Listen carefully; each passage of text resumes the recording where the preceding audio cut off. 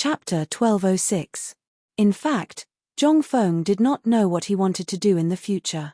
He did not know how to deal with the 5 surnames and 7 hopes. The 5 surnames and 7 hopes had existed for hundreds of years. This complicated network of relationships was not something a small fry like Zhongfeng could easily shake. But, at this moment, the other party was about to bully him. If Zhongfeng did not react at all, would they really think of him as a pushover?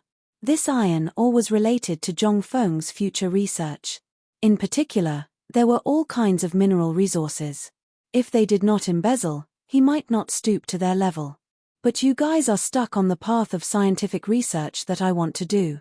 This is your fault, isn't it? In the future, the research and development of high-precision instruments, as well as the next step that Zhongfeng urgently needed to improve the wheat varieties, as well as the fertilizer for the grain, and so on, all needed these things. And they also needed a container. Many of these things existed in these mines. Especially the containers, utensils and so on. This was the best way for Zhongfeng to accumulate reputation. The people of the Tang dynasty were poor to begin with. Moreover, the medical standards and hygiene standards were terrible. In particular, there were many people who did not bathe for 3 years. This made Zhongfeng urgently want to change all of this. If nothing else, at the very least, you would not be able to smell that strange smell when you walked on the street. However, these things were easy to say, but it took time to do. After all, the bad habits left behind by thousands of years could not be changed by one person alone. At the very least, you had to have a certain reputation. Although it was not the kind that could be enforced with words, at least people would believe you. That was enough. This was the era when the slavery system in Huaxia was the most prosperous. It was also the era when Huaxia was about to rise. These things had to be done by someone. Although Zhongfeng was very lazy and did not want to do it, for his future and to let him enjoy life in the future, Zhongfeng still felt that he had to do something.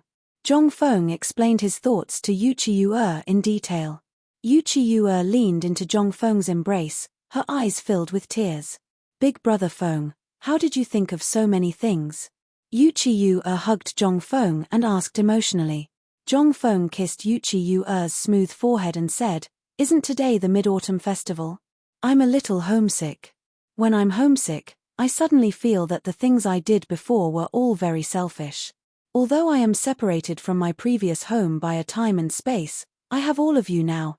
Not for anything else, but for all of you, I have to change. In the past, I just felt that it was easy to be a little rich. Later on, I slowly felt that the neighbors around me were illiterate. I felt that it was a little unbearable to look at. That was why Laro Li set up Chang'an University. Later on, I squatted in front of the small gate and stared blankly for 4 hours. Then, I suddenly realized that there were very few literate people in the Tang dynasty. Moreover, it was simply an extravagant hope for ordinary people to want to go to school. On top of that, the social hierarchy makes everyone have different levels. To me, this is so unfair. That's why I've decided to do something big. At the very least, when my son goes out in the future, he won't meet any idiots. Moreover, in the medical field of this era, many things are simply difficult and complicated in the eyes of the people. However, to me, these are actually very easy to deal with. But, so, that's why you said those words on the flower boat just now? Yuqi looked at Zhongfeng with a face full of admiration. She couldn't help but peck Zhongfeng lightly on the lips twice. Zhongfeng almost couldn't help but want to take her on the spot. Yuqi was also a seductress. At the most critical moment, she was kicked off the bed by Zhongfeng. At this moment, the two of them were leaning against the bed, panting. Zhongfeng was grimacing in pain. Yes, it was because I thought of you, Yu Yao, Jingshu, old scholar Laro Li, and the others that I was suddenly enlightened. At that time, I remembered that I wanted to protect them. Protecting them didn't require profound knowledge or wealth, but prestige and an official position. At the very least, an official position that could deceive them. Only in this way can they not be harmed at all. Under this premise, I have to spread what I know as much as possible. Only in this way can I continue to accumulate prestige and fame so that the descendants of the Zhong family will never die out because of my departure. There was something else that Zhong Feng didn't say. That was, he wanted to change this era. He wanted to bring this Iron Age into the Steam Age, and even lead the Tang dynasty into the Electric Age in his lifetime. Although Zhong Feng didn't care about the change of dynasties, he cared about the people in the present. Laro Li and the others around him were his brothers, his relatives in the Tang dynasty. They were the people he had to protect. This was his bottom line. No one could touch them. The two of them snuggled together for a long time. Zhong Feng also thought of many things. Finally, he gently stroked Yuchi Yuer's cheek and said, "Let's go. Come with me to meet them."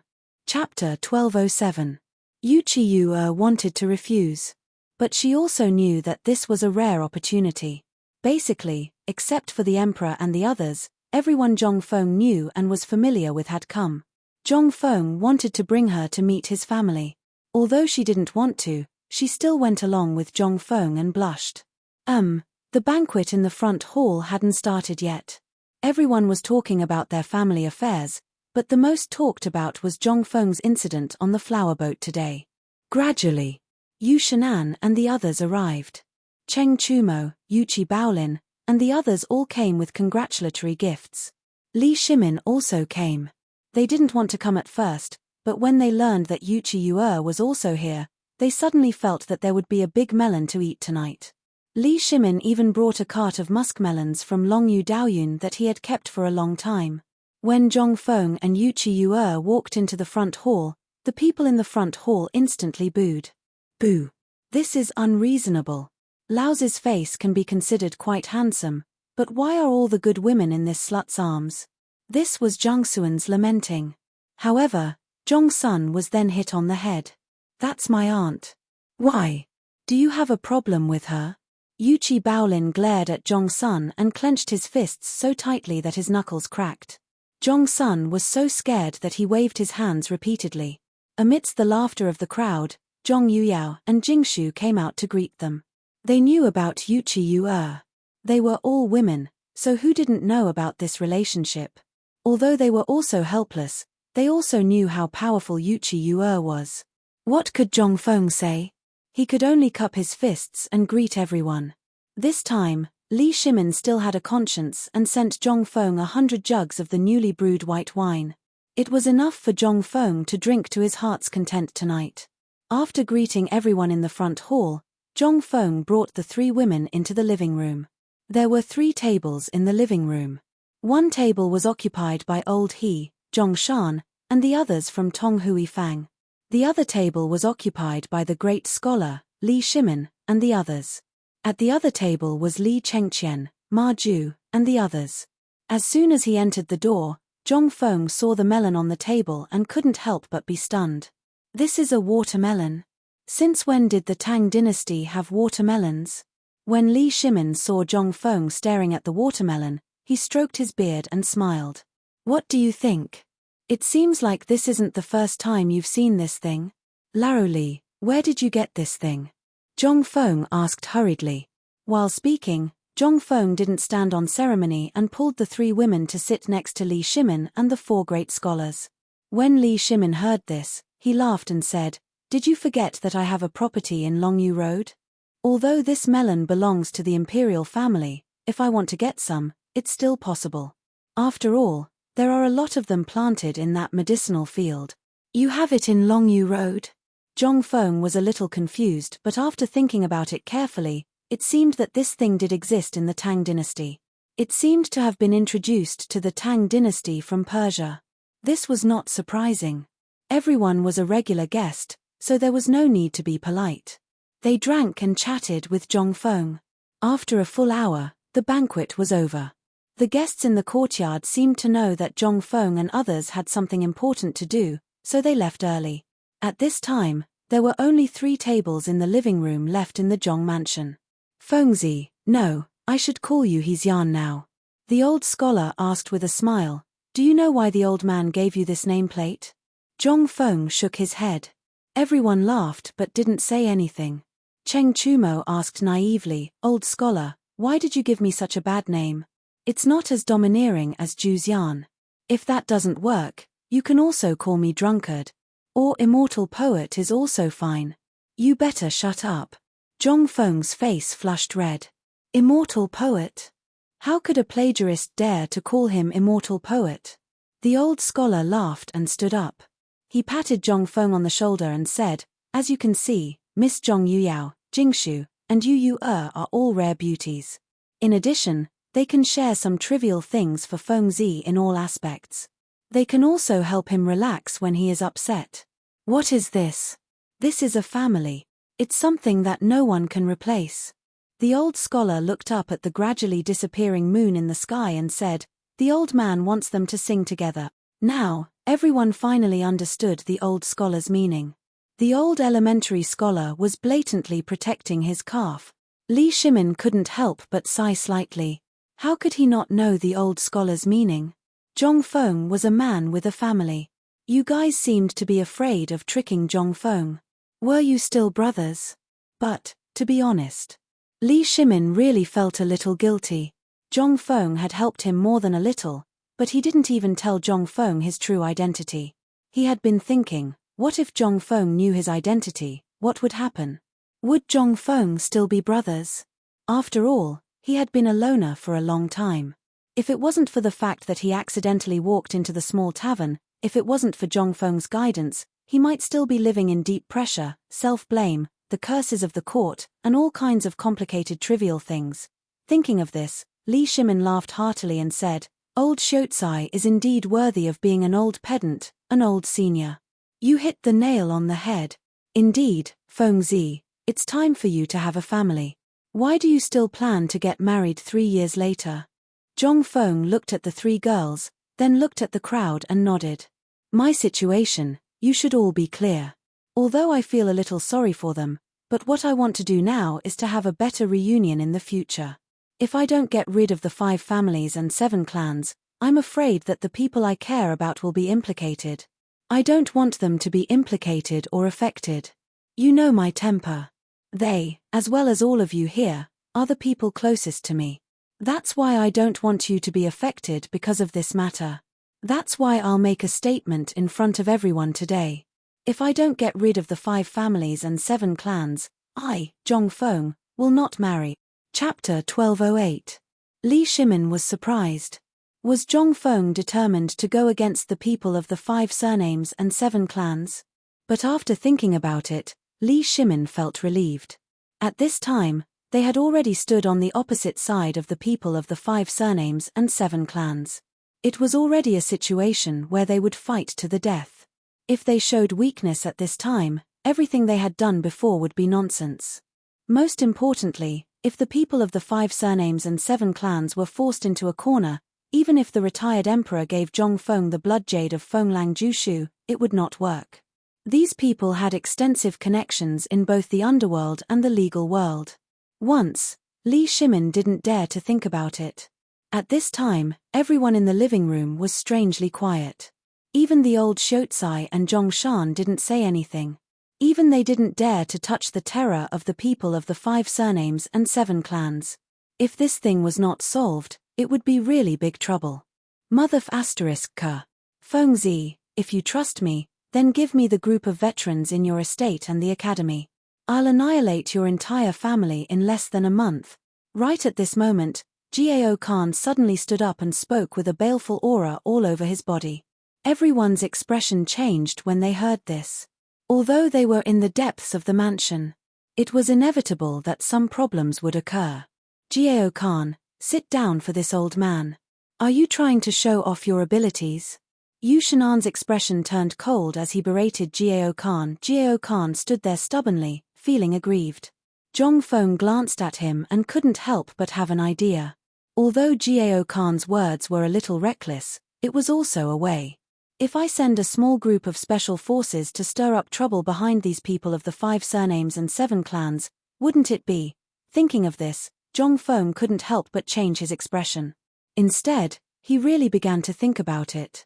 No wonder Jiao Khan would become the 3rd war general of the Tang dynasty in the future.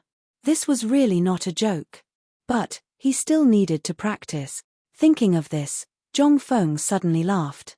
Laughing heartily, he patted Jiao Khan's shoulder and said, "Sit down. When the academy stabilizes, I will give you a good job. How about it?" Li Shimin also seemed to have expected something and smiled in relief. However, Yu Shinan and the old scholar both said in unison, "Feng Zi, don't be rash." Zhong Feng waved his hand and said, "Don't worry, I know what to do. By the way, since everyone is here tonight, shall we talk about the opening of the academy?" When it came to serious matters, Yu Shinan and the others finally put down the matter in front of them. Although they were still a little worried, seeing that Zhong Feng had already changed the topic, it meant that this kid had already made up his mind. They couldn't help but sigh. However, the opening of the academy was also a matter of great importance. Yu Shinan and the others had been preparing for this for at least half a month. At this moment, he could only put this matter aside. At the very least, he prayed that Zhong Feng would not act recklessly. If the 5 surnames and 7 hopes were really that easy to deal with, then it wouldn't have existed for hundreds of years. More than 2 hours later, the moon finally fell on the distant Qinling mountain. The misty fog also slowly covered the stars in the sky. At this time, Chang'an City seemed to be covered with a thick layer of mysterious veil. The stars swaying in the fog like stars made Chang'an City even more mysterious. At this time, in Zhong Mansion, because it was late at night, everyone returned to their own mansions. This was also the time when there was no curfew once a year. Otherwise, everyone would want to stay tonight and secretly see if Zhong Feng would have anything to do with the 3 girls. However, all of them fled in all directions under the broom in Zhong Feng's hand. At this time, in Zhong Feng's bedroom, although Yu Qiyue had experienced it once, her heart beat faster when she looked at Zhong Feng, who was close at hand. "Well, I'll go and see if Sister Jingshu and the others are asleep." In the end, Yu Qiyue was defeated by Zhong Feng's heavy breathing. How could Zhong Feng allow such a thing to happen? He grabbed Yu Qiyue and said, "Don't worry. They know. They should be asleep now." After a night of torment, it was not until late in the morning that Zhong Feng got out of bed, exhausted. When he touched the bed, Yu Qiyue was already gone. Zhong Feng was a little disappointed. When would she not disappear so mysteriously? Zhong Feng sighed heavily. He knew that Yu Yue had left. This was destined. Sure enough, when Zhong Feng lit a cigarette, he found a piece of paper under the teapot. He slowly unfolded the paper. Who else could it be but Yu Yue's beautiful handwriting? "Brother Feng, I'm leaving. Although I can't bear to leave Sister Jingshu and Sister Yu Yao, I also know that this is not the time for us to be reunited. Do you remember what happened in Jiangnan last time? This time, I came to Chang'an with 50,000 stony iron ore. This is the most I can get. But don't worry, I've already discussed it with the Jiangnan Lu family. When I go back this time, we'll talk about the iron ore business. Don't miss me." Zhong Feng sighed heavily.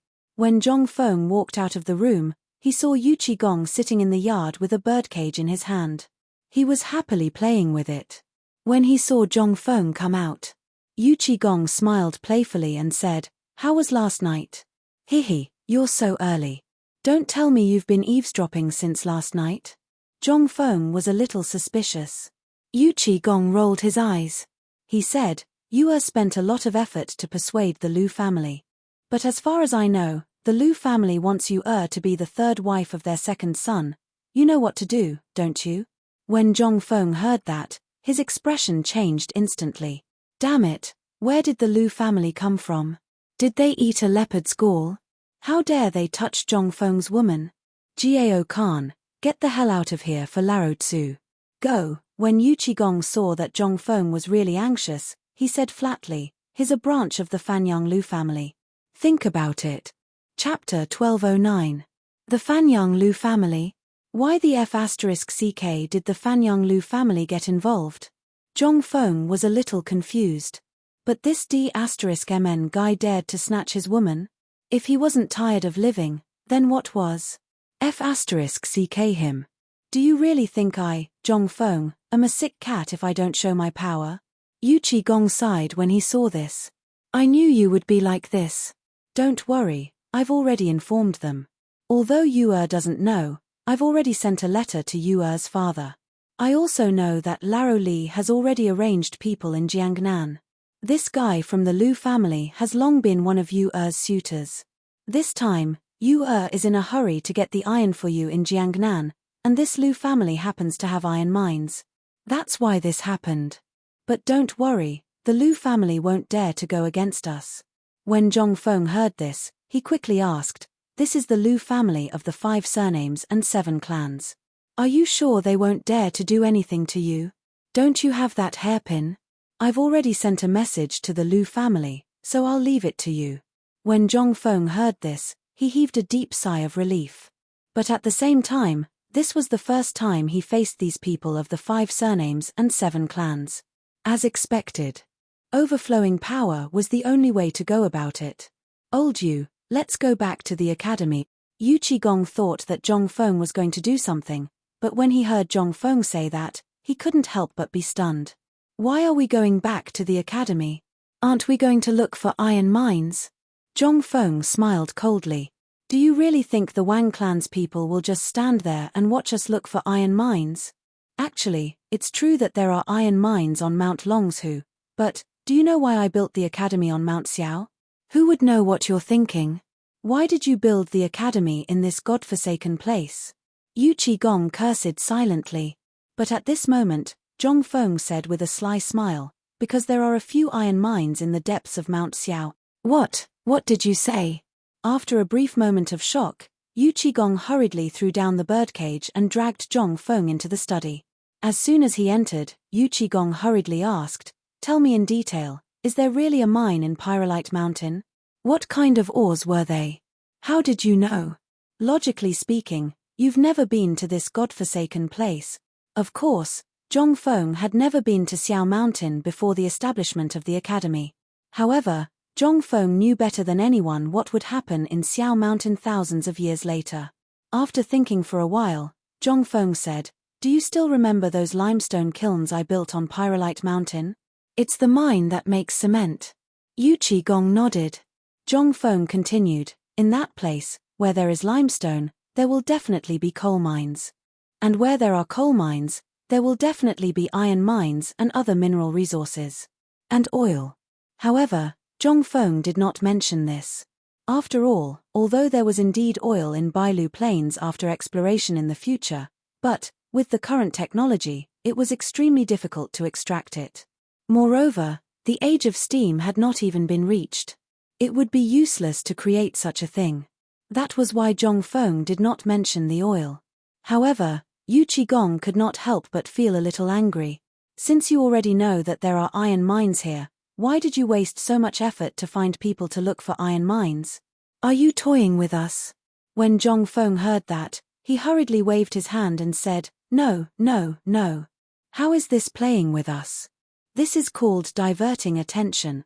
Think about it, there's also the saying of creating a diversion. Why can't I use it here?" Yu Qigong was stunned when he heard that. That was right. Zhong Feng was right.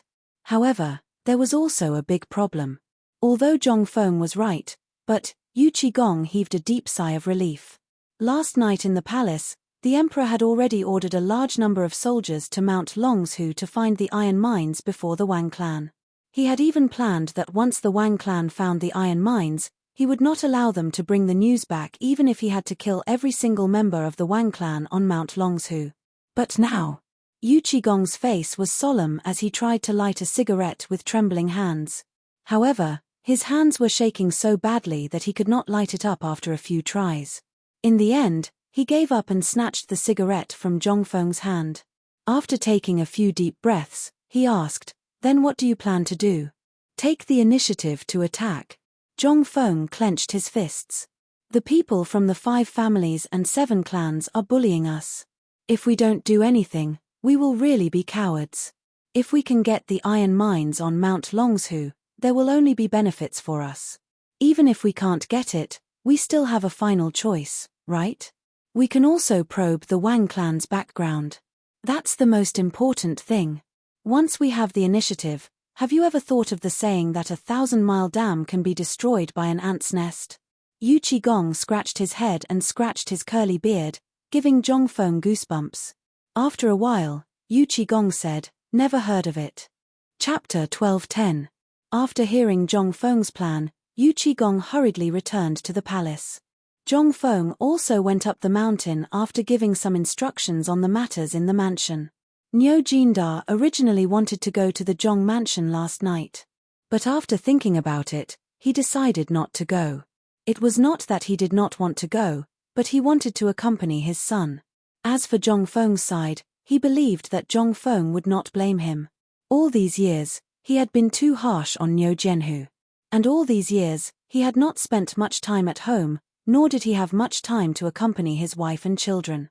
At this time, because of Niu Jianhu's broken leg, the emperor had ordered him to rest at home for 3 months. Last night, to be honest, was the first time in recent years that he spent the Mid-Autumn Festival at home with his wife and children. At this time, in the report of his subordinates, Niu Jinda looked at Niu Jianhu lying on the recliner sent by Zhong Feng. He opened his mouth to say something, but in the end, he did not say anything. Seeing this, Niu Jianhu asked, "Father, are you going to look for or?" Niu Jinda nodded. "Xiao Feng is our Niu family's savior. Our Niu family has never had such an ungrateful person in their 8 generations." At this time, a white-haired old man with a walking stick walked into the living room with the help of a group of servants. Seeing this, Niu Jinda hurriedly got up and said, "Second uncle, why are you here?" The old man glared at Niu Jinda and said, "You are that boy's brother. Look at him now, he is so busy because of the iron. What about you? Still at home?" "That's not it. I'm just thinking about it." Niu Jinda was a little flustered. "I'm also thinking about whether I should tell you." The old man held up his walking stick and said, "Do you still need to tell me? If you have the time, you should have gone up the mountain with those idle people at home, lest old man goes out and gets exposed." All right, I'll go now." When Niu Jinda heard this, he immediately rushed out of the living room. As he ran, he shouted, "Official, immediately order everyone in the Fu who can walk to follow Laro Tzu to Mount Nyosho." "Master, this is..." The housekeeper panicked. He looked at his lame leg and asked bitterly, "Master, then Niu Jinda glared at Guan Jiaju. "What about you? Go up the mountain with Laro Tzu. Leave the matters of the mansion to Jian Hu and old master for the time being." Fine. Now, he couldn't run even if he wanted to. Originally, everyone in the Niu residence already knew that this matter couldn't be avoided. However, they didn't see old master Niu make any moves these few days. They thought that the thousands of personal guards that old master Niu sent out would be enough. They thought that this group of old, weak, and disabled people with missing arms and legs wouldn't go out. But now, it seemed that they still couldn't avoid it. Although they yearned for Zhong Feng's miraculous medical skills, and they admired Zhong Feng for fixing young master's leg, this matter of going up the mountain to search for ores, if it were any other time, there would be no need to mention it. But now, even walking on a daily basis was difficult for them. This was the root of the illness that they had gotten when they were in the army. Now, even if they wanted to, but, at this moment, Niu Jinda gave an order. There were more than 30 people in the mansion. All of them stood neatly in front of Niu Jinda. Niu Jinda didn't say anything. He waved his hand and said, "I'll give you 1 hour to prepare 3 days' worth of rations and horse equipment. This time, we swear that we won't return until we find the iron mine." Understood. Hearing this, Niu Jinda waved his hand and said, "Let's go." Early this morning, Niu Jinda just found out that Yu Gong, and even Wei Zheng had sent people out to search for iron ores. The emperor had even arranged for a large number of soldiers to go to Longshu Mountain last night. It would be inappropriate if he didn't go now. But if he left, he wouldn't feel safe leaving the tiger behind. Under the old master's reprimand, Niu Jinda made up his mind to go look for ores. If he couldn't find an iron mine before Yu Gong and the other old men after wandering around the mountains for a few years, he wouldn't be able to do it. If that was the case, then he would have lived in vain. After all, Zhong Feng had saved his life. Niu Jinda's departure from Chang'an was very big. At the very least, many people saw the galloping horses. Everyone couldn't help but be stunned when they saw this scene. Was a war about to break out? But this was just everyone's guess. Some people who knew Nyojindar and the others saw this and hurriedly reported everything about Nyojindar's departure from Chang'an. Whether it was the imperial palace, the Grand Duke's mansions, or the properties of Guanlong and the 5 surnames and 7 Wangs in Chang'an, everyone knew something. That was, the atmosphere of this matter seemed to be oppressive. Zhong Feng was really angry. The news of the iron mine search couldn't be suppressed and spread like wildfire in Chang'an City. Niu Pi Huang looked at the comments of the people on the street and then looked at the people shuttling back and forth on the street. He shook his head and sighed. The sky is going to change. It's time for us to return to Xiao Mountain. Chapter 12:11. Do you know? Not a single piece of iron can be found in Chang'an now. This was the most popular topic in Chang'an during this period of time. It was also the thing that the people were most interested in talking about. Autumn planting, for the people who had just experienced this locust plague, was undoubtedly a life-saving autumn planting. If they could survive this winter, they would have a good harvest in the coming year. But at this time, the people heard something that made them extremely angry. That was, the people of Taiyuan Wang clan actually broke their iron mine. Farming tools were something that everyone needed to survive. Without farming tools, how could they talk about autumn planting? Dig with their hands? But at this time, how could the commoners not be angry? That damned bastard actually ruined the iron that the commoners needed. Now, coupled with the fact that President Zhong Feng actually hurried to find iron mines on the second day of the Mid-Autumn Festival to think of a solution for them, the people finally could not sit still. At this time, at the entrance of the Wang clan blacksmith shop in Chang'an's West Market, a large group of people holding pickaxes angrily blocked the door and quarreled with a thin middle-aged man with a pair of triangular eyes. The middle-aged man was already sweating profusely at this time, and his eyes even glanced at the pickaxe held high above his head from time to time. Everyone, you are on a blind date. Something happened in my Wang family's mine. I just got the news from my family that the matter in the mine will be settled in half a month's time. At that time, we will have iron. Nonsense. Half a month? Who can wait for you for half a month? The banker will wait for you for half a month. The weather and so on. If we wait for you for half a month, the banker in the field will be gone. Yes, today, either you move aside and let us in to have a look. If there is really nothing, we won't say anything. But if you don't move aside, it means that you are up to something and don't want us to live a good life. Tilda. At this time, a dark man in the crowd waved the kitchen knife in his hand and was about to rush in. Instantly, the man was scared and his hair stood up. Hey, what are you doing? If you dare to rush in, do you believe that I will immediately report to the authorities? Guards, guard the door. The middle-aged man was panicking. But at this moment, an old man in the crowd slowly looked through the gaps of the crowd and saw the piles of iron on the floor. He couldn't help but get angry. Mother **K, these brats don't want us to live anymore. Look, their shop is full of iron, and they dare to lie through their teeth and say that there is no iron. What? Hearing that, everyone was shocked. The common people. They were the easiest to fool. He was the most honest. But once they found out that they had been cheated, and it was a life-threatening kind, then even if you were the heavenly King Larotsu, they would still dare to drag you down. At this moment, sure enough, no one was willing to believe the middle-aged man's words. The furious commoners broke through the middle-aged man and the blacksmiths in the shop. The burly man from before took the opportunity to kick down the shop's door. Instantly, in that room, there were piles of ironware, furniture, and piles of raw iron. Instantly, the people who were watching the show saw a scene that they couldn't believe and were incomparably angry. Mother **K, is this what you said? No iron? Then why don't you **King tell me what these things are? Are you the one who made this mess? Everyone's lungs were about to explode.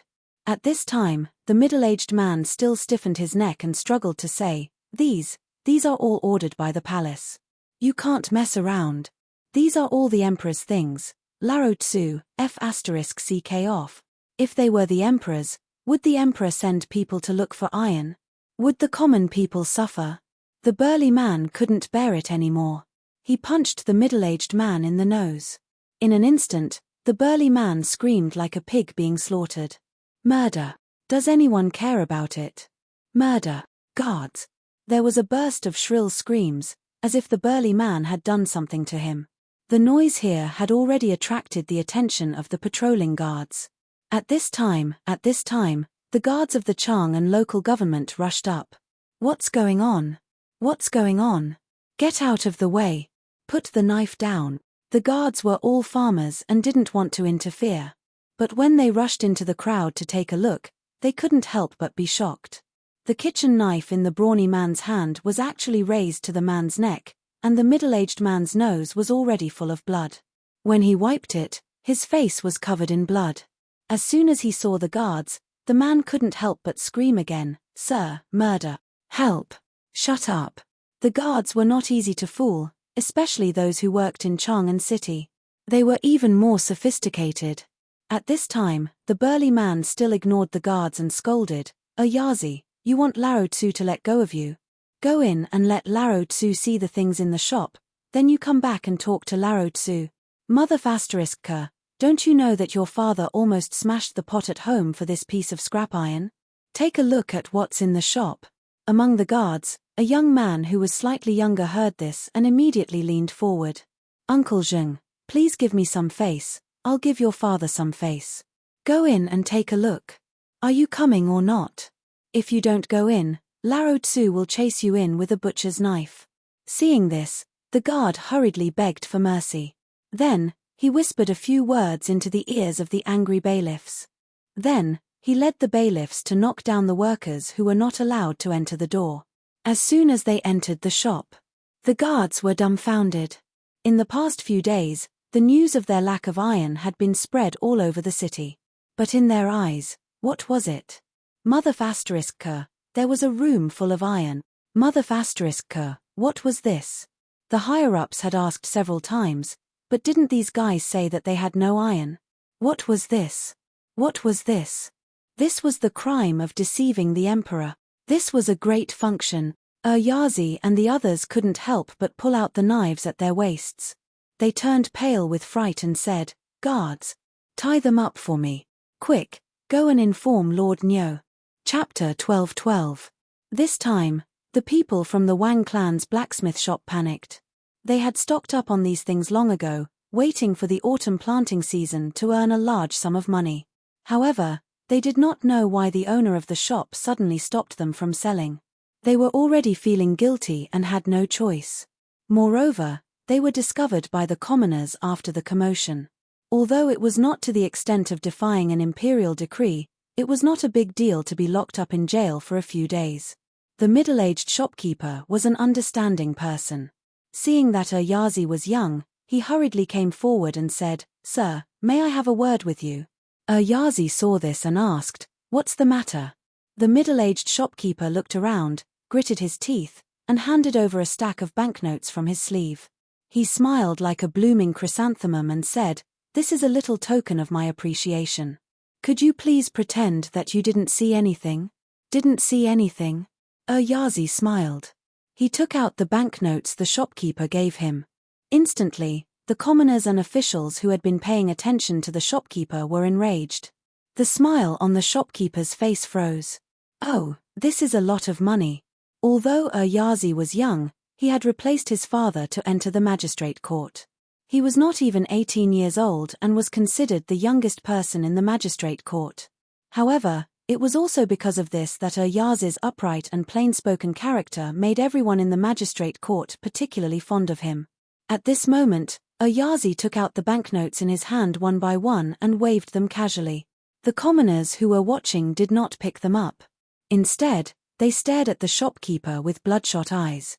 When the shopkeeper and his workers saw this, their legs could not help but tremble. "Yazi, what are you talking about? What do you mean by this?"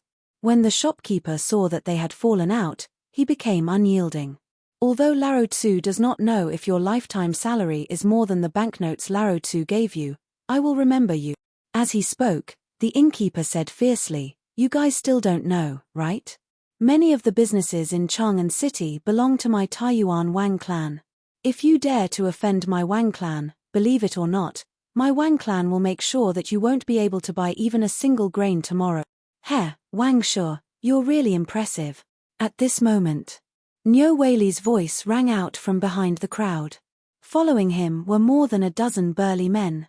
Anyone with a discerning eye could tell at a glance that those people were not from the Chang'an local government. Niu Weili's voice caused the shopkeeper's face to stiffen. The next moment, the shopkeeper hurriedly turned around, his face brimming with a friendly smile once again. Isn't this Lord Niu? What wind blew you here? Let's go to Chang'an Hotel and talk about what happened today. Chang'an Hotel? Niu Weili was overjoyed. Do you know who owns the Chang'an Hotel? At this moment, if the middle-aged man still didn't know what Niu Weili meant, he would have lived in vain. He asked with a fake smile, then according to Lord Niu, what should we do about today's matter? Smash it. Yes. Smash the store. Damn it, we've been waiting for this autumn to plant some life-saving grain. But this son of a bitch, he actually hid the iron hose and refused to sell them. Mother **K, such a person is a scourge. Let's just **King kill him. Yes, Lord Niu, chop his head off. Niu Weili didn't say anything. With his hands clasped behind his back, he looked at the angry people around him with a smile. When they were almost done venting their anger, he said, well, let's go back to the government office and talk about this. After all, talking about it here will damage your Wang clan's reputation. The shopkeeper of the Wang clan, the middle-aged man, finally darkened his face. So, Lord Niu, you don't want to give me face? Face? You still know about face? Niu Weili sneered. Let's not talk about the consequences of this matter. Niu Weili only needed to do things according to the rules. If it didn't involve his god of fortune, Zhongfeng, then everything would be fine. But now, Niu Weili could only mourn silently in his heart. Brother, you're in trouble. You're in big trouble. Men, bring shopkeeper Wang and all the workers here back to the county Yamen and close the blacksmith shop for the time being. Yes. Niu Weili, do you really want to go against my Wang clan? This time, the shopkeeper of the Wang clan couldn't help but scold him. He was even cursing. Niu Weili didn't say anything. He even waved his hand to signal the angry Yamen runners and the people to not interfere. They watched as the shopkeeper pointed at his nose and scolded him as if they were watching a show. After a full hour, the dozen burly men behind Niu Weili couldn't listen to it anymore. They clenched their fists so tightly that they made cracking sounds. At this time, Niu Weili was alert. He looked at the shopkeeper and said with a smile, "Are you done scolding? Do you know the consequences of insulting the imperial court and ordering officials?" This time, the shopkeeper finally came to his senses. He took a few steps back cautiously. This time, he asked hesitantly, "It's nothing more than going to jail. Believe it or not, if Laro Tsu goes in today, you'll have to obediently ask Laro Tsu out in less than 2 hours. Is that so?" The smile on Niu Weili's face disappeared instantly. Men, this shopkeeper called Wang something insulted an imperial court official. Moreover, he insulted him on the street. Everyone here is a witness. According to the laws of the Tang dynasty, beat him to death. Ha ha ha, Master Niu, you don't need your Yamen runners to do this. Laro Tsu will do it. Yes. Let's do it. This son of a bitch, we'll tear him apart alive. Beat him to death. Chapter 12-13. The group of burly men behind Niu Weili finally grabbed the burly man in the crowd and slipped away. The burly man was none other than Zheng Tufu from Tonghui Lane. There was nothing much to do on the mountain today, and the feed factory that he was in charge of was on the right track. He had also sold dozens of piglets, but the few acres of land at home were still crying piteously for food. If it were not for the fierce woman at home twisting his ear and dragging him back to Chang'an, he would not have been willing to come back. After all, who did not want to be a boss? Now they wanted him to kill pigs. Forget it, please. Who would do such a heartless thing as a last resort? It was all thanks to Zhongfeng who pointed him in the right direction that this family was finally able to live a prosperous life. Although Zheng Tufu and his son did not know how to do business, they still had Ma Ju, that brat, with them. Although that kid had been following Zhong Feng for a long time, after all, they had been together for a long time. He was still a loyal friend. Every few days, he would come back to help Zhong Feng. At the same time, Zhong Feng would report on the feed factory and the situation of the pigs. Zheng Tufu was originally in a good mood. He was even thinking about going to Chang'an City to bring his wife and children to find a wife for his son and buy a property. At the same time, he would buy some farming tools and replant the wasteland at home. But he did not know. He actually heard about this. And it was about Zhong Feng. Zheng Tufu felt that the sky had fallen. What was this? This was simply targeting Feng Zi. Although Zheng Tufu and his family came early last night during the Mid-Autumn Festival, they didn't see Feng's face. They wanted to go to Feng's mansion, but when they saw their ragged clothes, they gave up in the end. He had heard from the neighbors that the Wang clan's blacksmith shop in Chang'an City should have iron. After all, who in Tonghui Lane did not know that there was a shortage of iron on the mountain?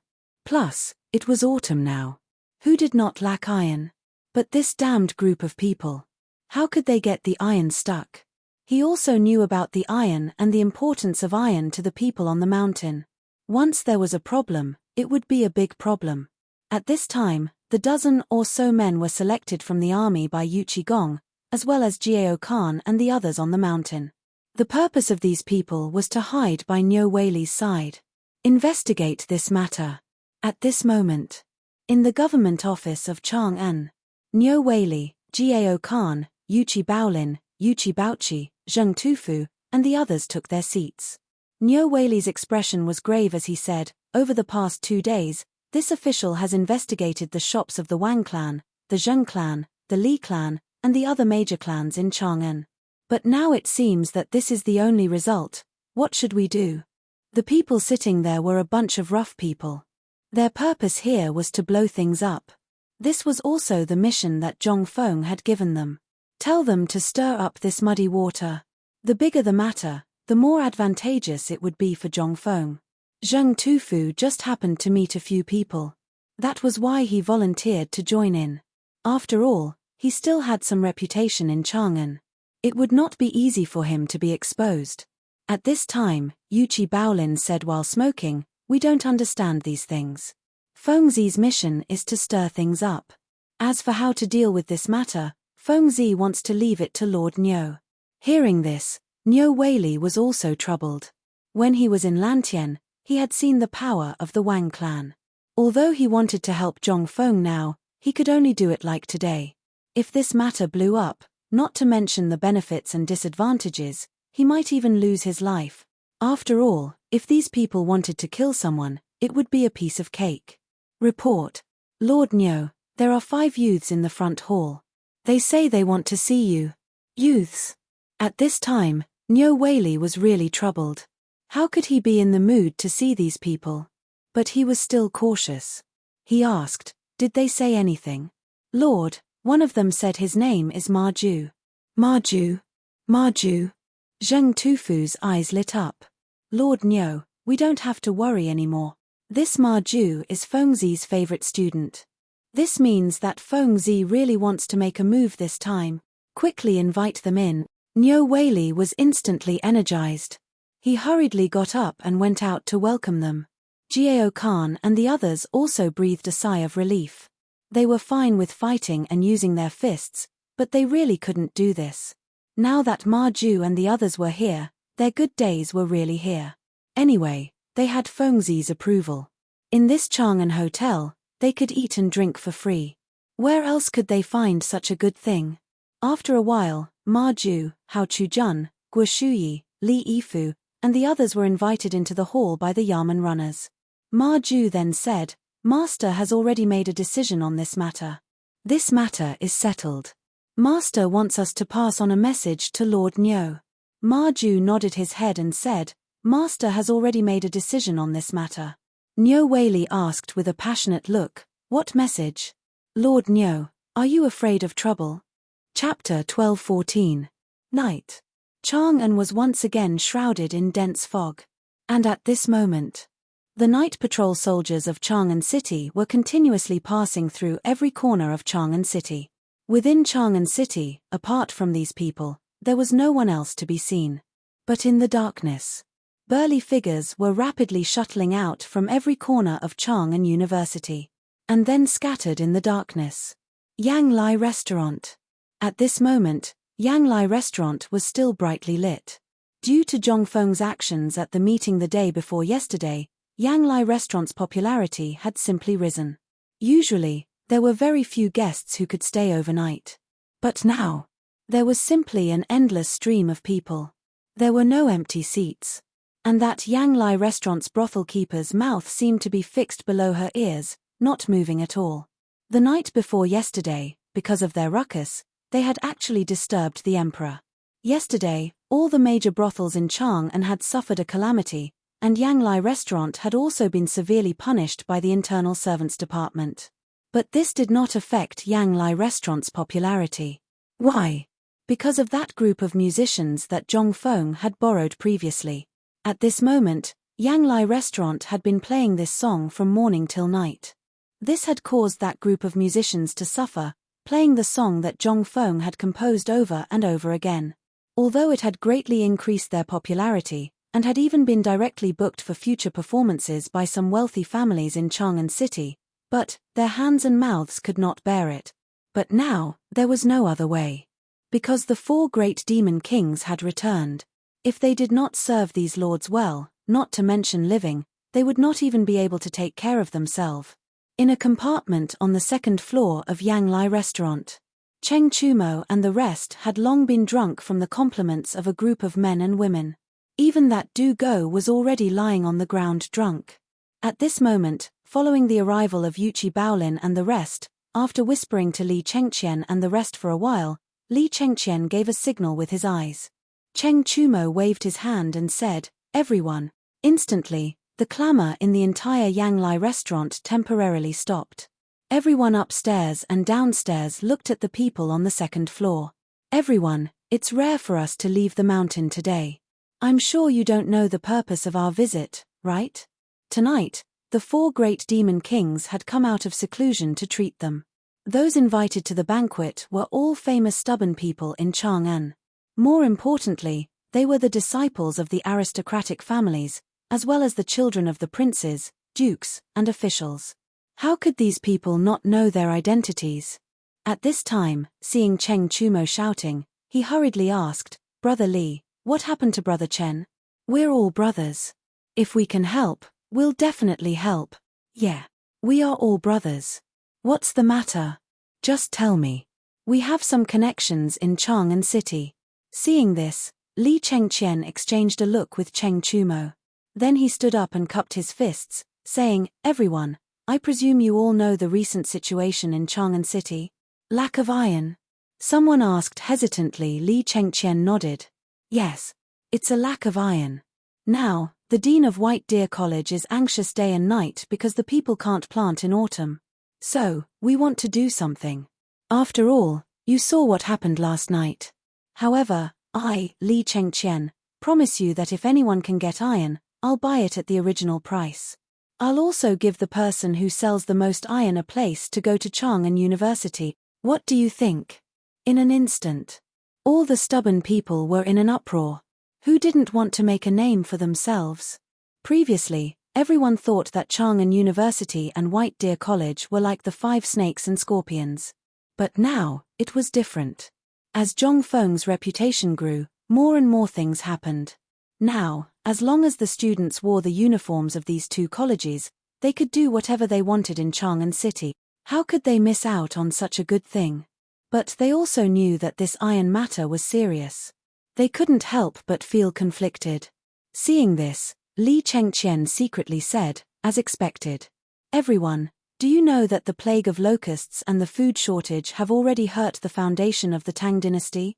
Once the autumn planting is delayed, there will be a real food shortage next year.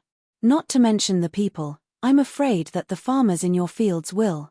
Hearing this, everyone's expression changed. Although there weren't many stubborn people who received the invitation tonight. But these were all people who had a say in Chang'an. They knew more than the others. At this time, seeing that Li Chengqian wanted to say something but stopped, Someone couldn't help but ask, "Young Master Li, don't be so secretive. We've drunk together so many times. If we're brothers, just say it.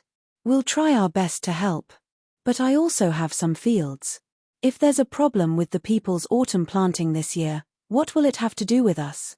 "Good question." Li Chengqian sighed heavily and said, "Master Yuan Tiangang, you should be familiar with him, right?" Hearing this, everyone's expression changed. Li Chengqian said again, "The night before yesterday, the Dean of White Deer College and Master Yuan performed a ritual in the mansion to sense the heaven. This year's plague of locusts is just a test. There will be a more serious plague of locusts next year. Now, I don't need to say anything, right?" "What? There will be a plague of locust." Chapter 12:15. Li Chengqian saw the sudden change in everyone's expressions. He couldn't help but feel particularly comfortable.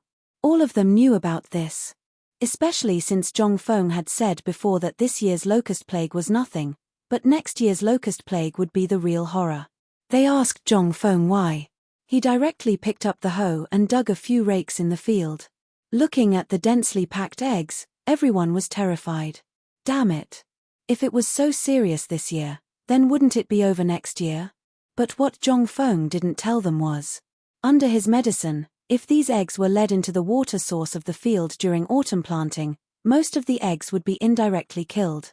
These things were all for later. It was Li Shimin's serious warning not to spread it out. After all, once this matter was leaked out, it would cause chaos in the world. The reason why Li Chengqian said all this at this time was that he had been taught by Zhong Feng. He also didn't understand why Zhong Feng ordered this matter to be blown out of proportion as soon as he came up the mountain. He also didn't know what the consequences would be if this matter was spread out. But Li Chengqian still decided to do as Zhong Feng said. At this time, Li Chengqian's words were meaningful. And among these stubborn people, there were also some thoughtful people who silently pondered some rumors they heard a few days ago when they were farming. And what the recent prosperity of the fried locust eggs meant. Li Chengqian picked up a crispy fried locust on the table and threw it into his mouth, chewing it until everyone's hair stood on end. And Li Chengqian wasn't in a hurry. He slowly tasted the fried locust while tasting the white wine he brought. It was very pleasant. However, he was able to endure it, but not everyone was able to do the same. Li Chengqian, Cheng Chumo, and the others also minded their own business and ate and drank. At this time, a stubborn person hurriedly went up to the second floor, bowed, and said, "Young Master Li, what you just said, is it true?" "Is it true?" Li Chengqian knocked on the plate and asked in return, "Then look at the things on this plate. Why did they appear before the locust plague appeared and now appear again? Didn't you go to your field to dig them up?" With this question, the young man's expression turned even uglier. His family's situation had already been discovered long ago. Furthermore, his family was not as well off as these people. It was only because the young master of Minister Ju of the Chamberlain of Dependencies had some connections that he was able to sneak into this circle. His family only had a few hundred mu of land and some small businesses. They were a true merchant family. He also relied on his stubborn identity to mingle in this circle and find out some useful information. Or, he could have some business dealings with them and get some help. Now that he heard Li Chengqian say so, how could he still hold back? Once the locust plague broke out again, his family's little bit of wealth would be gone. "Young Master Li, may I trouble you to tell me what to do with the locusts?" When Li Chengqian heard that, he smiled slightly and said, "About the locusts, my dean is compassionate and trying to think of a solution. After all, you all know that the locust plague this time is all thanks to my dean. However, he also said that the autumn planting this time is the key. If there is a lack of crops at the beginning of spring next year, then in the second half of next year, the autumn planting this time is the key to whether we can safely survive the locust plague next year. After all, the dean once said that if everyone picks up firewood, the fire will be stronger. Once you only care about protecting yourselves, then. Moreover, the food shortage this time, coupled with the fact that the people can't plant, when the news of the locust plague spreads, I think those angry people have seen what happened in Chang'an in the past 2 days. When the time comes, do you think you can protect yourselves? This time. All the stubborn people's faces suddenly changed. In the past few days, the crazy people, because they couldn't buy iron and couldn't carry out the autumn planting, had already broken out in Chang'an. Today, everyone had heard that the shopkeeper of the Wang clan's blacksmith shop in Chang'an City was beaten to death. The Wang clan? That's the Wang clan of Taiyuan. He was beaten to death by angry people. Even their clan leader and the emperor couldn't do anything about it. At this time, when everyone saw that, how could they dare to have any thoughts? They hurriedly asked, "Then may I ask young Master Li, what should we do about this matter?"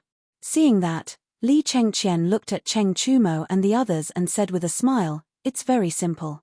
After all, the people just want to have a bite to eat, and grain is their foundation. The grain that you grow and your industries will eventually fall into the hands of the people. If the people are hit by a disaster, do you think you can avoid it? Therefore, this young master has come this time because we are all brothers. I would like to give everyone a piece of advice. That is, if you have iron in your hands, and if you have iron that you are not using, sell it to the people. Not only can you win a good reputation, but you can also let the people remember your name. Even if the people are really hit by a disaster, for the sake of your face today, the people won't touch you, and your industries will definitely sell better. Our dean said that everyone should paddle a big boat. Now, do you understand the meaning of this boat?" Chapter 12:16. Li Chengqian's words sounded awkward and official. After all, this was his first time doing something like this. In the past, he had always been envious of Zhongfeng's bragging. Now that he was personally involved, however, he realized that it was not that easy to brag about it. At this time, after the matter was settled, Li Chengqian and the others hurried back to the room. After sending the girl away, they gathered together again. After exchanging glances with each other, the few of them burst into a burst of comfortable laughter. "Damn, it feels so good to brag. No wonder Feng Zi likes to nag," Zhong Sun said, smacking his lips. Li Chengqian waved his hand. His expression became serious. "This is a big net that Feng Zi has set. Our purpose here is to mess up this matter. Only by messing things up can we buy time for the people who are looking for the mine." When everyone heard that, their expressions gradually became serious. Zhong Feng was really angry this time. He had sent all the people who could be sent out to stir up trouble. Ma Ju, Hao Chujun, and the others were sent to investigate the real situation in Chang'an City. Yuqi Baolin and the others were mainly there to stir up trouble. Once they found out about the properties of the people of the 5 families and 7 clans, they would do everything they could. And their main purpose was to spread rumors. Although this seemed simple, the degree of danger in every step was obvious. However, this was all to buy time for the people who were looking for the mine. In other words, they were diverting the trouble. Let the people of the 5 families and 7 clans be busy dealing with the mess in Chang'an City and have no time to deal with the matter of Mount Longshu. Alright, next, let's discuss what to do tomorrow morning. It's best to spread the news by night. At the morning market tomorrow, everyone will hear that the people of the 5 families and 7 clans are deliberately holding back the iron mines. Next, it's up to them. At this time, Du Go was lying on the table dizzily. He rubbed his head and asked, "What if these people don't know how to do it?" "Don't know how to do it?" Li Chengqian smiled coldly. "Think about it. Think about it with Feng Zi's mind." Du Go thought about it and wanted to say something, but just as the words were about to come out of his mouth, his expression changed. "You're saying that if we make a big deal out of this, the 5 families and 7 clans, especially the people of the Wang clan, will temporarily close down their businesses in Chang'an. Naturally, the grain stores and so on will cause a temporary crisis." Li Chengqian nodded and said with praise, "And according to Fengzi, this is also why Fengzi said that we embezzled the food. If the Wang clan thinks this way, then what about the others? Their businesses will also be affected. Once that happens, the people won't be able to buy food. Think about it." As he spoke, Li Chengqian crossed his legs and looked at the crowd, imitating Zhong Feng, and said, taste it carefully." Tasting chicken? Do you still need supplies for this? Wasn't this Zhong Feng's trick? However, this move was truly ruthless. However, This also showed that Zhong Feng really wanted to compete with the people of the 5 families and 7 clans this time. If they couldn't settle the matter of the iron mine, Zhong Feng's plan, the garrison in Chotzi City, and the iron ship trade route would all be affected. The matter of the people was actually just incidental. However, if this matter wasn't resolved, it would really become a big problem. Zhong Feng was only making a big deal out of it and using the anger of the people to offset the threat of the 5 families and 7 clans. No matter how powerful the 5 families and 7 clans were, they couldn't go against the people of the world, right? However, Zhong Feng couldn't wait for the 5 families and 7 clans to go against the people of the world. At that time, as long as Li Chengqian and the others found the Lord Zhongsun and fanned the ghost fire, the Lord Zhongsun would definitely tell the emperor. How could the emperor not know about such a big thing happening in Chang'an? Moreover, he had long wanted to deal with this group of people. When the time came, the emperor only needed to use the slogan of pleading for the people of the world, and the 5 families and 7 clans would be in danger. This was Zhong Feng's plan under the circumstances that he didn't know the identities of Li Chengqian, Laro Li, and the others. However, this was different for Li Chengqian. He wanted to take all the credit for himself. After all, he was the crown prince. He had been on the throne for so many years, but he hadn't made any outstanding achievements.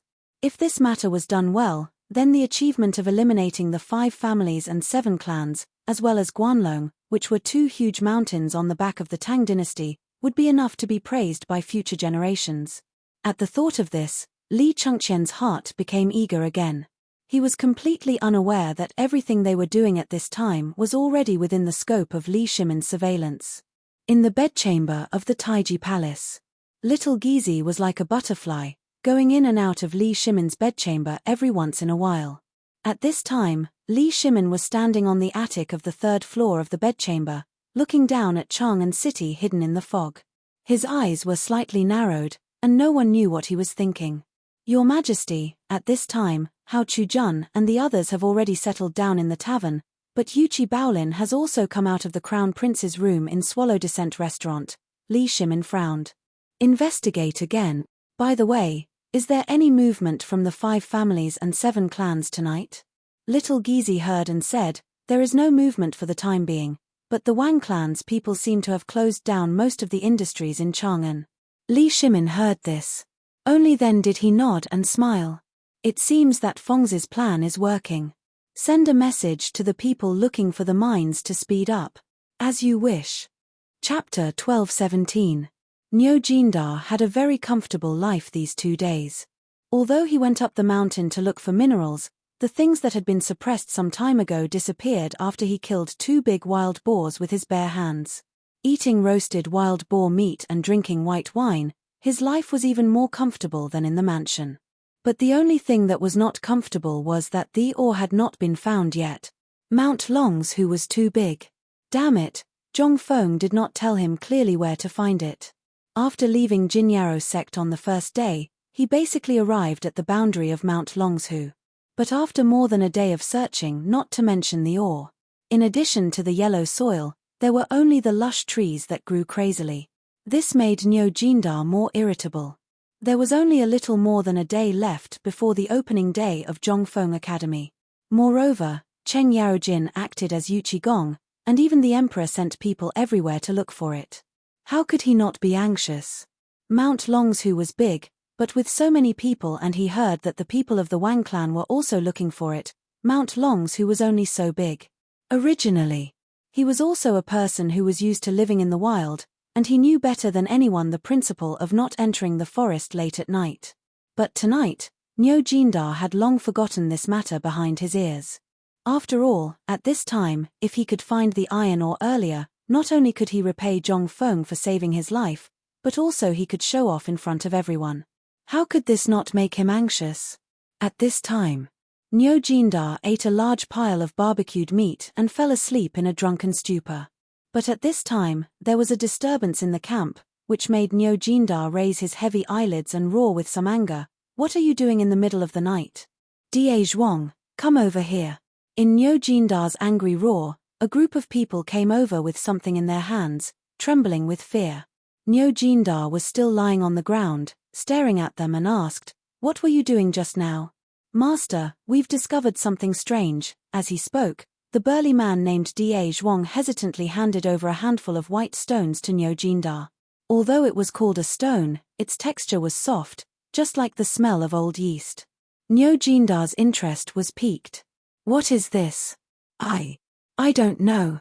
Ergo dug it out from under the grass when he was taking a dump." Da Zhuang told the whole story honestly. Nyo Jindar's interest was piqued. Holding a torch, he carefully identified the stone before hurriedly asking someone to bring him to the place where he found it. He had been in charge of escorting iron ores up the mountain and had seen iron ores before. They were similar to this thing. The color was the same, but the smell was a little stronger. Nyo Jindar walked closer to take a look. Under the illumination of the torch, the ground under their feet was already white. Moreover, the vegetation in this place was even more lush. Even at this time, there was an indescribable smell. Nyo Jindar could not remain calm. He drew a big knife from his waist and slashed at the ground. In an instant, a large piece of stone that was the same as the one in his hand was revealed. Moreover, there was a crisp sound when the big knife hit the ground. Apart from this stone, what else could it be? He remembered that Zhong Feng had once said that this thing was hidden underground. This thing seemed to be hidden underground, and its color was exactly the same. Could it be that this thing was an iron mine? The iron ore they had been looking for? At this time, Nyo Jindar could not remain calm. He waved his hand and said, "Who knows about iron ore? Come, let Lao Tzu see if this thing is an iron ore." What was this? This was a great contribution. Although Nyo Jindar was sure that this thing was an iron ore, he still found someone in the mansion who knew a little about iron ore to be careful. He came to see for himself. That person held the stone and looked at it, then used his sleeve to wipe it. He even held the stone and used a knife to hang a little powder and put it in his mouth to taste. "How is it? Is it an iron ore?" Nyo Jindar squatted beside that person and asked with a fervent look in his eyes. That person hesitated. What nonsense is there? Show it to Lao Tzu." That person was a little hesitant. Although this thing had some characteristics of iron ore, he was a little unsure if this thing was an iron ore. After all, this thing was a little light and had a pungent smell. If it was a real iron ore, it would not have such a smell. However, under Nyo Jindar's urging, he stammered and said, "Sir, this thing is indeed an iron ore. Although it looks like an iron ore, I am not sure if it is.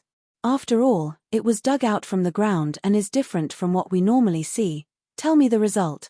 Nyo Jindar was too lazy to care about these things and asked. That person was frightened and hurriedly gritted his teeth and said, "It should be an iron ore." This person's uncertainty made Nyo Jindar's heart waver. Just as he said, the iron ore they had seen was dug out from the ground for a long time. How could they have seen iron ore that was just dug out? At this time, Nyo Jindar did not know what to do. However, looking at the white stones all over the ground, Nyo Jindar gritted his teeth and said, "Collect quickly. We must reach Chang'an City before dawn." Chapter 12:18. In the past 2 days, Zhong Feng had spent all his time on mining and spreading rumors, so he had a lot of free time. But this leisure was also relative. After all, 3 days of preparation was quite rushed. Last night, old Xiaocai, Jingshu, Zhong Yuyao, and even Zhong Shan went up the mountain early. And Zhong Feng's wooden house was also demolished. At this time, they entered a spacious and bright villa.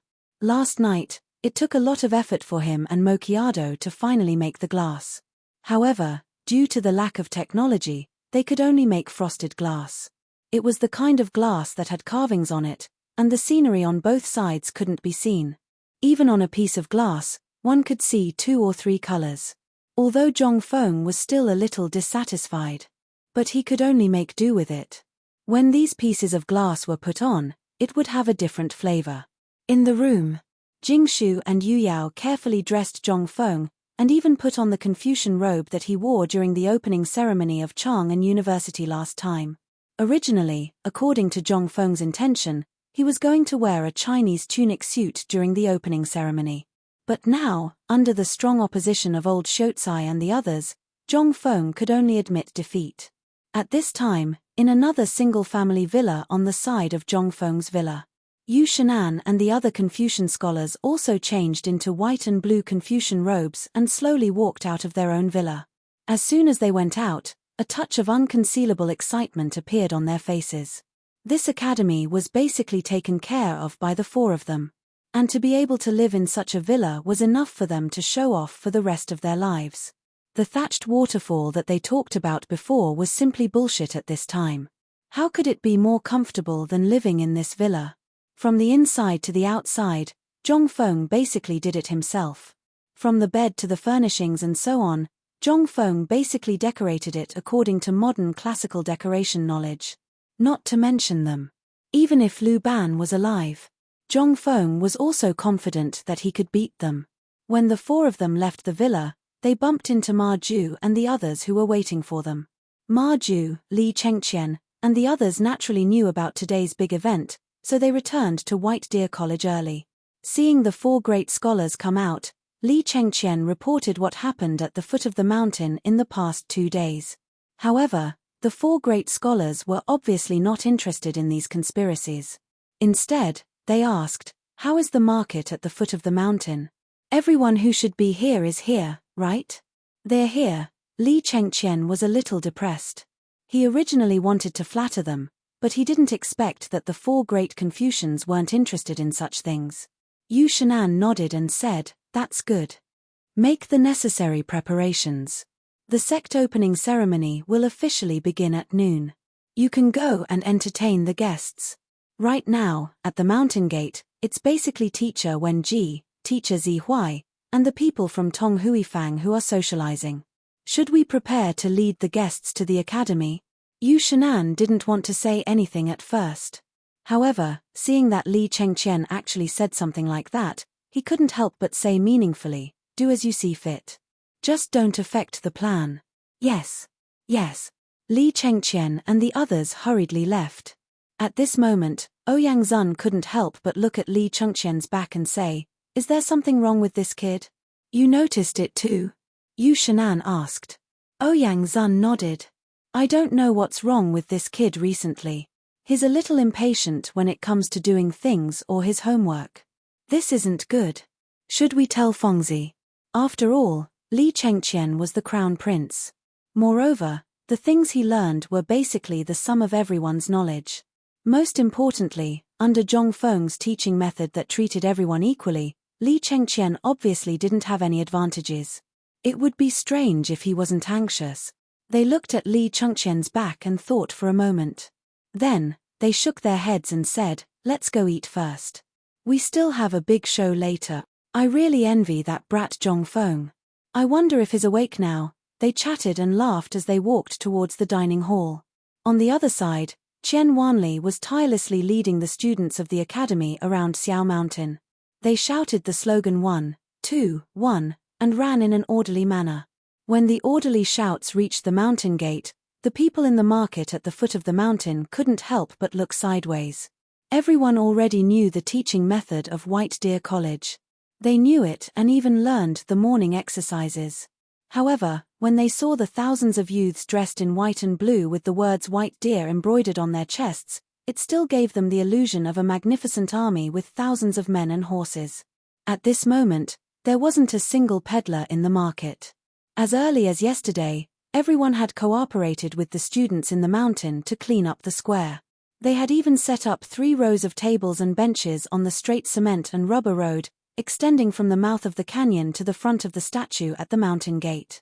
All the customers sitting on the benches, regardless of whether they were students of Chang'an University, Imperial College, Hongwen Guan, the Emperor's Edict, or the Confucian scholars of Chang'an, all stood up and looked enviously at the orderly team that slowly bypassed the food factory at the mountain gate and jogged up the mountain from the mountain gate. At this moment, the ones who were the most excited were those who had sent their children to the White Deer Institute. At this moment, when they saw their own children in the group of mighty runners, they excitedly waved their hands and shouted the names of their children. They were afraid that the people around them wouldn't know, so they pulled the crowd and pointed out who their children were. However, there was one person among them who was excited and also a little annoyed. This person was Qian Tong. Chapter 12:19. Get out of the way, get out of the way, get out of the way. Minister of Works Li Xiaogong, Lord Li has arrived. At this moment, along with the clamor from afar, everyone suddenly heard that a heavyweight, Li Xiaogong, had arrived. Who was Li Xiaogong? He was the prince. He represented the imperial family. If he could come, did that mean that the emperor would come as well? At this moment, everyone unconsciously opened up a path. They saw Li Xiaogong in a purple official's robe, Duke Chen beside him, and Li Shimin and Li Yuan following closely behind them. The old village chief didn't know what position Li Xiaogong held at first, thinking that he was one of the heads of the Ministry of Works. However, under the whispers of the old scholar and the others, he learned of Li Xiaogong's identity and the identity of Duke Chen following him. Only then did he lean on his walking stick and greet them with a face full of smiles. Ayaya, this old man greets the prince, greets Duke Chen. This is Zhong Feng's housekeeper, as well as the person in charge of White Deer College. Someone who knew the old village chief's identity hurriedly introduced him to Li Xiaogong. Hearing this, Li Xiaogong raised his eyelids and glanced at the old village chief. He cupped his hands and said, I've long heard that Zhong Feng has a virtuous wife on the mountain. So it's you, old sir? The old village chief was so excited. What was this? This was Prince Li Xiaogong. That identity, that position, the old village chief was so excited that he almost couldn't breathe. However, Li Xiaogong was just being polite. Then, he cupped his hands towards the old scholar in a scholarly robe and said with emotion, Brother Zihuai, we haven't seen each other for many years. The old man wanted to have a chat with you last time on the flower boat. Brother Xiaogong, once Feng's matter is settled, the old man will definitely come in person. Ha ha ha, good, good. After the two of them talked for a while, they didn't dare to be careless. After all, both the emperor and the retired emperor were present. Although they were now in disguise, they couldn't be careless. Lao Li, you're here? Please come up the mountain. The old elementary scholar hurriedly bowed. This time, everyone was in an uproar. When it came to Imperial Prince Li Xiaogong, he only cupped his fists. But to a merchant, how could he? You guys don't know, right? I've heard that Lao Li has a great background. White Deer College was basically funded by Lao Li. At this moment, a person who knew a little bit of the ropes began to boast complacently. In an instant, everyone understood Li Shimin's identity. Seeing this, that person stood up complacently again and said, You guys probably don't know who that old man is. He's the honorary vice dean of White Deer College. Whether it's Mr. Zihuai, the ministers in the imperial court, the four great scholars, or that godson Simiao, he's been through life and death with them. What? Everyone was shocked. He couldn't help but sigh. I've heard that godly Dr. Sun Simiao hasn't gone down since he went up Xiao Mountain. Now that I think about it, it's true, but I heard that this is the medical course of White Deer Academy. For example, that rumor from before said that Dean Zhong personally reattached a severed leg, and even the bones were exposed. I've heard of this too. What's so strange about it? In the past, this blood exchange was just a legend. But if you guys went to the Mid-Autumn Poetry Meet, you should know that Mr. Yushan vomited blood and fainted. After President Zhong patted, pinched, and rubbed him, he woke up. Isn't it magical? This, everyone listened as if it was a miracle. No one knew how Zhong Feng did it, but they had only heard rumors that it was the miraculous medical knowledge of White Deer Institute. Today, most of the people who had come were here because of this. After all, everyone would encounter a time when they were injured. What was this? If they learned this, not only would they be able to provide for themselves, they could even open a clinic. The more they thought about it, the more impatient the doctors in the crowd were. As for the students from the two academies, they couldn't sit still either. White Deer College was indeed a good place. Frankly speaking, they were going there to become grand scholars. But they knew their own situation. Who could guarantee that they would be able to become grand scholars? It wasn't a big deal before the White Deer Academy had appeared, but now that the White Deer Academy had appeared, everyone couldn't sit still. Not only could they come to school, But at the very least, even if they couldn't become grand scholars after 3 years, they could at least have a living guarantee. At this moment, everyone in Xiao Mountain Market was excited. Every time they saw a customer who could go up the mountain, they would comment on it. But at this moment, a voice rang out. Everyone's heart couldn't help but sink. Kui Mengshan from the Kui family from Qinghe, Shandong has arrived. Shandong? Kui family from Qinghe? Kui Mengshan? Zhao Ai? Isn't this the Shandong landowning family? Is he here to cause trouble? Chapter 12:20. Zhong Feng didn't know what happened at the foot of the mountain. At this time, he was speechless as he watched Jingshu carefully trim his eyebrows and the beard around his lips with a razor. Li Chengqian and the others also came to report from time to time who had arrived. Zhong Feng was also speechless. He wanted to just let it go. But once he said so, Jingshu would hold him down. At this time, Li Chengqian's voice sounded again. Fengzi, Mr. Bo Shi asked you to hurry up. Duke Chen and Prince Li are both here. Zhong Feng looked at Jingshu and Zhong Yuyao in the mirror speechlessly and said, I say, this should be enough, right? Jingshu carefully trimmed Zhong Feng's eyebrows. Prince Zhong, you are now a great scholar. You are equal to Mr. Bo Shi, Duke Chen, and the others. And there is a rule for the opening of the academy. You can't go out until the auspicious time. Prince Zhong must know this, right? So, I hope Prince Zhong can wait for a while. The auspicious time is less than an hour away. Please wait for a while. Zhong Feng was speechless. He took the two women's hands and said, well, you two also have a rest. I have to think about who will come later and make some preparations. What preparations do you need to make? Jingshu was surprised. But she still sat opposite Zhong Feng obediently and asked. Zhong Feng smiled faintly and said, you just wait and see. The people of the 5 surnames and 7 clans are not fools. At this time, they definitely won't jump out.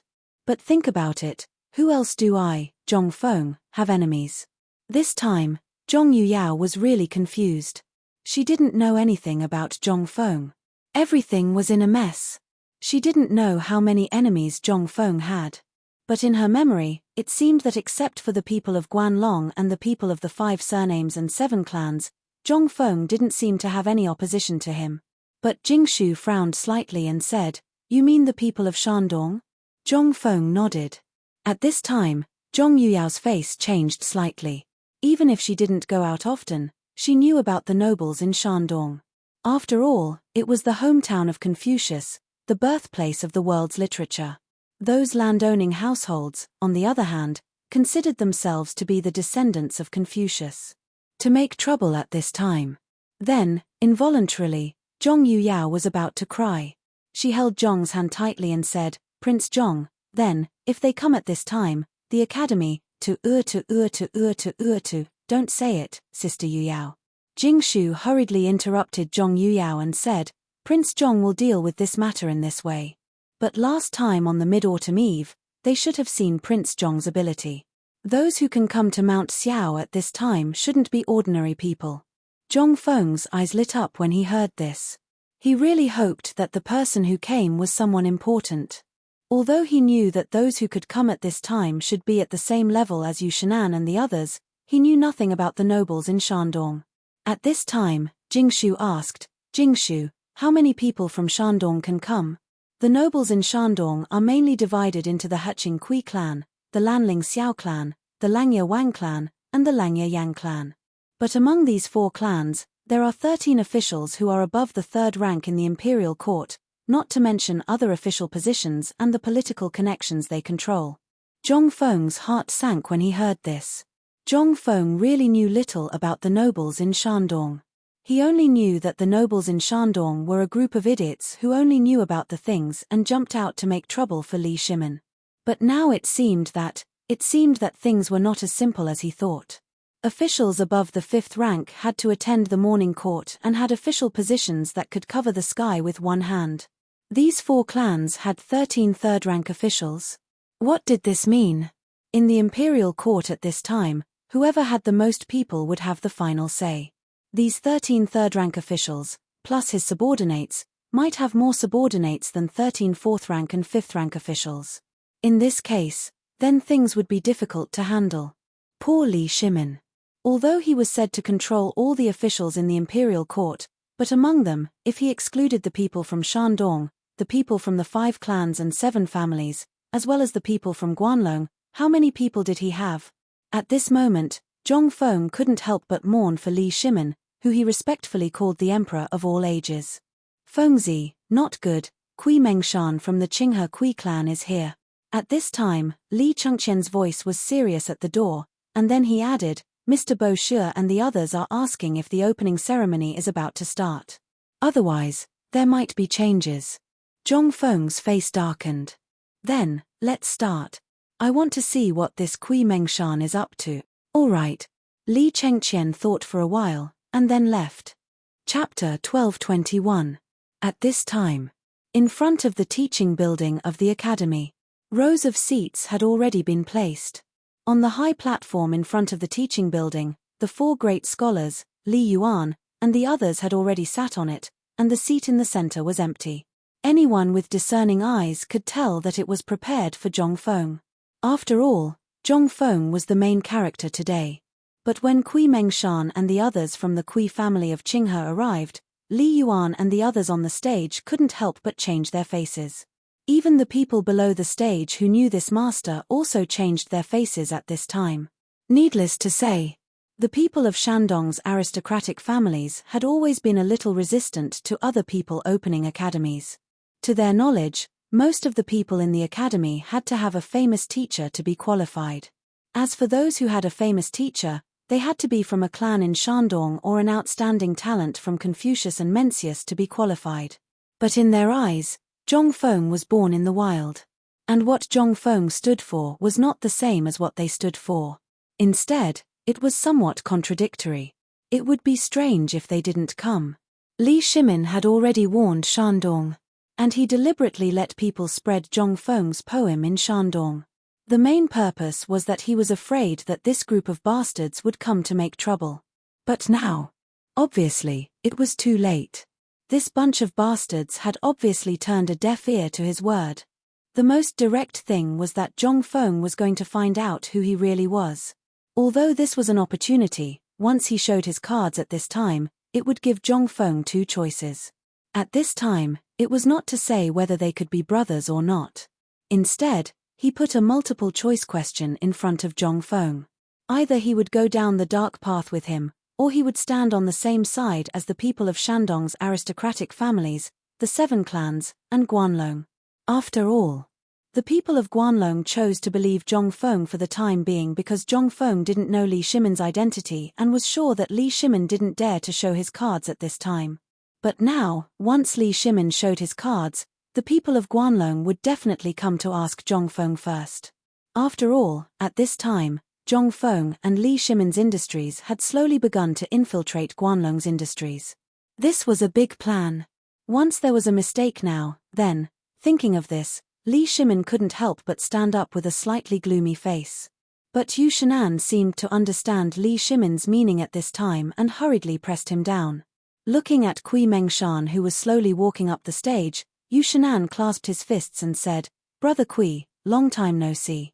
I didn't expect you to come in person today." Kui Mengshan's appearance was a little thin. His grey hair was meticulously combed, but it still couldn't hide his baldness.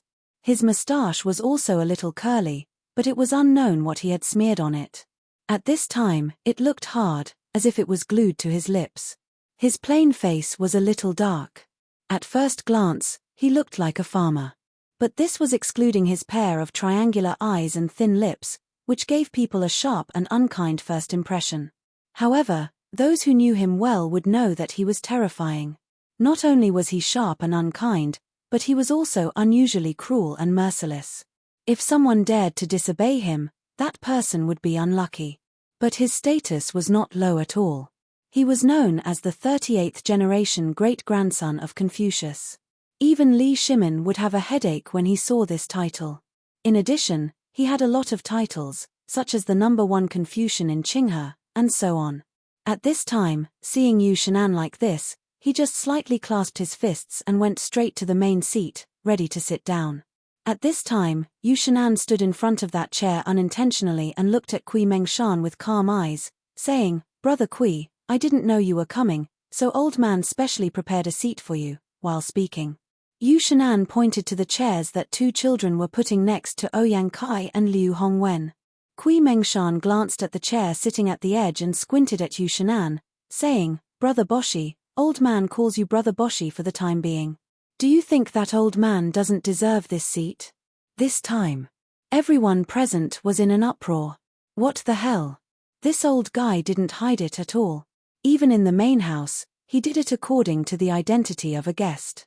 Moreover, didn't he know what day it was today? What was this? This was simply a slap in the face. A naked slap in the face. Yu Shan'an slowly put away the smile on his face. But at this time, the old Xiaozai and Li Shimin got up almost at the same time. They were sitting on the right side of the main seat, close to Li Yuan and Li Shimin. At this time, the two got up and were just seen by Kui Mengshan. Kui Mengshan said with a fake smile, "Oh, isn't this Brother Zihuai who has been hiding with his tail between his legs for many years? What, you also want to stop old man?" He didn't even look at Li Gang. Li Shimin heard this and couldn't help but have a murderous look in his eyes. "This old thing, I gave you face, didn't I?" But at this time, seeing that the atmosphere was getting heavier, Duke Chen Hu Junji got up with a smile and said, "Brother Kui, how have you been? Come, how about sitting with old man?" Chapter 1222. Originally, Kui Mengshan glanced at Hu Junji and wanted to say something harsh. But he inadvertently saw Li Shimin's eyes. He couldn't help but be slightly cautious. This gaze, although Li Shimin and Li Yuan had put on makeup at this moment, the majesty in their eyes that was above everyone still existed. This was a feeling that might not seem like much to others. But to the people on the stage, it was an existence that could reach heaven with a single thought. Only now did Kui Mengshan remember what his clansman had said on the way here. White Deer College was said to be managed by His Highness the Crown Prince and that Zhong Feng was just an errand boy supporting the facade. But this was just to fool the outsiders. How many tricks had Zhong Feng come up with in this period of time? At this time, if anyone still believed this, they would be a true fool. As for the matter of the retired emperor being the honorary vice principal, that was even more impossible. Given the retired emperor's temper, if he came up with such a thing, wouldn't the entire world know about it? Why would he be so secretive? Thus, Kui Mengshan didn't believe it before coming, even snorting in disdain. But now, after seeing Li Shimin's eyes, he hurriedly rubbed his eyes and looked at the old man sitting next to him. The sense of danger in his heart grew stronger and stronger. Could it be the emperor and the retired emperor? But that wasn't right. If it was the emperor and the retired emperor, how could they not step forward after he had said such harsh words? Moreover, where was the crown prince? Wasn't it said that this was something the crown prince came up with? Where was the crown prince? This feeling only lasted for a moment. Kui Mengshan took a deep breath, clasped his fists, and then sat down on Hu Junji's seat. Hu Junji chuckled, but no one knew what he was laughing about. And Hu Junji had long since wanted to sit next to Li Yuan. This made him extremely uncomfortable, as if there was a dagger on his back. But now, it was fine. Since someone had taken the initiative to stir up trouble, he would let that old fellow do as he pleased. Let's see if the emperor and the retired emperor wouldn't kill him after this. Kui Mengshan was also nervous. But this was exactly what he wanted. If his guess was true, then he would expose the identities of the emperor and the retired emperor in front of everyone today. With this as a threat, he was not afraid of what the emperor and the retired emperor would do. If it wasn't what he was thinking, he would have exposed the lies about White Deer College. In short, he had Zhong Feng under his thumb today. Once the academy was opened, it would be a disaster for the Shandong landowning households. Originally, the Imperial College and the Hongwen Guan School were the places that they, Guan Long, and the 5 surnames and 7 clans had all tacitly agreed upon. But after this kid appeared, everything changed. From the beginning of the Locust Plague, when Shandong opposed the emperor's unbridled aid to the Longyu Dao and ignored the disaster in Shandong, the emperor had already cleaned it up. From that time on, The emperor seemed to have intended to do so. He paid special attention to the Hongwen Guan School and the Imperial College. But unexpectedly, during the mid-autumn hunt, this bastard Zhong Feng had used some unknown method to bribe Guanlong's men. Then, as if they had gone crazy, these people used all the things that this kid had created in the Imperial College and the Hongwen Guan School. This inevitably sounded the alarm for the Shandong landowning households. For Guanlong, their main business was business, so what happened to the two academies had nothing to do with them. But it was different for the 5 surnames and 7 clans and Shandong. Once this place was out of control, it would be troublesome in the future. Therefore, after discussing with the 4 great clans, he was willing to come out of the mountain and meet this kid. If this kid knew what was good for him, then so be it. But if he didn't, then, at this moment, Qian Wanli's shouts were heard in the square. Once again, the gymnastic exercises were performed in unison in the huge square. The 8th set of radio gymnastics is ready to begin. Stretching exercise. Following Qian Wanli's shouts, the sound of musical instruments suddenly rang out in the square. Following the sound of the musical instruments, the thousands of people in the square also began their morning exercises. Those who were invited, as well as the Confucian scholars from the Hongwen Guan Imperial College, although they had seen this before, looked at the situation in the White Deer College and their own students. It was simply too horrible to look at. But at this moment, while everyone was shaking their heads and praising the beauty of this morning exercise, and even Sun Simiao was nodding his head in agreement, Kui Mengshan's voice rang out again. What nonsense is this? The academy is not like other academies. This is just a trick for fun. How can this be considered the main topic of the academy? However, just as everyone was raging, Zhong Feng's voice slowly rang out beside them. May I know who this old man is? I remember that he wasn't within the scope of my invitation. Chapter 1223. Fengzi. Dean. President Zhong. Brother He Xian. At this time, everyone noticed the arrival of Zhong Feng. At this time, Zhong Feng was dressed in a white Confucian robe. Under the white jade ancient character hairband, his hair fluttered slightly in the wind. On his handsome cheeks, at this time, under this outfit, he looked even more ethereal. Without waiting for Zhong Feng to speak, Li Yuan and others greeted Zhong Feng first, as if Kui Mengshan did not exist at all. Ha ha ha, kid, why are you only here now? Old man is still waiting to see your dance at the Mid-Autumn Festival last time. Zhong Feng cupped his fists at Li Yuan and smiled bitterly. Later, when this kid is done with this matter, it must have been arranged long ago. At that time, you can just watch your grandson's performance. The speaker did not mean it, but the listener had the heart. Li Yuan, basically everyone present knew. Although he hid his identity and even dressed up, at this time, he could not help but be a little shocked when he heard this. After all, at the Mid-Autumn Festival last time, everyone did not realize that the Crown Prince was actually among them. After all, under the illumination of the light, plus the uniform, who could recognize it? But now it was different. It was broad daylight. And Zhong Feng said it out loud.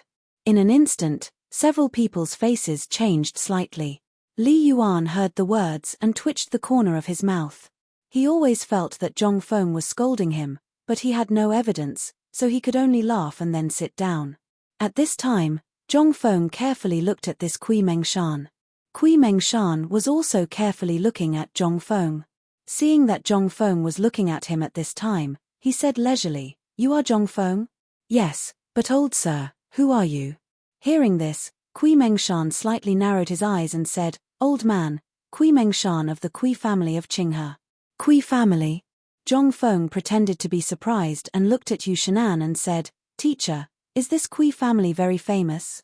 Hiss. At this moment, someone below the stage couldn't help but gasp. "My good girl.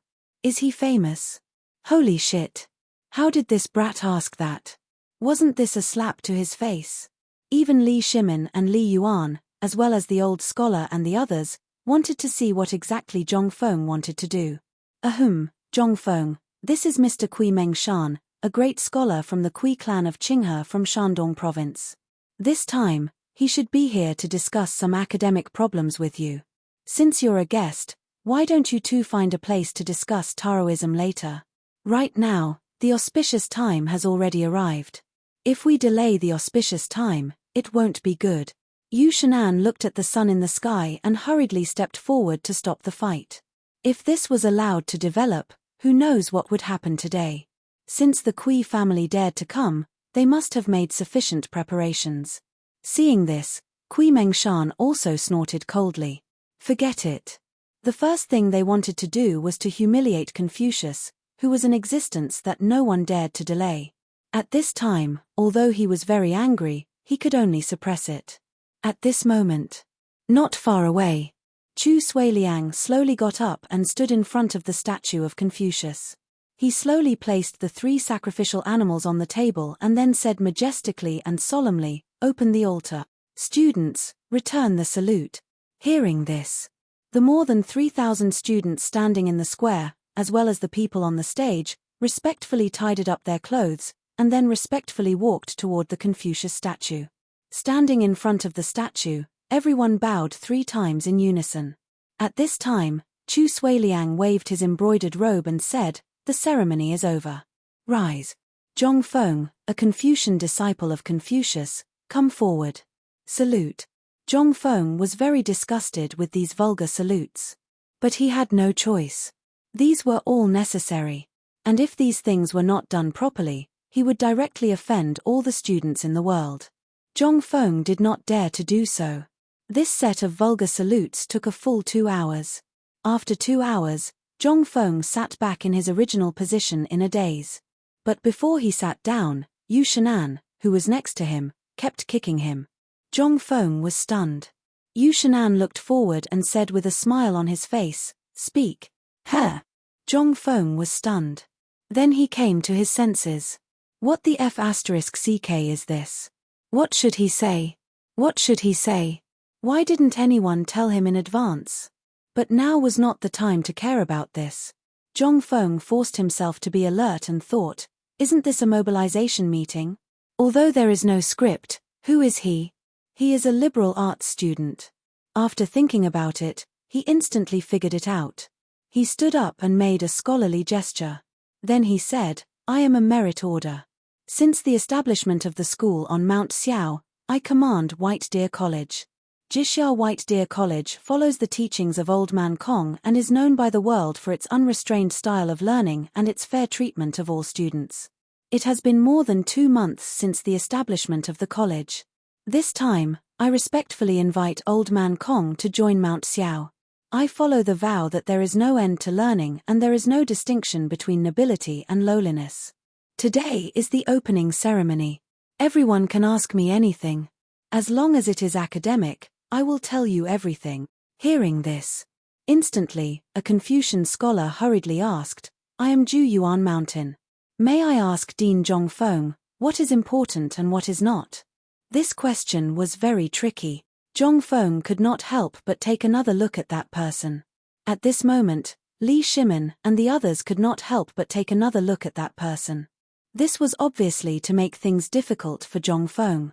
If Zhong Feng did not answer well, he would die without a burial place. But, at this moment, Li Shimin suddenly found Zhong Feng's side face showing a warm smile again. The people are important, the country is second, and the ruler is the least important. Chapter 1224. Buzz. This time, the whole place burst into an uproar. But at this time, Zhu Yuanshan asked again, "President Zhong Feng, do you mean that the people are nobles and the monarch is belittled? That is to say, the emperor's status is lowly? Are you king here to cause trouble? What the hell, did Lao Tzu provoke you?" Zhong Feng frowned slightly. These things were the words of Mencius and the 100 schools of thought that he had read in an ancient book about the struggle between Taoists. At that time, it didn't matter. It didn't matter if they talked about it on a normal day. But if they found out that the people were nobles, the meaning was different. Maybe Zhong Feng's head would fall to the ground today. The faces of Yu Shan'an and the others also darkened. But Zhong Feng didn't think too much about it. Instead, he said with assurance, "The so-called people are nobles and the monarch is not, that the emperor's status is low. I wonder if this Confucian has ever been on a boat. Zhu Yuanshan nodded. Many times. Good, then I will ask again. May I ask if there is any difference between a boat and water? This boat and water, which one is more important? This time, Zhu Yuanshan couldn't help but be stunned. After thinking for a while, he said, the boat is heavy and the water is light. Zhong Feng asked again, how heavy is the boat? How light is the water? The boat is as heavy as 1,000 catties, the water is as light as a feather. Good. Zhong Feng praised and said, it seems that you know. Then I will ask you again, between the monarch and the people, which one is more important? This time. Not to mention the person who asked the question. At this time, even Yu Shinan and the others were confused. Wasn't it obvious? However, only Li Shimin and Li Yuan couldn't help but look serious. They had heard Zhong Feng talk about this before, but at that time, they didn't think much about it. But now, after seeing Zhong Feng and that person argue, they couldn't help but have a different opinion. Zhong Feng asked again, if you say that the boat is heavy, then why is it floating on the water? You said that the water is light, then why is it able to support such a heavy ship without sinking? This time. All of the students present couldn't help but have a burning gaze. Immediately after, a series of buzzing sounds erupted. A thin layer of cold sweat suddenly appeared on Zhu Yuanshan's face. This question was too tricky. Who would be so bored as to do something like this? But now that Zhong Feng said this, everyone felt that it made sense when they thought about how the Tao Lord was more important than the people. However, no one could understand the meaning behind it. For the first time, Kui Mengshan's face showed a dignified expression. This question was very profound, and even he couldn't figure it out. He turned around and saw that except for the old man next to him and the person whom he feared to be the emperor, everyone's face showed a thoughtful expression. However, when he looked at the two people whom he suspected to be the emperor and the retired emperor, their eyes were very serious. The old man seemed to notice his gaze and tilted his head to look at him. Kui Mengshan hurriedly turned his head away and didn't dare to look at him. After a while, Zhu Yuanshan couldn't help but hurriedly bow and say, Dean, please enlighten us. Good. You're worth teaching. Zhong Feng nodded and said, the so-called distinction between weight and weight lies in the human heart. If you think it's heavy, it's heavy. If you think it's light, it's light. Everything is there and doesn't move. But when you look at it, it will appear in your eyes. This is the so-called truth, and I call it physics.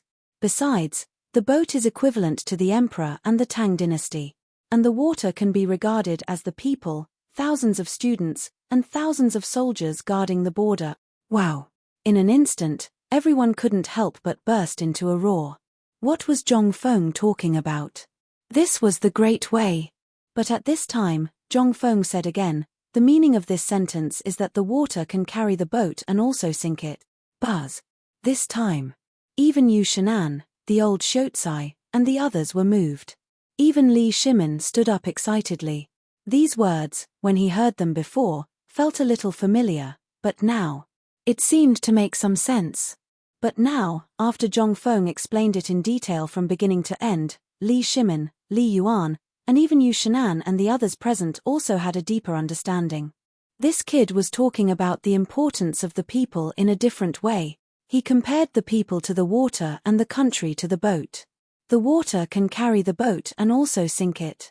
This was such a simple truth. Why didn't they think about it before?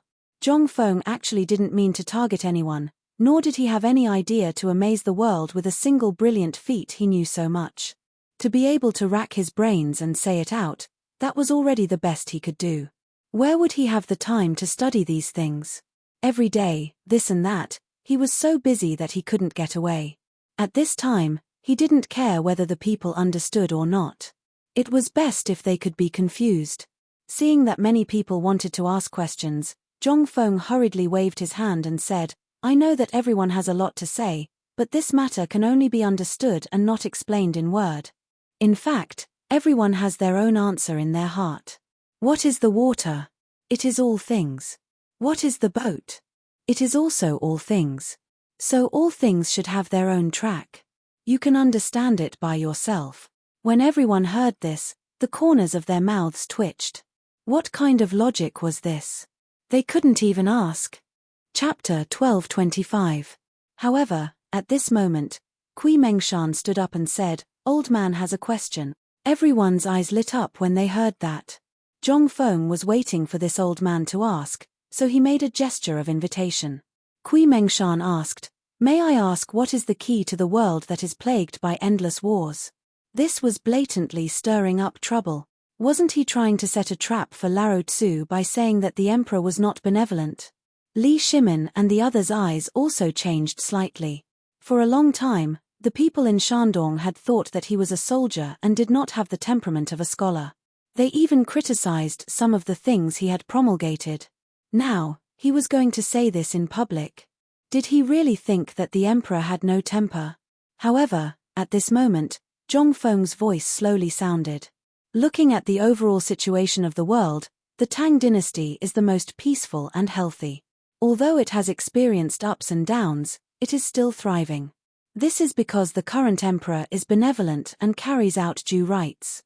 Looking at the world, the barbarians like Tubo and Tuyuhun Turks do not follow due rights and do not carry out benevolent governance. They are the key to the country. Of these, the Turks are the most important. All of you should be well aware of the harm these countries have inflicted on the people living on the borders of the Great Tang over the years. His Majesty has been benevolent, and he has laid out the fields. The country is a sage monarch, a good minister, and a benevolent government.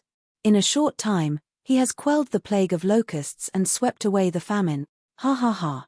Kui Mengshan laughed and said, "The rise and fall of the country, President Zhong sends the new and the old to the emperor. This is really the rule of man." Zhong Feng sneered, "Man rules by virtue. At least he is better than old man Kui's ruling by politics." Hearing this, Kui Mengshan was angry. One of the Buddha's sleeves swept his gaze around before glaring at Zhong Feng. "This old man is telling you the truth. Techniques are the study of legalism, not politics." Zhong Feng also sneered. "Old man, you want to fight with Lao Tzu? You're still too inexperienced. Such legalism is the study of troubled times. We follow the teachings of Confucius and Mencius. What we learn and ask is the way of governing the world with benevolence and righteousness. The so-called benevolent governance is what we are doing now. Generally speaking, our college's aspiration is to spread the concept of benevolent governance. This time, everyone was in an uproar. That makes sense. President Zhong's words are really amazing. Our Tang dynasty's policy of benevolence is the reason why we have such a prosperous era. Tubo, Zhenla, and Tuyuhun are willing to become vassal states of our Tang dynasty. Throughout the history of the Qin Emperor and the Han Emperor, only our emperor's benevolence can bring about such a peaceful era. Hearing the student's words, Kui Mengshan's expression changed again. Although he knew about these things, what did this have to do with Zhong Feng? Nonsense. Then, Kui Mengshan shouted angrily, "Nonsense! President Zhong's words are simply nonsense." Zhong Feng's face darkened. "What this humble one said is reasonable. What I said is obvious to the common people of the world. Could it be that according to the words of your Shandong landowning clans, what this humble one said is wrong? Your Excellency has no reason to criticize it. Could it be that you think that what the students of the world see and hear is false? Are you saying that it's not as good as the Kui families? Or do you mean that whatever your Kui family says is the truth? Isn't this the truth?" Zhong Feng pointed at Yu Shinan and the others below the stage and said, "Everyone, you've all seen it today. I'm praying to the heavens, praying for the benevolent governance of Confucius and Mencius, but I'm being criticized by the nobles of Shandong for no reason." "Old man Kui Mengshan, what do you mean?" At this moment, Kui Mengshan's expression suddenly changed. Seeing the Confucian's expressions gradually change, he couldn't help but hurriedly explain, "There are 3 reasons why old man's words are nonsense. All schools of thought in the world have branches, but during the spring and autumn period, although Confucianism, Moism, and legalism had merged into one, and Moism was weak, this has always been the same.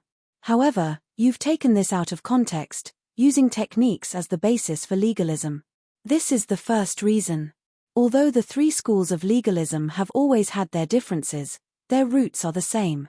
Since they've all agreed on the legal system as the foundation, they'll focus on implementing it.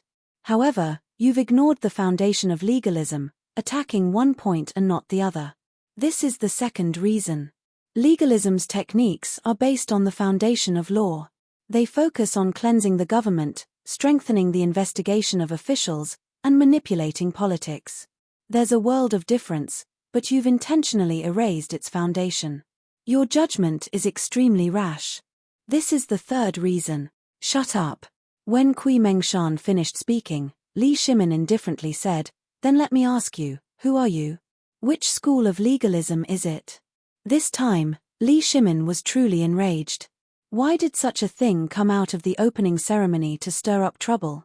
Although it was fine to discuss the Tao, it was the Shandong landowning household that didn't know what was good for them. When Yu Shanan heard this, he stood up and said, "Dare I ask Brother Kui, your Shandong landowning household's original intention is to pass down the Confucian Tao. Have you also been researching the legalism school of thought? Furthermore, the old man and the others have been on the mountain for more than a month. What they've seen and heard, as well as what White Deer College has done, is there anything wrong with it?"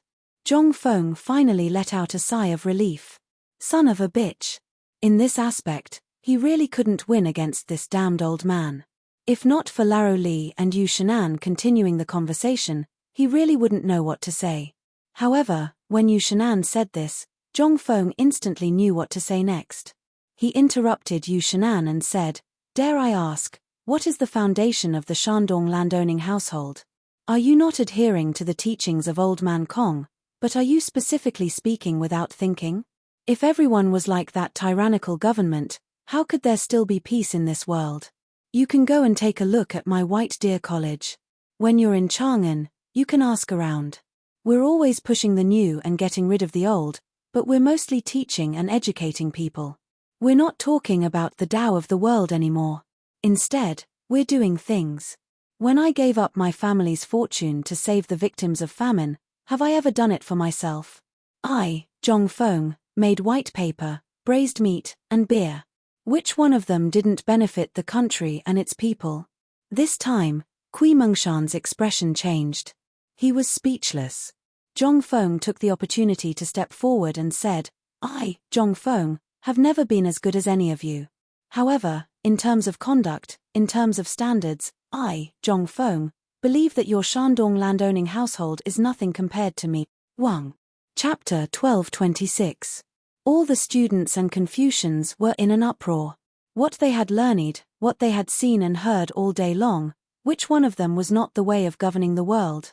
Everyone wanted to use what they had learned to change this dynasty, to be able to become a scholar of their own in this era, to be able to bring happiness to the common people was their dream.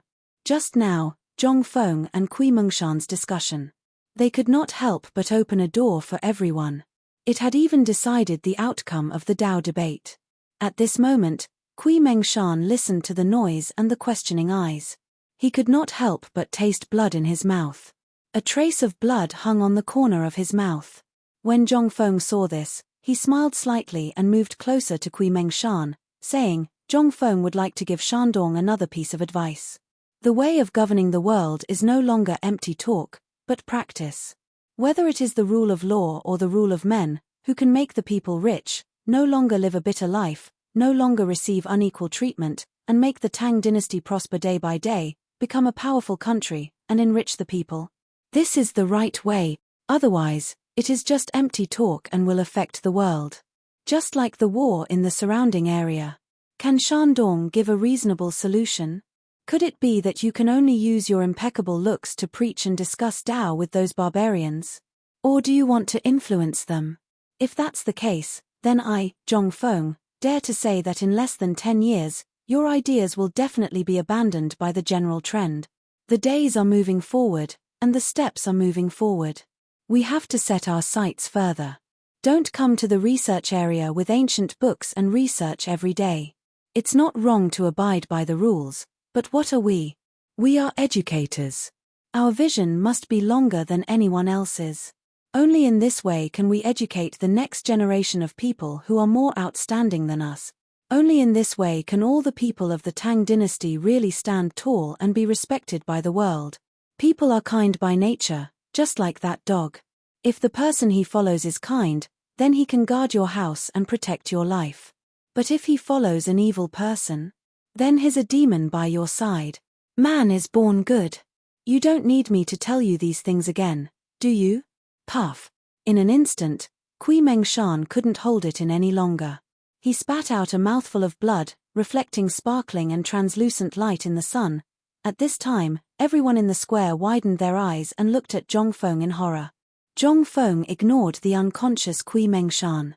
Instead, he walked over to the statue of Confucius and bowed 3 times. Sun Simiao called over 2 working students and hurriedly carried Kui Meng Shan away. At this moment, Zhong Feng said loudly again, "And I, Zhong Feng's academy, don't care about factions. Here, there is only the righteous path." At this moment, the Confucians could no longer sit still. One after another, they asked, "Dare I ask Master Zhong, you said that people's hearts are good by nature, but if they are all good, then why do we need laws?" Yeah. The distinction between good and evil is not easy to distinguish. Master Zhong, please enlighten us. In an instant, all the Confucians bowed down to Zhong Feng. At this moment, everyone really recognized Zhong Feng's identity as a great Confucian.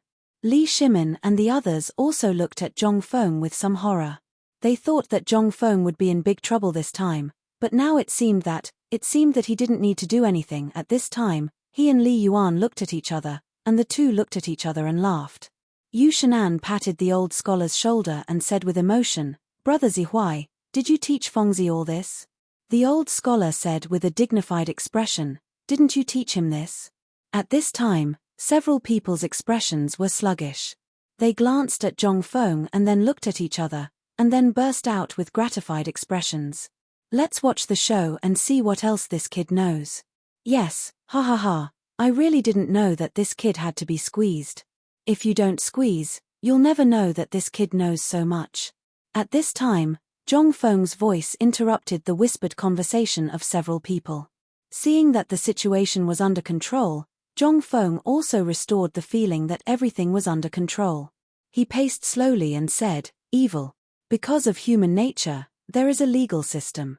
People in the world are born for profit, so there is a struggle for wealth and land. Because of greed, there are bandits and violent killings. Because of extravagant hopes, there are sensual pleasures. The evil of human nature must be corrected according to the law. Using the law to guard against evil desires, using the law to guide human nature can be good and orderly." At this point, Zhong Feng's voice paused and said, "Many people may ask, why did I say that human nature is good, but now I say that human nature is evil? In fact, this is the same as the principle of water and boat. Good and evil are all between a person's thoughts. If you have desires, then there will naturally be disasters and so on in the world. My academy can't make people turn to good and abandon evil, but it can make people understand what is evil and what is good." Zhong Feng spent a lot of effort to explain the difference between good and evil. While he was at it, he also praised White Deer College and Chang'an University. The group of students, as well as the Confucian scholars who went up the mountain, were completely bewitched. At this time, Zhong Feng waved at Guzi and Zhuzi. The two of them were dressed in brand new boy outfits. They served Zhong Feng tea and cigarettes. After drinking a pot of tea in one gulp, Zhong Feng took a big puff of the cigarette and sighed secretly. "Awesome. So, these Confucian scholars are really good at bragging." Chapter 12:27. Zhong Feng felt good. All the students present were in trouble. The reputation of the academy was already quite big, and everyone wanted to see Zhong Feng's Dao discussion.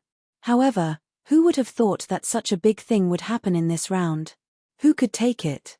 Who could stay calm? However, at this moment, while everyone was still in a state of shock, Zhong Feng actually slipped away.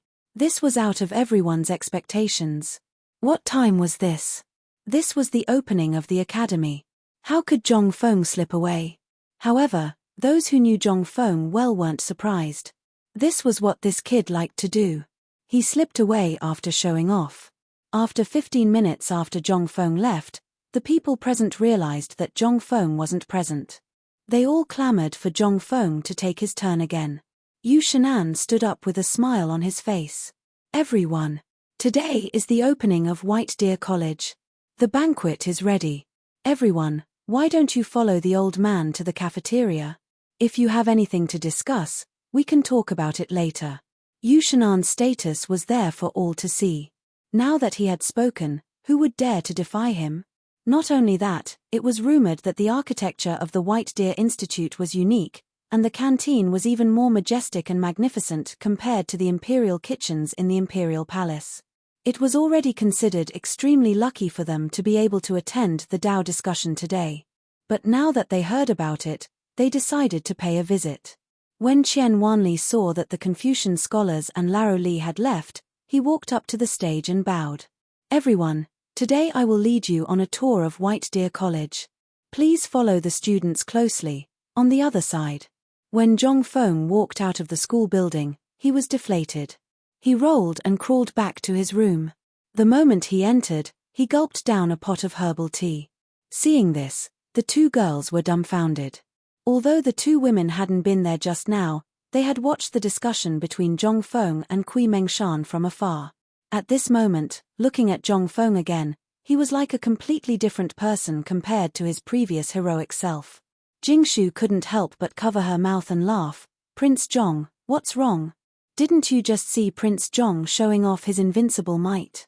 Zhong Feng waved his hand and stared at Jingshu speechlessly. Don't mention it. How much ink do I have? If I stay here any longer, I'll probably be exposed. The two women were a little puzzled. Zhong Feng didn't want to explain. He waved his hand and said, wait, no matter who comes, say that I'm holding a book. No, Fengzi, Mr. Bosher invites you in. Just when Zhong Feng wanted to hide, Li Chengqian's voice sounded outside the door.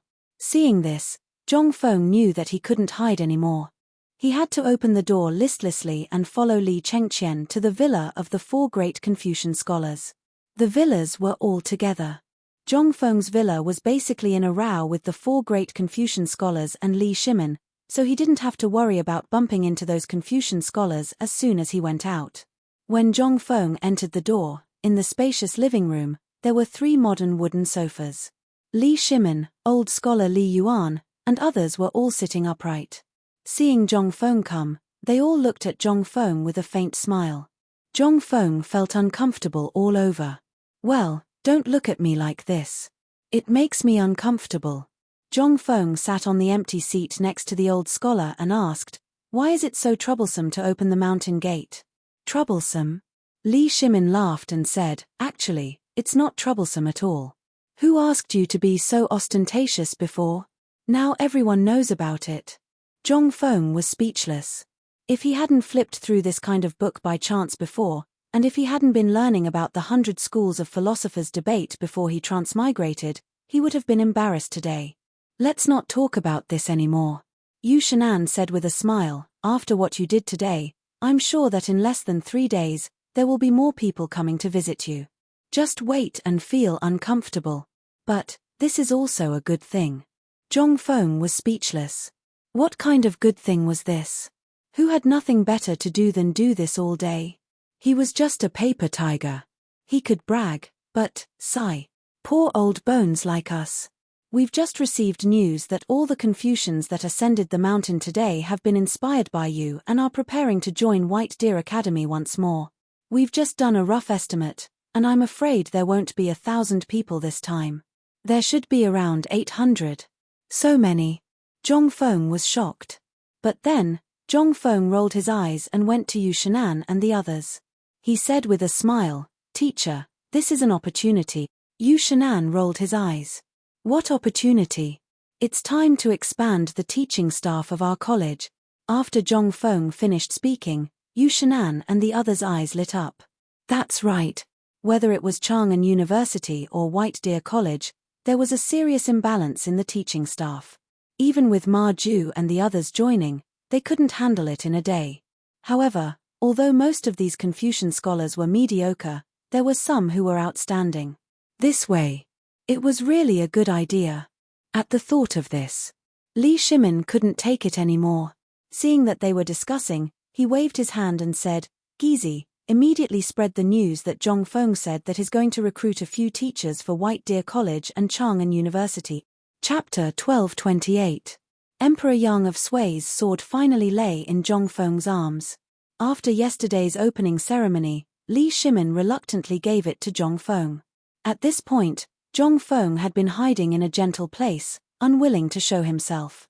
The four great scholars were busy handling the matters on and off the mountain. Although they had some complaints, looking at the mountainous pile of congratulatory gifts, the newly recruited students, and the teachers, their faces were full of smiles. The matters of White Deer College had been settled. On the first day, he was busy inviting everyone to tour the mountain, tour the teaching methods, and so on. At night, he hosted the evening activities. Zhong Feng was coaxed by Li Chengqian and the others to come out. Today, it was dusk time. Only then did the noise on the mountain slowly dissipate. Li Yuan and Li Shimin were furious because of Kui Mengshan's matter. On the first day, they left the mountain early, accompanied by Li Chengqian and the others. Zhong Feng didn't know why they were in such a hurry.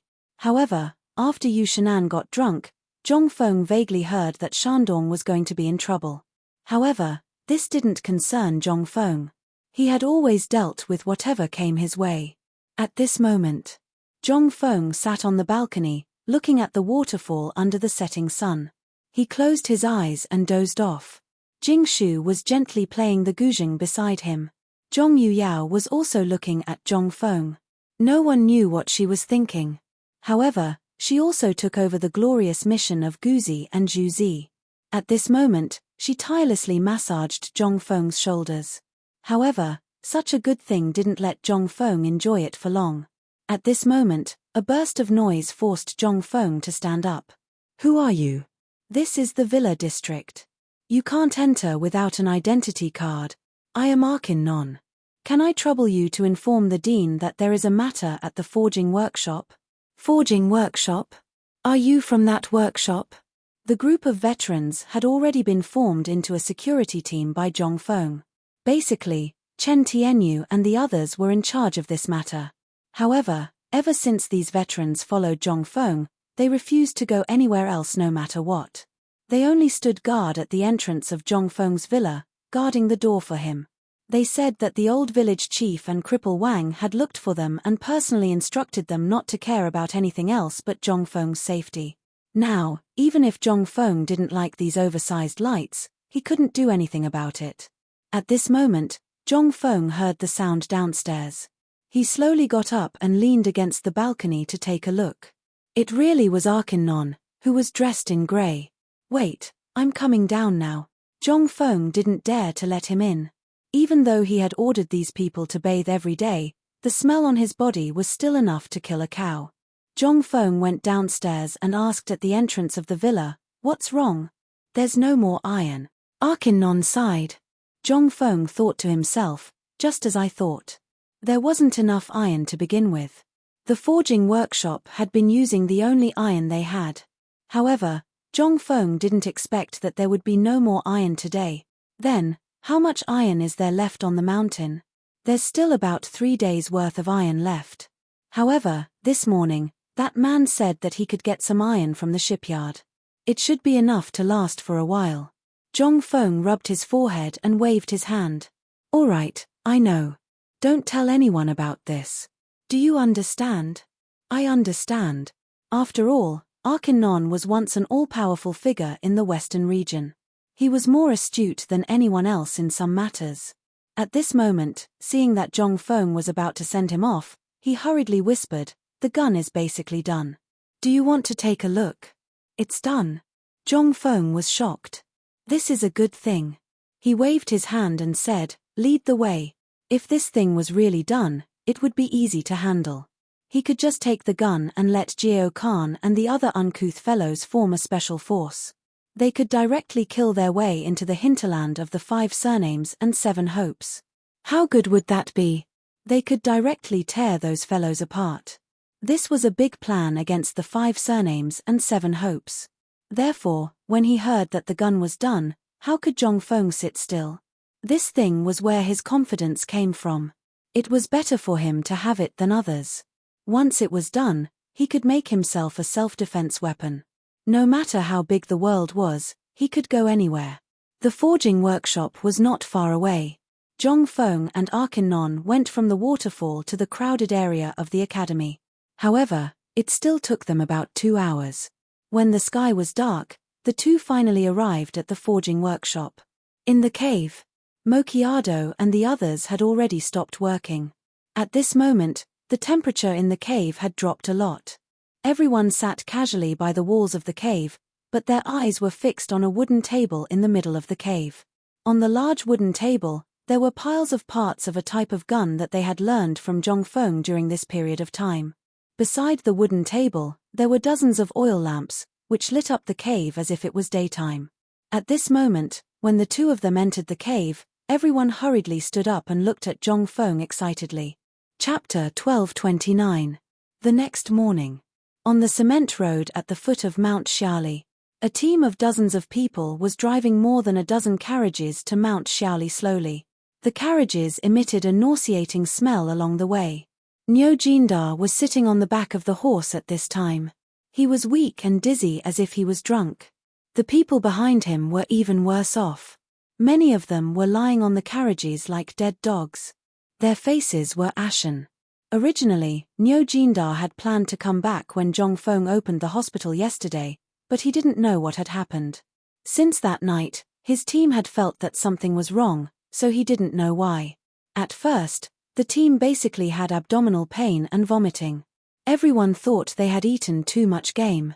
But since yesterday morning, even Niu Jindar, who was as strong as a bull, was exhausted. He had diarrhea more than a dozen times in a day. His intestines were almost out. He didn't dare to go to Chang'an City. It was shameful. As for the military camp, Niu Jindar also ignored it. Right now, the most important task was to throw these plague god iron ores to Zhong Feng, and then let that brat show them what the hell was going on. In the morning, the market at the foot of Mount Xiaoli was already noisy. And the patrolling soldiers, after seeing the appearance of Niu Jindar and others, almost thought they had encountered some bandits. They didn't dare to be careless. When they hurriedly spread the news, they also took over the people who were escorting the carriages. They even hurriedly carried them to the mountain with stretchers made of bamboo and clothes. Niu Jindar felt very ashamed. He covered his face with his hands all the way. No matter how others pointed at him, he didn't dare to say anything. How shameful. Not until they entered Zhong Feng's villa and heard Zhong Feng's voice did Niu Jindar look at the villa's yard through his fingers. After seeing only his people and Zhong Feng were there, he hurriedly grabbed Zhong Feng's hand and said with a trembling voice, "Fengzi, help." Zhong Feng's face darkened. "Old Niu, what's wrong with you? Aren't you fine in Chang'an?" When Old Bull heard this, he instantly burst into tears. She immediately pulled Zhong Feng aside and complained tearfully. Finally, Zhong Feng understood the ins and outs of the matter. Niu Jindar had always wanted to repay Zhong Feng for saving his life, so he immediately went to look for ores. However, none of them had seen what the iron in the picture looked like. They only felt that the two things seemed to be very similar. In the end, they dug it out and brought it back. However, this thing seemed to be cursed. At this time, after Niu Jindar finished speaking, he said with lingering fear, "Fengzi, I advise you, that thing can't be touched. If you have nothing to do, don't touch that thing." The more Zhong Feng listened, the more interested he became. This thing seemed to be, that was something. "Old cow, don't tell me that your diarrhea isn't because you ate something bad. Mother ***, I always eat like this and nothing has ever happened. If I had diarrhea, I would have recovered long ago. How could I have diarrhea like this? This is definitely caused by that pile of rotten stones." Niu Jindar swore like a curse. Even Niu Jindar's family had confirmed this point. Involuntarily, Zhong Feng's interest was piqued. This thing was definitely not an iron ore. Anything that carried radiation was generally not a good thing. They were definitely poisoned by radiation. If this thing was brought to the academy, it would be a big problem. However, just when Zhong Feng wanted to hurry to see the ores, Niu Jindar grabbed Zhong Feng and asked again, "Fengzi, let me ask you something. Don't lie to me." Zhong Feng rolled his eyes, Look at the situation now. I'll go find Dr. Sun Simiao to take a look at you. I'll also take a look at the pile of stones you brought back. If it's really like what I think it is, then it'll be a big problem. However, Nyo Jindar didn't listen at all.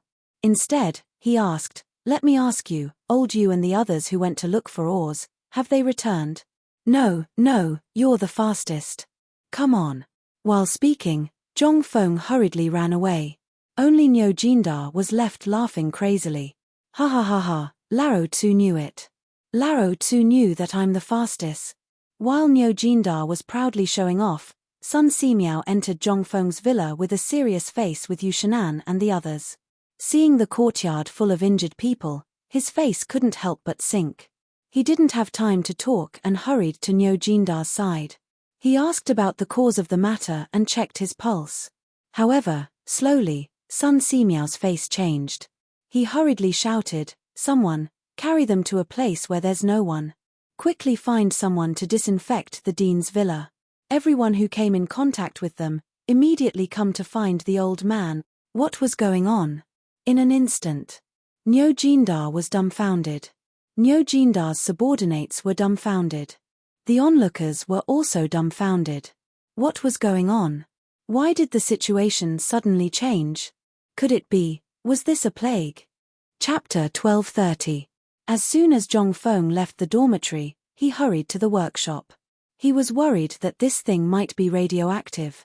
If that was the case, the craftsmen that he had painstakingly trained would all be gone. When he arrived at the workshop's entrance was already surrounded by people from the workshop and the craftsmen from the mountain. When Zhong Feng saw this, he hurriedly shouted, "Get out of the way, don't come near." Everyone was stunned. But who was Zhong Feng? He was the dean. Everyone hurriedly made way for the big carriages. After all, everyone saw the miserable state that Nyo Jindar and the others were in when they arrived. At this moment, they recalled that Nyo Jindar had just gone to see the dean, and now, the dean was rushing here in a hurry. Something must have happened. Before they got close to the carriage, Zhong Feng could smell a strange stench. It was as if a dung pool that had been covered for more than 10 years had suddenly been opened. He was a little suspicious, but he was even more certain that this thing was definitely not an iron ore. Ordinary ores would not emit such a smell, and people who came into contact with it would not have any symptoms. Zhong Feng felt guilty. He wanted to find a mouth cover, but there was no such thing in this era. He could only muster up his courage, cover his mouth and nose, and carefully approach the carriage with the torch. Arkinnon and Mokiado blocked Zhong Feng and asked in surprise, "Dean, we have seen the thing in the carriage. It is indeed not an iron ore. Although the color is similar, we dare to bet that this thing is definitely not an iron ore." What? Zhong Feng was shocked again. He wanted to go forward, but Arkinnon snatched the torch from Zhong Feng's hand. Zhong Feng glared at him, and he laughed. "Dean, although I have not seen this thing before, there is definitely a problem. Don't worry, I am an old man. I can still handle this kind of thing. You don't need Jiang Zun." When Zhong Feng heard this, he glared at him. "What do you know? This thing might have radiation. Old Cow and the rest have fallen ill after coming into contact with this thing. I have a solution." Without waiting for Zhong Feng to finish speaking, Arkinnon laughed and said, "Then I'll have to go." Mokido also tried to persuade Zhong Feng, "Dean, you should let him go. When this kid was in Persia, he saw a stone fall from the sky and killed the entire Persian royal family in one night. At that time, he was the one who went, but didn't he come out unscathed? Don't worry, let him take a look first." The more he listened, the more Zhong Feng felt that this ore was definitely not ordinary. But Arkinnon didn't care. He tore off a piece of cloth from his robe and peed on the spot. After drenching the cloth, he covered his mouth and nose and stepped forward. This time, Mokiado said softly, "You're the dean now. Your status is noble. You shouldn't use urine to cover your mouth." Zhong Feng came to a sudden realization. But in his heart, he was anxious. If this was a radioactive ore, not to mention using urine to cover your mouth and nose, even if you were soaked in urine, it wouldn't be a problem. After all, Arkinnon had decades of experience in the field of blacksmithing, and he had seen countless strange things in his hands. This was the first time he had seen something that could kill you. It was as light as a feather in his hand, like pieces of old yeast that had been stored for decades. When it entered his mouth, it actually had a similar taste to old yeast. This time, Arkinnon couldn't help but be a little surprised. He had seen many rare ores, but this was the first time he had seen something like this. How could he have known that this thing would be like this? He curiously picked up a piece of ore and knocked it lightly on a slightly bigger piece of ore. A piece of ore actually broke. What was this thing? This was definitely not an ore. As long as it was a person, this thing was definitely not an ore. Otherwise, how could it break with just a knock? At this time, Zhongfeng was also a little confused. Arkinnon, give me a small piece. I seem to remember what this thing is. Arkinnon was still worried, but he couldn't persuade Zhongfeng. He could only take out a small piece of ore and pass it to Zhongfeng. Zhongfeng held the ore in his hand and looked at it carefully. He felt that this thing was very familiar, but he couldn't make sense of it. His heart skipped a beat. Zhongfeng placed the ore on the cement road and found a relatively flat rock. Then, he carefully ground the ore into powder. The crowd was so frightened that they were worried that Zhongfeng might be poisoned, but they didn't dare to make a sound. Now that no one knew what this thing was, they could only look at it carefully. After all, the news that Zhongfeng was a miracle doctor had long spread. At this time, Zhongfeng picked up a little bit of the powder on the ground and carefully put it into his mouth. His face instantly changed. Sure enough, this thing tasted very similar to the septic tank he had just played with. He couldn't help but be ecstatic. Ha ha ha ha, old Nyo, oh Nyo, you're rich. Chapter 1231. Alkanon and the others did not understand. They hurried forward and asked curiously, Dean, what is this? This is phosphor stone, also known as white phosphor stone. It is a kind of mineral that can greatly increase grain production. There was such a thing. They could not help but wonder. Alkanon, Mokiado, and the others were shocked. This thing, stone powder, could increase grain production? But Zhongfeng was not interested in talking to them. He hurriedly said, these stones are fine, but don't hide a piece in your arms. If you touch it for a long time, it will make you have diarrhea and vomit. If it is serious, you will die. Hearing that, Alkanon stepped back. But he did not understand what Zhongfeng meant. On the one hand, this thing could increase grain production, but on the other hand, it would make people die. What was this thing? Could the grain that was grown be eaten? But when they thought of Zhongfeng's magical things, they became indifferent again. Arkinnon looked at Zhongfeng's torch that was getting further and further away in the darkness and sighed. The Tang Empire is really vast and rich in resources.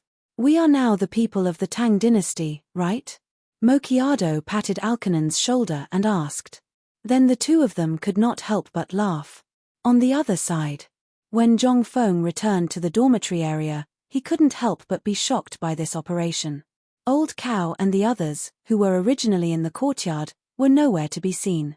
At that moment, there was raging smoke inside and outside the courtyard. Upon closer inspection, it was actually the smell of lime powder, sulfur grass, and mugwort. And the old soldiers who were guarding the door of Zhongfeng's villa looked as if their parents had died. When they saw Zhongfeng come back, they quickly covered their mouths and noses as if they were going to die for a righteous cause. Without saying anything, they went up to Zhongfeng and dragged him down the mountain. Zhongfeng was really shocked by what he had done. Hey, why don't you guys fart for Larodsu? What happened? What's going on? You mother f***kers speak up for Larodsu. If you don't speak up, do you believe that Larodsu will chop you up right now? Let go of Larodsu. F***ck. If you don't F***king let go of Larodsu, believe it or not, director, please don't shout anymore. This is Dr. Sun's order. He said that this thing is the god of plagues and that everyone has been infected by the plague. We're trying to get you to stay away from the plague. The leading veteran shouted in a hoarse voice, as if he had been choked by the smoke. At this moment, he said again, Dean, we have already sent the two deans' wives down the mountain. Now, we will send you to the mountain gate.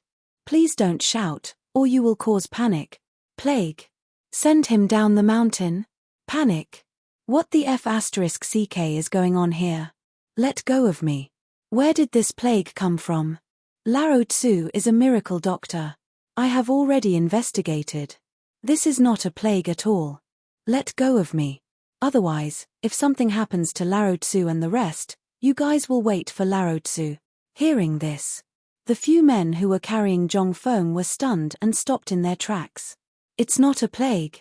Director, don't worry about this matter. We all heard that Lao Tzu brought more than 50 good brothers. Now, only a dozen of them have returned. Those 20 brothers all died inexplicably because of this, and they died right outside Chang'an City. When they entered the city, they didn't even dare to go through the main gate. They took a detour. They were all veterans. Naturally, they knew Niu Jindar. Moreover, some of Niu Jindar's subordinates also knew him. At this moment, looking at these old brothers who didn't die on the battlefield but died in such a sullen manner, and some of them were even waiting for death in so much pain, they couldn't help but feel a little sad. Zhongfeng saw that he couldn't win against them. He could only swear and swear. Think about it. Do you think I will lie to you? Lao Tzu is my brother. I can't just ignore him, right? Moreover, I am also a miracle doctor. You guys have seen me before. If I go now, they may still be saved. However, if I delay any longer, even if the gods come down to earth, they won't be able to save them. Hearing this, after weighing the pros and cons, they hurriedly carried Zhongfeng to the lime kiln at the mountain behind the waterfall. The miracle doctor was indeed a miracle doctor. At this time, he was actually able to think of this point. He was really decisive. However, this scared Niu Jindar and the others. They didn't know what was going on. They didn't know what would happen either. However, what awaited them was the scorching hot air in the air, which made them feel even more uncomfortable. But at this moment, just as Sun Simiao was about to give them a blood transplant according to Zhongfeng's method, Zhongfeng had already rushed over. As he walked, Zhongfeng hurriedly shouted, "There's a mistake. Don't do it. It's okay. They're fine." When everyone heard this, they couldn't help but look at Zhongfeng. Niu Jindar struggled to get up from the pile of straw and shouted, "Brother, help." Chapter 1232. Sun Simiao was a little suspicious. But he also believed in Zhongfeng's medical skills. He hurriedly told Zhongfeng what he had just found out. Zhongfeng couldn't help but interrupt Sun Simiao. He looked at the worried people and said, "Actually, this matter is indeed very serious, but it's definitely not a plague. It's definitely not some other problem. Fengzi, I say, don't just stand there and talk. You'd better see how to save me first. How about it? I'm about to die, and you're still here talking nonsense." Niu Jindar really didn't understand the situation. At this time, seeing that Zhongfeng was still in the mood, how could he lie down? If it wasn't for the fact that he had just been forced to drink a large basin of cow urine, he would have already come forward to strangle Zhongfeng's neck. It was also because of that basin of cow urine that he and his subordinates had a trace of strength. Seeing this, Sun Simiao hurriedly took out a piece of cloth stained with cow urine from the basin next to him and handed it to Zhongfeng. Zhongfeng was dumbfounded. "I say, old master, what are you doing?" Sun Simiao saw that Zhongfeng didn't know what to do. He could only point to the cloth under their noses and said, "This thing is good for killing viruses and isolating the plague. Don't you know to use the alcohol I gave you before? That thing is precious." Zhongfeng was speechless. Okay, you don't have to do this thing. You don't feel embarrassed, but I feel uncomfortable. This disease is not contagious. Just wait and see." Now, Sun Simiao was even more confused. But still, he still chose to believe in Zhongfeng. Zhongfeng waved his hand and ordered people to carry everyone back to the house in the villa area. Now that Jingshu and her daughter had gone down the mountain, the house was very big and ventilated. Such a problem was obviously phosphorus poisoning. If it was a big problem, it was indeed a big problem. But if it was a small problem, it was also a small problem. Sun Simiao asked worriedly, "How are you going to save them now?" Sun Simiao asked after they were all on the floor. "Bring me a few jars of vinegar."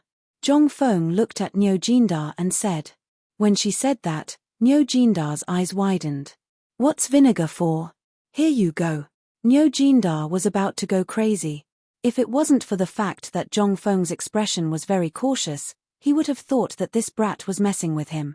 Most importantly, he had just drunk a large basin of cow urine. If he were to drink vinegar now, thinking about it, Nyo Jindar felt like dying.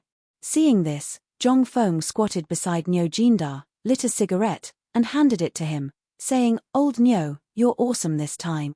Nyo Jindar smoked silently and didn't want to talk to Zhong Feng. He thought that Zhong Feng was laughing at him. Zhong Feng also saw that Nyo Jindar didn't believe him. He waved his hand and asked the 4 scholars and Sun Simiao, who were watching the situation inside, to sit down. Then he said, "I really admire old Nyo this time. Do you know what old Nyo found this time?" "What?" several people asked in unison. Nyo Jindar's bodyguard on the ground also opened his eyes wide at this time. Zhong Feng said slowly, "It's phosphate ore. Maybe you don't know what it is, but I know. What is the Tang dynasty lacking the most now?" "Old Nyo, tell me." "Food shortage." Nyo Jindar blurted it out without thinking. Zhong Feng snapped his fingers and said, "Yes, food. And now the autumn planting of this season is the key to whether the Tang dynasty will starve next year. And we all know that the food now is basically a few stones of grain per mu of land. But if we use the fertilizer made from the phosphate ore and cultivate the seeds, I believe that it won't be a problem to double the yield per mu of land." "Hiss. What did you say? Are you sure you're not bragging?" "Zhong Feng, boy, you can't lie about this kind of thing." Yu Shenan and the others couldn't stay calm in an instant. Double the yield per mu of land? This was simply unthinkable. If someone else had said this, they would have definitely slapped that person. Food was the most important thing in the world. No one was willing to use food to brag. This was also a big taboo in the world. But this time, it was Zhong Feng who said it. How could they be shocked? But more people still felt that it was inconceivable. No matter how they thought about it, they felt that it was impossible. Who would have thought that this thing could be so useful that it could directly double the yield per mu of land? Wasn't this a joke? It couldn't help but be so shocking. Chu Suiliang paced in the room with a dignified face. After a while, he said, "Fengzi, are you sure you're serious about what you said now?" "I'm serious. These things are absolutely true. Not only that, but the most important thing is that if the seeds are grown according to the method I said, I can guarantee that the yield will be doubled." Zhong Feng looked at Chu Suiliang with a smile and said, "At least, according to the yield of wheat, if I improve the quality of the seeds, it won't be a problem to produce more than 20 stones per mu. And this is under the condition that the phosphate or fertilizer I said is not used. Once this fertilizer is used, the yield will be increase." Chapter 1233. It was night time. Zhong Feng's villa was filled with the smell of vinegar. Throughout the night, Zhong Feng's bathroom was the most lively place. Basically, no one was idle. But as the night deepened, bursts of thunderous snoring came from the whole villa area.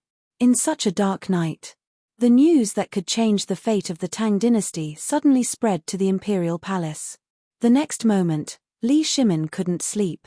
That night, he called Wei Zheng and the others to discuss whether it was true or not. In Chang'an City, in Zhongshan's mansion, the old Xiuzai of Chang'an University, as well as Cheng Yaojin and the others, all knew that Nyo Jindar was poisoned and the phosphate fertilizer. For a time, the whole Chang'an City was in turmoil. The next morning, before dawn, Li Shimin directly hung up the board. He didn't have to go to court today, and then hurried up the mountain. 1, 2, 3, 4, 2, 2, 3, 4. On the mountain, it was still grey at this time, but Qian Wanli had led the students on the mountain early in the morning and had been running around the mountain for a long time. On the mountain, some students, craftsmen, and handymen were busy preparing breakfast. When Li Shimin and a large group of people went up the mountain, Yu Shenan was doing morning exercises to stretch his muscles and bones. As soon as he saw Li Shimin, Yu Shenan knew what he was going to do. He hurriedly asked Li Shimin and the others to go to the side. "Mr. Boshe, did that guy tell you this in person last night?" Li Shimin couldn't wait to ask. Yu Shenan nodded. "Yes, that guy said it in person. Otherwise, I wouldn't have asked someone to send you a letter overnight. I think, now, many people at the foot of the mountain know about it, right? Li Shimin heard that and sighed softly. How could he not know about this matter? Because of the autumn planting, he had not slept well for many nights. When he heard about Zhongfeng last night, he did not sleep at all. That was the reason why he had come. At this time, hearing Yu Shenan's words, Li Shimin turned around and walked towards Zhongfeng's villa. Even Yu Shenan couldn't stop him. Upon entering Zhongfeng's courtyard, Li Shimin couldn't help but frown. That snoring sound was unbearable to look at. Seeing this, Yu Shenan asked the veteran at the door to go in and wake everyone up. After a series of tremors, it finally quieted down. At this time, Zhongfeng and Niu Jindar, who was holding the door, also came out of the room. Without waiting for Li Shimin to speak, Zhongfeng said, "Let's go somewhere else. Let's go to the cafeteria and eat while we talk." Zhongfeng knew that Laro Li would definitely be the first to come to him this morning. In addition, he had barely managed to fall asleep last night amidst the roars and howls. How could he be in the mood to stay in the room now? Even if he didn't die from the smelly feet, he would be tortured to death. As soon as the four of them sat down, a servant served a few bowls of porridge. After the servant left, Li Shimin hurriedly asked, but Zhongfeng interrupted Li Shimin first and said, "Bring us a plate of wheat. We'll cook now or prepare wheat for planting." The servant didn't know what was going on, but since Zhongfeng had spoken, the servant hurriedly brought up a few plates of grain seeds that were going to be planted in the fields. Zhongfeng pointed at the seeds and said, "You've all seen this before, right?" Li Shimin and the others all rolled their eyes. If they didn't recognize this thing, then what was it? Zhongfeng asked for a snub, but he didn't take it to heart. He took out a piece of phosphor stone from his pocket and placed it on the table. The moment he saw the phosphor stone, Niu Jindar's expression instinctively changed. This thing had caused the death of dozens of his brothers. It would be strange if his expression was good when he saw it now. Seeing this, Zhongfeng smiled and said, "This thing is called phosphor stone. It's a type of ore, isn't this nonsense? Who doesn't know that this is an ore? Just say it. You said that this thing can really double the yield of seeds. Indeed. This thing has to do with agriculture. You wouldn't understand even if I told you. Let me put it this way. The seeds are like the pigs that I made before. They need to be carefully cared for before they can produce high-quality piglets." Zhongfeng looked at Li Shimin and said, "Laro Li, you know about the thing that Butcher Zheng at the foot of the mountain made, right?" Li Shimin was stunned. But when he thought of the new breed of pigs around Chang'an, he nodded and said, "Are you talking about the thing that Butcher Zheng made?" "Yes. Those pigs are all good breeds after being bred and screened. After 3 generations of pigs, the breed is basically excellent. Just like the wheat seeds now, they are basically scattered widely and the profits are small. What's the use of this? This is equivalent to a joke, isn't it?" It was such a metaphor. Li Shimin really understood. He knew about the matter of the pigs. And he knew a lot. At this time, when he heard Zhongfeng say this, he remembered that it seemed that he hadn't paid attention to this matter for a long time. Although this matter was very important, it was related to the livelihood of the people at this time. If this problem was not solved, it would be useless no matter how much money he was given, or even if he brought in the 5 families and 7 clans. Thinking of this, Li Shimin couldn't help but tremble. He grabbed Zhongfeng and said, "Fengzi, tell me. How do you plan to deal with this matter? Tell me, I, Laro Li, will pay for all the expenses of this matter." Chapter 1234. All right. That's enough for me. But as you can see, the academy has just been settled, and there are many things that have yet to be done, not to mention the Academy of Science. Don't get too excited. Go to the fields and take a look first. This matter can't be rushed. I'll settle old Niu's matter first. If old Niu's matter isn't handled properly, it will really be fatal. Hearing this, Niu Jindar's face changed. Li Shimin was still worried and asked, "Then tell me, can this matter be done in time for this year's autumn planting?" "Laro Li, don't worry. We still don't know what this so-called phosphorus stone is used for. How about we talk about it after we figure it out? Besides, you've seen what happened on the mountain. This research institute. Yu Shan'an couldn't stand it anymore and hurriedly tried to persuade Li Shimin. Li Shimin waved his hand and said, "The Science and Technology Institute is easy. Isn't there a place for Chang'an University? We can bring all the students of Chang'an University to the mountain and do research at the foot of the mountain. Isn't that enough?" Zhong Feng's face stiffened when he heard this. "I think you, Laro Li, want to go to jail." Li Shimin was stunned when he heard this. "What's wrong? Look at Old Ox and the others. How long has it been? How long has it been? In less than 3 days, more than 20 of our brothers have died. If you were to do research in Chang'an, you'd better think about the consequences." Li Shimin thought about it and his face changed instantly. If this was in Chang'an, then what do you think we should do with this thing? Li Shimin was also anxious. People were like this. When they didn't know about this matter, they could do everything step by step. But when they knew that it could increase their income, it would be strange if they could sit still. Li Shimin was like this. How could he wait at this time? He was so desperate for food that he was about to go crazy. However, he knew that in the current situation, more haste, less speed. In the end, Li Shimin could only sigh and sit down resentfully. "Fengzi, do you think my illness can be cured?" Seeing that everything was settled, Niu Jindar asked with a nervous expression. At this moment, his son was lying at home, and he was in such a state. Anyone who saw him would be anxious. Moreover, if this incident were to spread to the army, what kind of consequences would it cause? Li Shimin also saw this point, so he did not dwell on this matter. Zhong Feng didn't say anything. Instead, he put the walnut-sized phosphor stone on the table. Then, he took out a delicate dagger from his chest and carefully cut it into pieces. Then, he ground it into powder and used a piece of paper to carefully separate the residue. This time, only a trace of white powder was left on the paper. It also exuded a faint pungent smell.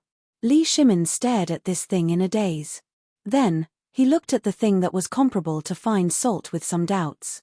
Before he could ask, Zhong Feng said, "This thing is phosphor fertilizer. Once this fertilizer is used, it can be said that if your family of 5 has an acre of land, they can eat their fill without any worries and won't have to worry about their stomachs anymore. If you have a few hundred acres of land, hehe, Laro Li, do you know? As long as you use this thing, I can guarantee that basically, the medicinal herbs you grow will increase by more than half. In ancient times, the fields were very thin. Moreover, farmers used manure for a long time. Most of them basically didn't need any fertilizer, let alone other things. The harvest of the farmers was basically dependent on the heavens. So, how could the harvest be good? Those big families only had dozens or hundreds of mu of land, and some even relied on the slaves or workers hired by their families to work in the fields. How could they do a good job? It would be strange. At this moment, Li Shimin and the others wanted to take a closer look. However, when they saw Niu Jindar's miserable state, they shrank back. They anxiously scratched their ears and cheeks. "Fengzi, tell me, can this thing be used just like this? Or is there any other use for this thing?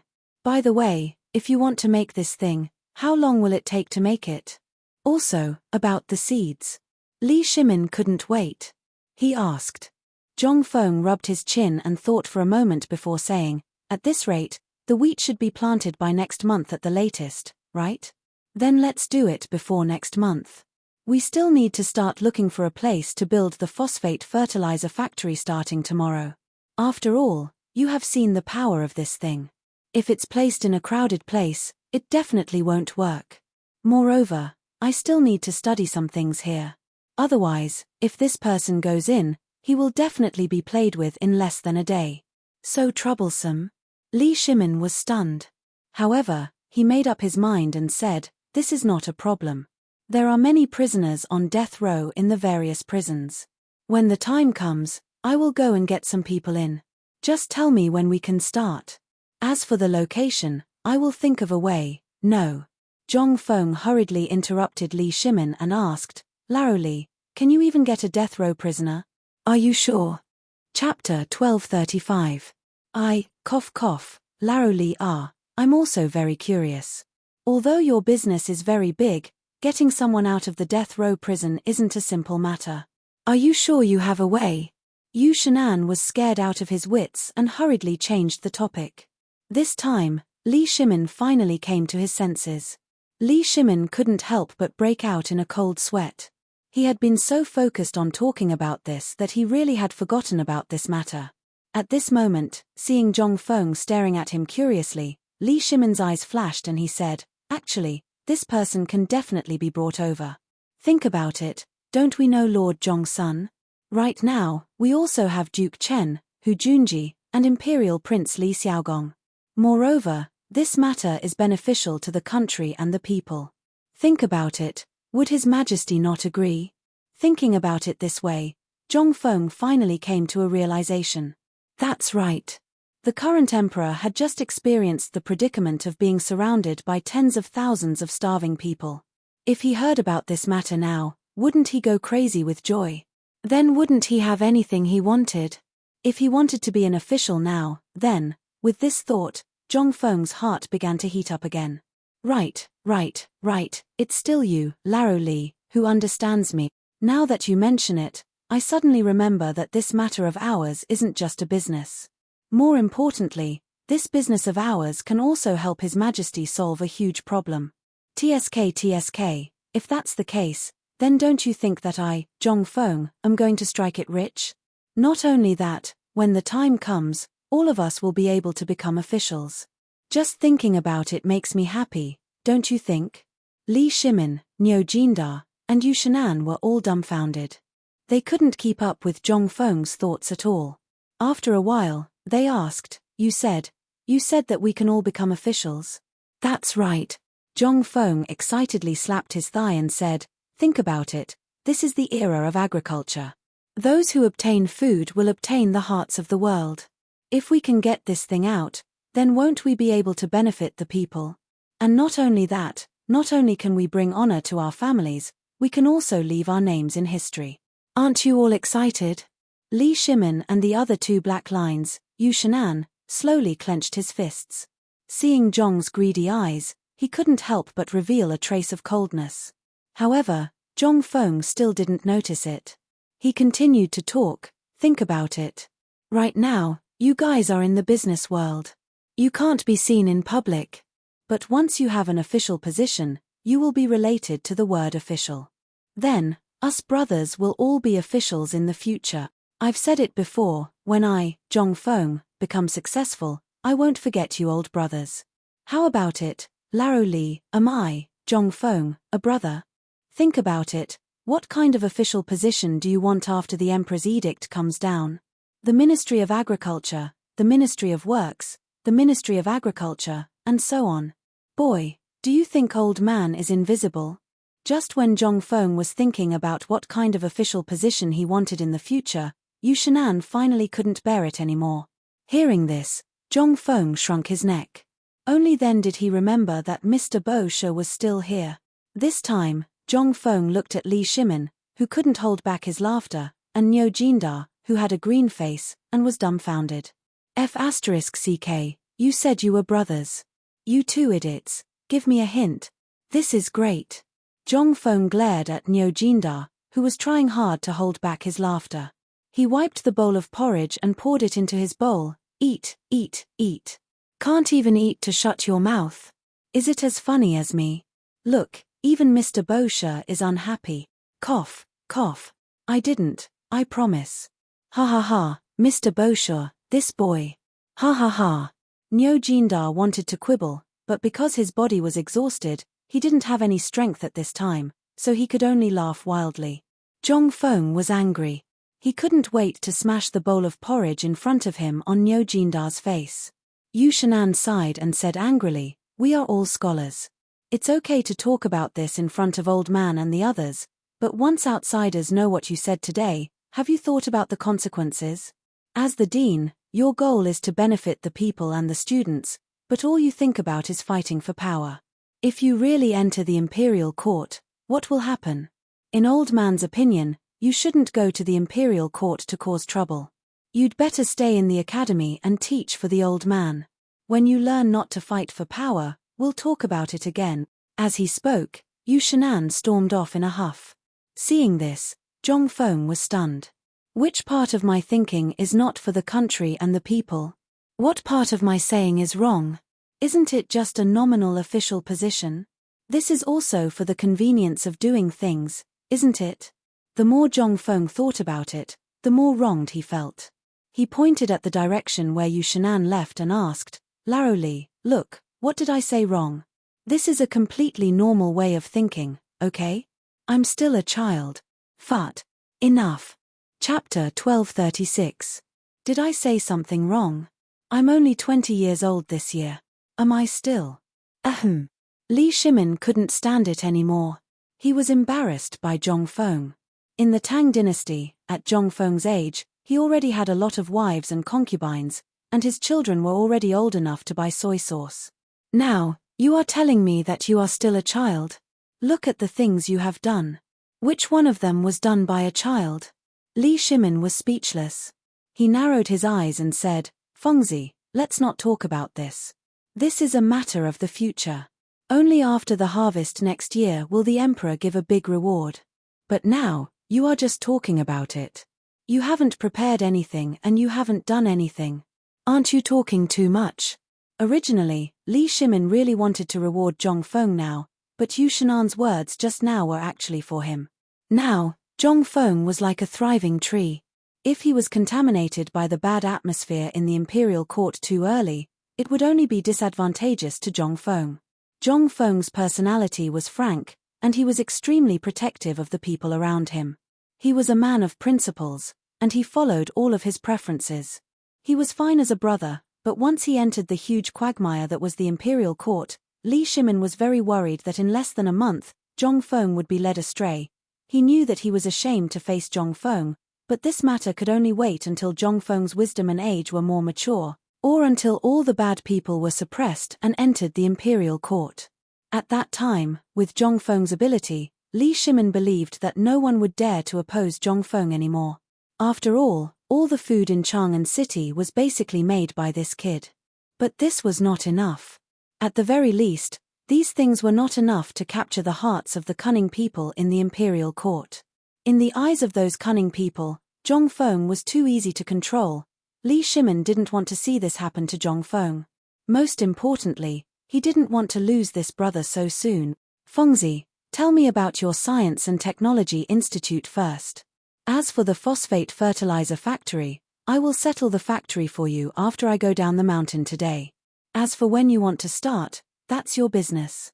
Zhong Feng was silent for a moment, then he said, It's easy to set up a place, but this thing requires knowledge of chemistry. Although Li Gan and the others have some knowledge of physics, you can see the current situation. At this time, how do you think I can set up a research institute? In terms of time, it's too late. Academy. Also known as the Physics Laboratory. This thing was the core of White Deer College, so Zhong Feng didn't dare to do it casually. At the very least, he didn't dare to interfere with this matter when he was busy. He only dared to do it when things were not so busy. After all, this experiment was different from other places. At the very least, in terms of its functions, it was very different from the current teaching building.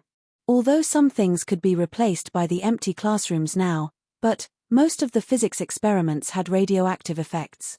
At the very least, the experiment on the radioactivity of the phosphate fertilizer and the high-speed extraction of phosphate rock required experiments. Right now, Zhong Feng was only at the initial stage of understanding these things. Basically, he only knew how to talk. After all, if it weren't for the credits, he wouldn't have gone back to the physics and chemistry classes. Laro Li, I'll think of a way to deal with this laboratory, but we can't be too hasty. As for the extraction of the phosphate fertilizer, I have the simplest method here. Zhong Feng muttered to himself for a while, then looked at Niu Jindar and said, Old Niu, how big is the phosphate rock you saw on Mount Longshu? Niu Jindar didn't even think about it. It's about the size of Mount Xiao. It's everywhere. As for how deep it is, I don't know. But Fengzi, are you sure this thing can be used? It can be used. Get rid of the question mark. Zhong Feng smiled faintly. Let me ask you. Are the trees on the phosphate rock more abundant than other places? Also, There's a distance outside the phosphate rock mountain. Is there not a single blade of grass growing there? Hearing Zhongfeng's question, Niu Jindar couldn't help but think that Zhongfeng had been there before. Fengzi, have you been there before? Zhongfeng shook his head and said, no, I haven't. Then how do you know so much about the situation there? Wasn't this nonsense? If he didn't know about this, then wouldn't he have studied for nothing all these years? However, he didn't dare to do this experiment on his own. When he was teaching Li Gan and the others, he could also review the old and learn new things. Otherwise, if he died, then he would really be done for. Moreover, as a liberal arts student, he knew these things, geography, and all kinds of things. In addition, he was originally from Shaanxi. How could he not know about the Shaanxi territory? However, when he heard that there was an area as big as Mount Xiao, Zhongfeng's eyelids couldn't help but twitch. Damn, this time I'm really rich. Chapter 1237. Li Shimin and Niu Jindar trembled when they heard Zhongfeng's shout. They almost fainted. Just a moment ago, both of them were thinking about the yield of the grain and what the phosphate fertilizer was. But in the next moment, there was a problem. This kid seemed to have gone crazy. They could not help but jump in fright. Li Shimin was speechless. Kid, can you stop being so flustered? This is not the time to talk about money. Then tell us, how do you make a fortune with this? Zhongfeng heard that and rolled up his sleeves. Come. I'll give you a good explanation. You guys are simply too lacking in physics knowledge. Li Shimin wanted to beat Zhongfeng up. He even started to clench his fists. Zhongfeng saw that and his eyelids twitched. He hurriedly said, it's this thing is a little complicated. I can't explain it clearly in a sentence or two. I'll just give you a simple explanation. 1 hour. It took Zhongfeng a full hour to explain the knowledge related to agriculture, from irrigation, fertilization, photosynthesis, and the importance of pollination in detail. This time, Li Shimin was dumbfounded. His head was dizzy, as if he had opened the door to a new world. He originally thought that these things would be fine as long as there was water. Who knew that this small thing in the picture could be so awesome? In the end, Li Shimin was sent away by Zhongfeng in a daze. Now, only Niu Jindar was left. Niu Jindar saw that everyone had left and then slumped on the stool. He said, Fengzi, I'm afraid you've forgotten about me. I'm a patient. Zhongfeng finally understood. He hurriedly looked at old Niu, lifted his eyelids, and looked at his tongue. He then heaved a sigh of relief. It's okay. Remember to drink a jar of vinegar every day and eat a piece of croton. Niu Jindar's face instantly turned as black as the bottom of a pot. Fengzi, you're asking for my life. Croton, I'm about to shit to death now, and you still want me to eat croton? Zhongfeng didn't take it seriously. This is phosphorus poisoning. Vinegar can only alleviate and eliminate the toxins, but if you want to expel the toxins, you have to go to the intestines and stomach first. Only in this way can you recover faster. Why would I mess with you? We're brothers, so I have to take care of you, don't I? As Zhongfeng spoke, he patted Niu Jindar on the shoulder and shouted outside the door, Old Mrs. He, bring me a jar of vinegar. Alter. When Niu Jindar heard this word, he almost fainted. From last night until now, his stomach was full of vinegar. The air he breathed was filled with the smell of vinegar. His wife was the person in charge of the canteen at this time.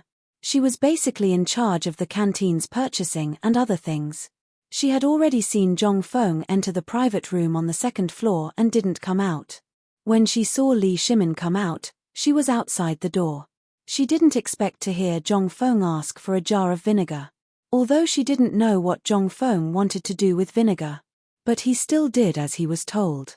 Although she didn't know why Zhongfeng wanted vinegar, she always picked the biggest thing for Zhongfeng. Therefore, his wife found 2 workers to carry a big jar of vinegar into Zhongfeng's private room. Niu Jindar's eyes widened when he saw this. Fengzi, you're a magnanimous person. Can you spare me? This is a jar. It's a **King tank. Zhongfeng was also dumbfounded. Looking at the jar and then at Niu Jindar, he had an idea and said, why don't you go in and take a bath? Although it's a little wasteful, I'll pay for it. Besides, it has some curative effect. You're too much, Fengzi. We have no grievances. I'm leaving. I'm fine. I'm cured. While speaking, Nyo Jindar staggered to his feet. He held the door frame and ran out. He was afraid that if he stayed a little longer, he would be killed by Zhongfeng. Zhongfeng was also speechless. Looking at his wife and the others, he could only wave his hand helplessly and say, "Next time, send them a small jar every day. Remember, it's a jar as big as a fist," after the meal. When Zhongfeng walked out of the canteen, the students who were doing running exercises lined up to enter the canteen in an orderly manner. Zhongfeng didn't dare to go to the front door. Instead, he quietly walked out from the back door. However, before Zhongfeng walked out of the canteen, he ran into Old He, who was eating in the back kitchen of the canteen. When Old He saw Zhongfeng coming over, he grabbed Zhongfeng and said, "It's really difficult to see you now." Seeing this, Zhongfeng asked, "Don't you see me every day? What's the matter?" Uncle Ho looked around and pulled Zhongfeng to a corner. "This time," he said in a low voice, "do you remember the 3 old men that you found? They asked me to tell you that the things you asked them to fiddle with have sprouted." Zhongfeng was stunned when he heard this. He couldn't remember at the moment. Old He saw this and said, "Hey, I told you that you must have forgotten. Let me remind you. The things you and the 3 old men planted in the distiller's grain trough in the brewery next to the pub." Zhongfeng instantly remembered something. He hurriedly asked, "Is what you said true? The potatoes really sprouted?" Chapter 1238. Zhongfeng did not expect the potatoes to sprout. This was simply the best test subject at the moment. As long as the phosphate fertilizer was tested, it would definitely become the best thing in a short period of time. However, this was just Zhongfeng's idea. After all, it was still early. At least after the new year, it would be important to pay attention to it. There was another important thing, which was that there were only a few seeds. He was not sure how many seeds these potatoes could produce before the new year. However, this good news made Zhongfeng even more excited. Zhongfeng hurriedly asked Uncle Ho to send a letter home. Tell them what I said. Tell them to water the potatoes with feces every 5 days, but only about a scoop each time. It is best to maintain the temperature at a certain constant temperature, which is the temperature at noon now. The temperature was very strange. It was very cold in the morning and at night, but it was unusually warm at noon. Zhongfeng was very worried that something would happen to the potatoes in such an environment. This was their only hope now. It was something to verify whether his soul was effective. It was still in the research and development stage. After all, if they wanted to extract spiritual elements, there were still a lot of deficiencies. According to historical records, spiritual elements appeared in history. It was developed by foreign scientists hundreds of years later. Zhongfeng did not know what he was thinking. He hurriedly packed up and prepared to go down the mountain. Currently, he needed to study Lin Fei in detail. After all, it was still early for other things, but the autumn planting was not far away. If he missed the autumn planting, it would be useless even if he wanted to experiment.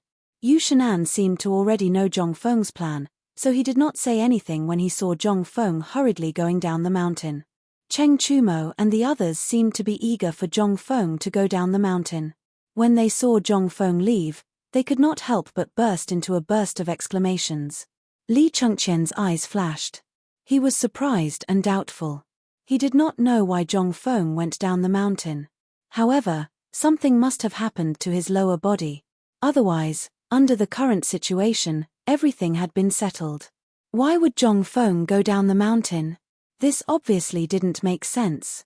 At this time, although not many people knew about the phosphate fertilizer on the mountain, Li Chengqian's men knew a little about Lin Fei's miraculous abilities. However, they still kept a respectful distance from this matter. No one dared to touch this thing. After all, Nyo Jindar's example had already made many people's hair stand on end. Who would dare to touch this thing? On the other side, Fang Xianling was restless at home. Fang Yi had also entered Chang'an University a month ago. But this was not what he wanted.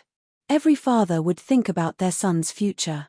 Since the last time he saw Liu Jianhu's broken leg and the performance of Niu Jindar and the others, Fang Xuanling's heart began to feel a little alive. After all, because of the emperor's order, he stayed in Chang'an to deal with the aftermath. But now, Fang Xianling rarely participated in it. He had entered Chang'an University a month ago. However, after seeing the scene at Zhongfeng Courtyard and the Mid-Autumn Festival Poetry Meet, as well as the scene at White Deer College's opening ceremony, Feng Chuanlin's heart was already somewhat unable to hold back. In addition, during the Mid-Autumn Festival night, Fang Xianling and his wife had shown their desire. As a cabinet minister, how could Fang Xianling not know? For example, right now. It was rare that the emperor did not go to court today. It was rumored that he had gone to White Deer College. Fang Xianlin was preparing to go to work after breakfast, which was rare. However, at the dining table, he had heard his wife and Fang Yi's wife's strange words. How could he not know what his son was thinking? After all, Cheng Yaojin and the others had been showing off in front of others every day, especially after the Mid-Autumn Festival Poetry Meet.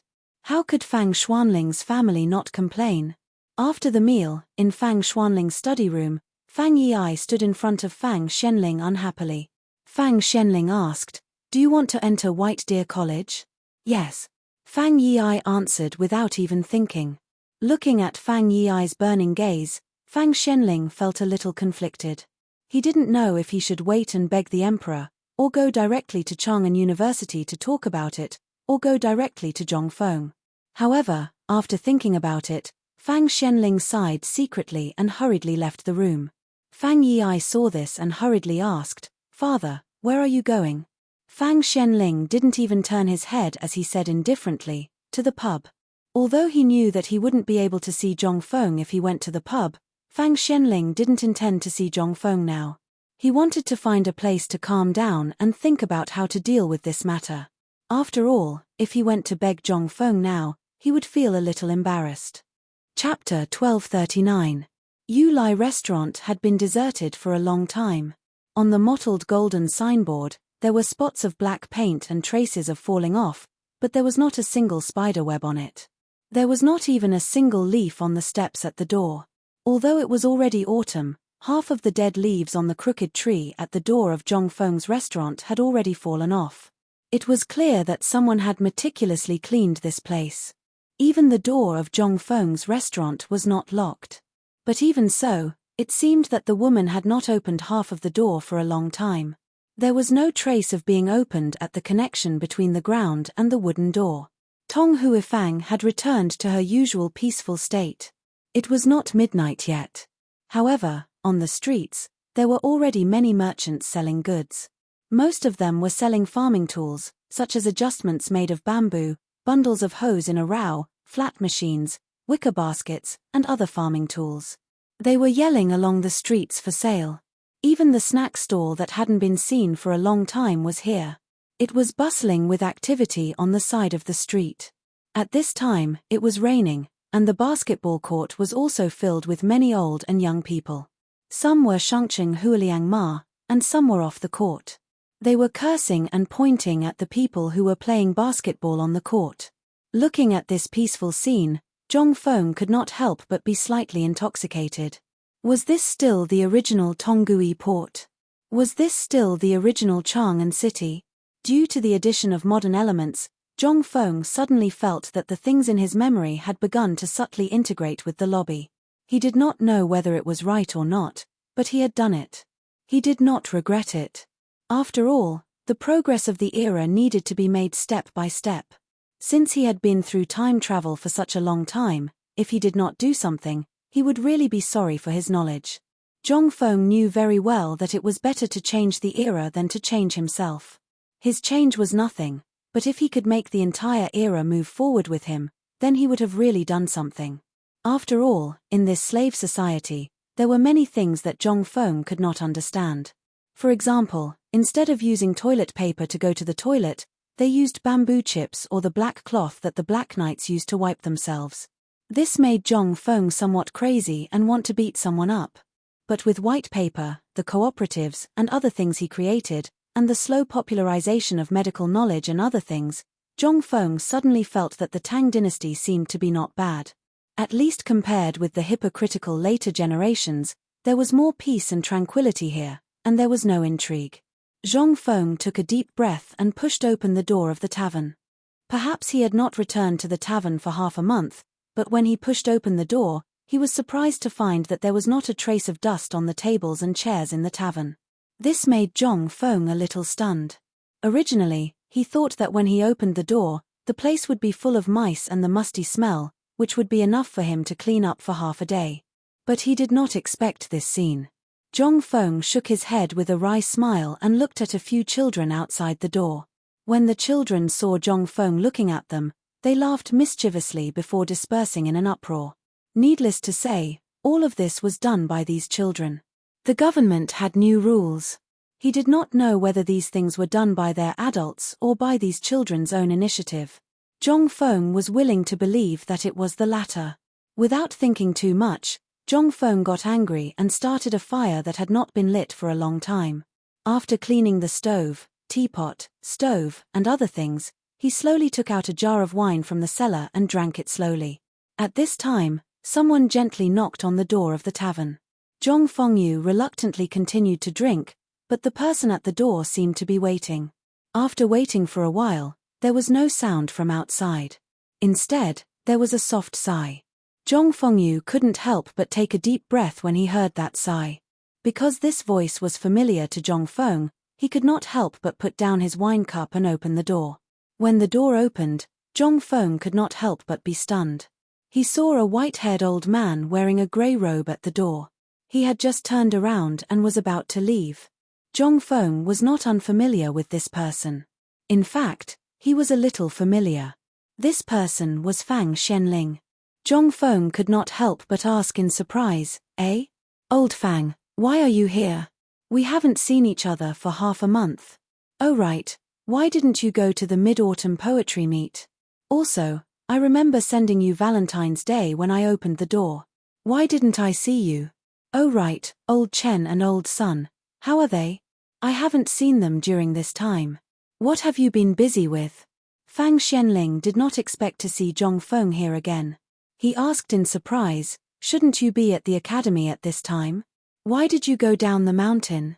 The two could not help but be stunned at the same time. Then, they smiled faintly. Zhong Feng hurriedly led Fang Xianling into the tavern and poured him a cup of wine. Looking at Fang Xuanling's worried face, he could not help but ask, "Did something happen recently? Otherwise, why haven't I seen you all this time?" Chapter 1240. Although he didn't know what had happened during this period of time. However, it was obvious that he was sitting comfortably in the front, while old Fang and the others must be dealing with the matters behind. After all, the degree of danger of the 5 families and 7 clans, as well as ensuring that the Mid-Autumn Festival Poetry Meet and the opening ceremony would proceed normally, Zhong Feng wouldn't believe that there wasn't someone behind to block some troublemakers.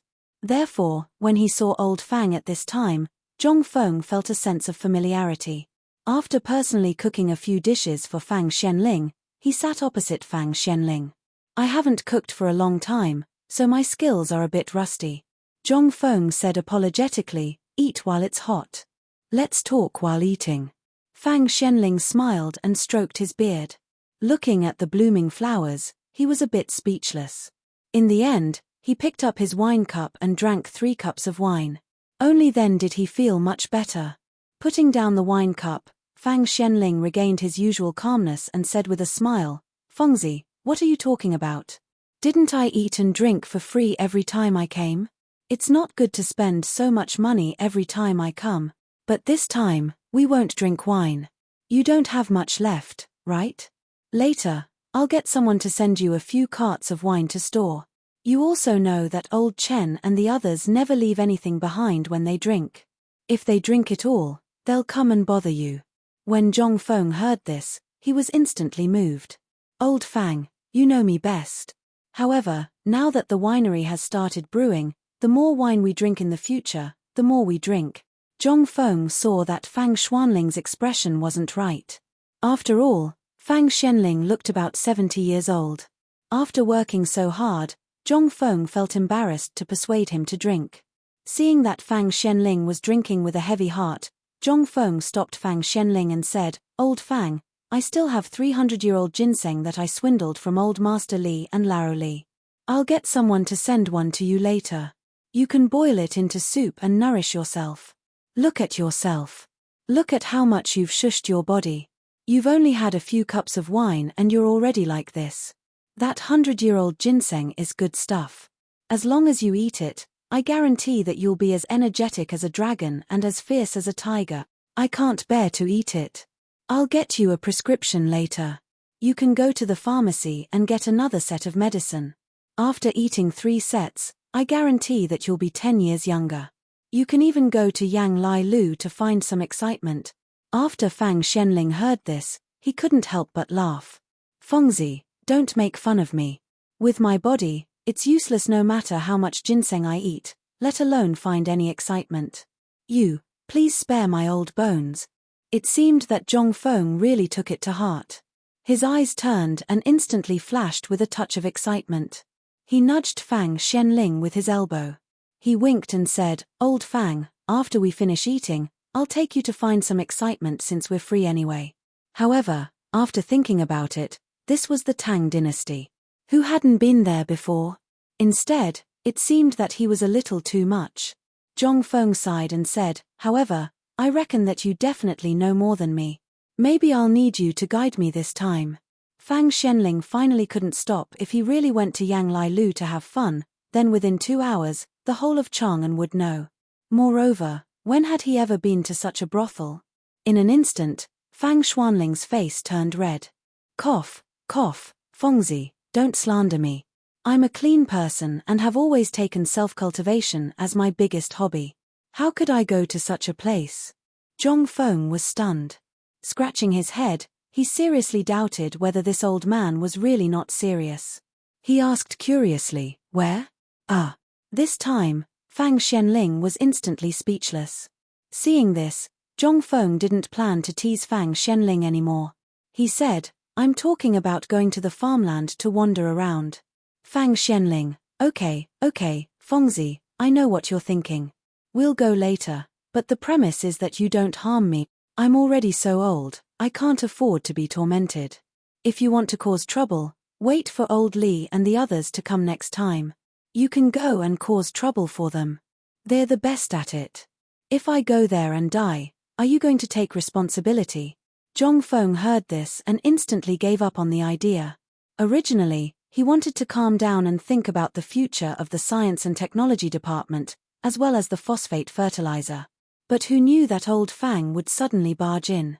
Originally, he wanted old Fang to wander around with him and personally see the situation in the farmland.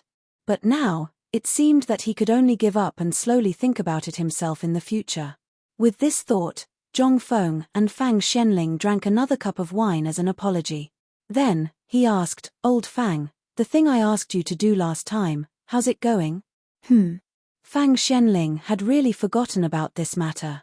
He didn't remember what Zhong Feng said before. Besides, this kid had always been talkative. How could he remember anything? Seeing this, Zhong Feng couldn't help but feel a little speechless. "Okay. It seems that you really have forgotten everything. Let me remind you. Last time, I asked you to help me check the distribution of power of the 5 families and 7 clans in Chang'an City." Chapter 1241. Only then did Fang Xianling realize what was going on. "Hey, you're talking about that time? You should have said so earlier. You made me think for a long time, but I still don't know which time you're talking about." Fang Xianling thought for a while, then simply took out a piece of paper from his arms and handed it to Zhong Feng. The paper was still the same straw paper. Although the current supply of white paper and the free paper they needed every month was enough for them to squander, how could Fang Xianling, who was used to being thrifty, be willing to waste it here? He also knew that Zhong Feng had a lot of paper here. If you want to look at it, you can copy it yourself. Sure enough, Zhong Feng looked at the yellowed and hard straw paper and stared at Fang Xianling speechlessly. "Old Fang, can't you be a little more generous? This thing is already rotten on the street. Why are you still so stingy?" This is thrifty. Do you know how to be thrifty?" Fang Xuanling's face turned red and he hurriedly defended himself. Zhong Feng was too lazy to argue with him. After all, every businessman was like this, right? Zhong Feng didn't study this matter. Instead, he looked at the floor plan of Chang'an City in front of him. All the buildings on the map were roughly distinguished, but there were still some places that were a little blurry. These blurry places, according to Zhong Feng's memory, seemed to be abandoned places where no one lived. Although it didn't look like much on a normal day, when he looked at them together, it still shocked Zhong Feng. My goodness, there seemed to be a lot of places in Chang'an City that were empty. Where was this? This was Chang'an City, the hub of the Tang dynasty. If this place was like this, it could be seen how other places in the Tang dynasty were like. At this time, as Zhong Feng's eyes moved, he gradually saw some marked red dots, blue dots, and black dots on the map, as well as the small tavern and the Zhong Mansion's villa that were circled. He was a little curious. My tavern and my mansion, why are they all circled? What does this mean? This, Fang Xianling was a little speechless. However, he rolled his eyes and said, "This thing was obtained from the Central Secretariat through my connections. Therefore, this thing was also copied out for me. They said that the areas marked with circles are places that are heavily protected. As for the black and red areas, the black areas represent the 5 surnames and 7 clans, the red areas represent the Guanlong area. As for the yellow and blue areas, they represent the strongholds of foreign tribes in Chang'an, as well as the businesses of the Hu merchants in Chang'an." After explaining for a long time, Fang Xianling finally explained it to Zhong Feng. Zhong Feng also clicked his tongue in wonder as he looked at the map. He slowly put it into his bosom. He admired Li Shimin's ability. Although he had never seen this emperor who could compete with him, he could see Li Shimin's great talent and strategy from this map. If it weren't for the fact that he couldn't enter the palace, he would have already gone to the palace to greet him. But now was not the time to ask about this. Zhong Feng put away the map, then looked at Fang Xianling and said, "Old Fang, have you encountered some troubles recently? Why do I feel that you are always listless and absent-minded today?" When it came to serious matters, Fang Xianling was a little embarrassed. After all, these things, he wanted to save face. But at this time, Fang Xianling still said, "You are very famous.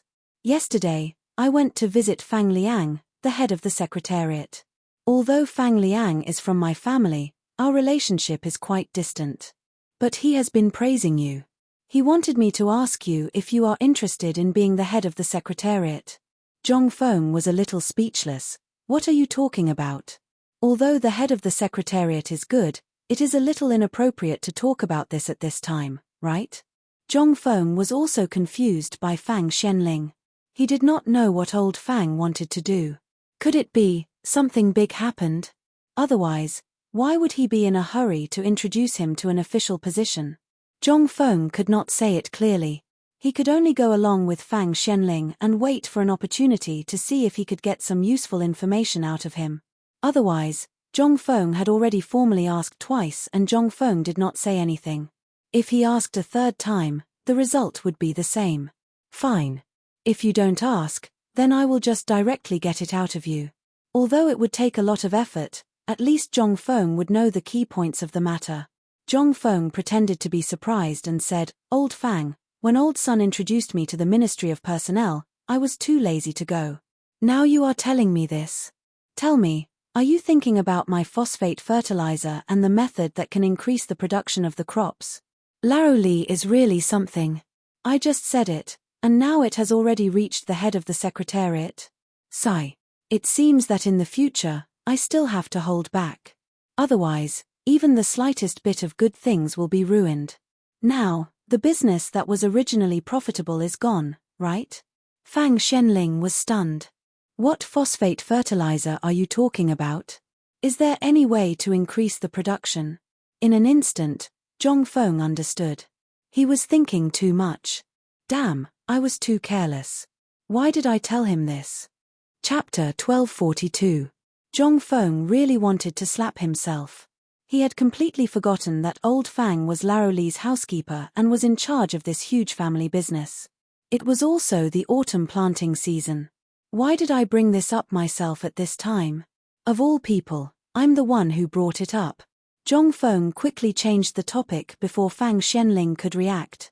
Old Fang, I've been thinking about something. It's been so long. I've met old Chen, Laro Li, old Sun, and old Wei's son, but you're the only one who's so mysterious. I've never heard them mention you before.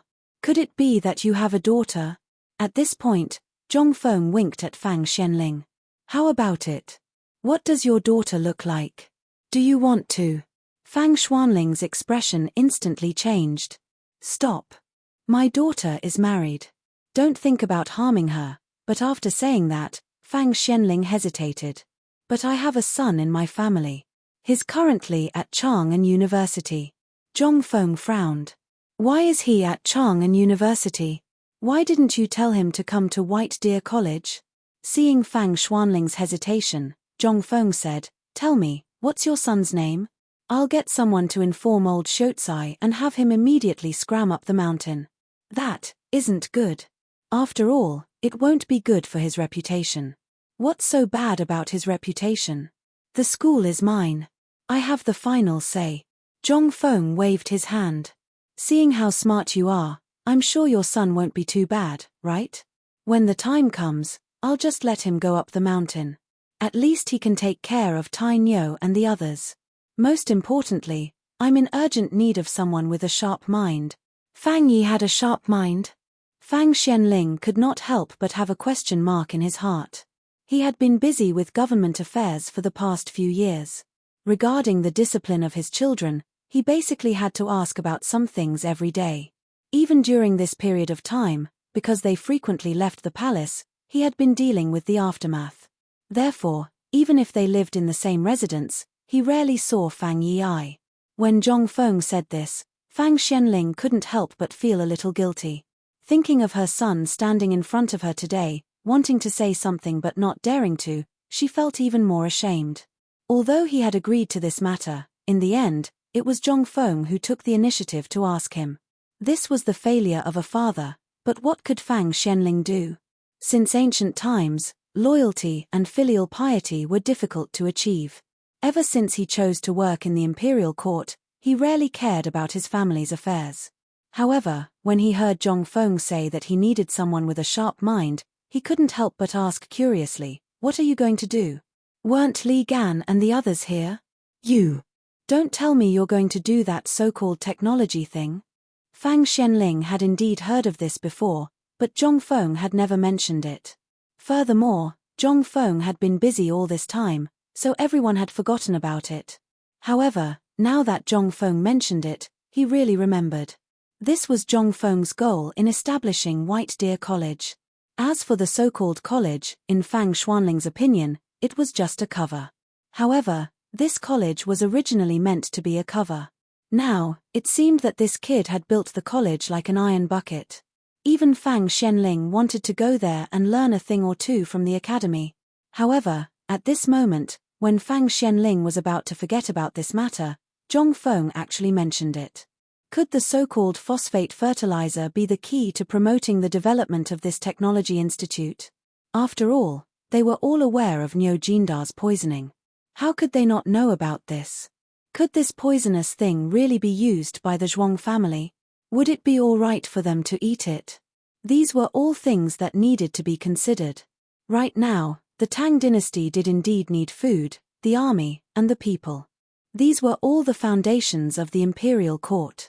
However, they didn't have these things now. Everything was a waste of time. At this moment, when he saw that Zhong Feng wasn't speaking, Fang Xianling started to get anxious. Fengzi, tell us. What exactly is this phosphate fertilizer? Are you sure it's harmless to the Zhuang family and people? Zhong Feng believed that they all knew about old Niu's matter. Zhong Feng didn't intend to hide this matter. At this moment, when he heard Fang Xuanling's question, Zhong Feng nodded. This needs to be refined and purified. Although it's simple, there are many hidden dangers. For example, phosphorus poisoning. If it's not handled properly, there will be problems. That's why I need talents. Only people with sharp minds can learn scientific knowledge faster. I don't have time to wait. If I continue to wait, My college's kitchen will be cut off at the beginning of spring next year. When Fang Xianling heard this, he couldn't help but have some ideas. He said, Fengzi, why don't you go to the Central Secretariat? This way, you can get reimbursed for everything you need. You don't have to spend a single cent. At the very least, if someone dies in your laboratory, no one will cause you any trouble. Chapter 1243. The reason why Fang Xianling wanted Zhong Feng to go to the head of the Secretariat was because, on the one hand, the head of the Secretariat was indeed the place where the imperial edicts had to pass through.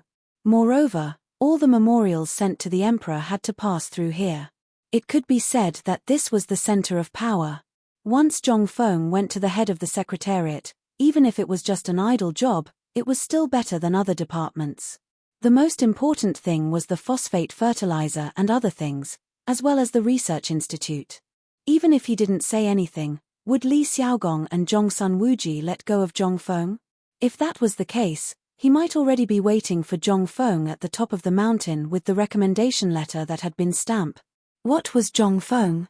He knew that once Zhong Feng went to any department, not only would it be the most lucrative job, but the most beautiful thing was that this kid was quick-witted and could do everything in an orderly manner.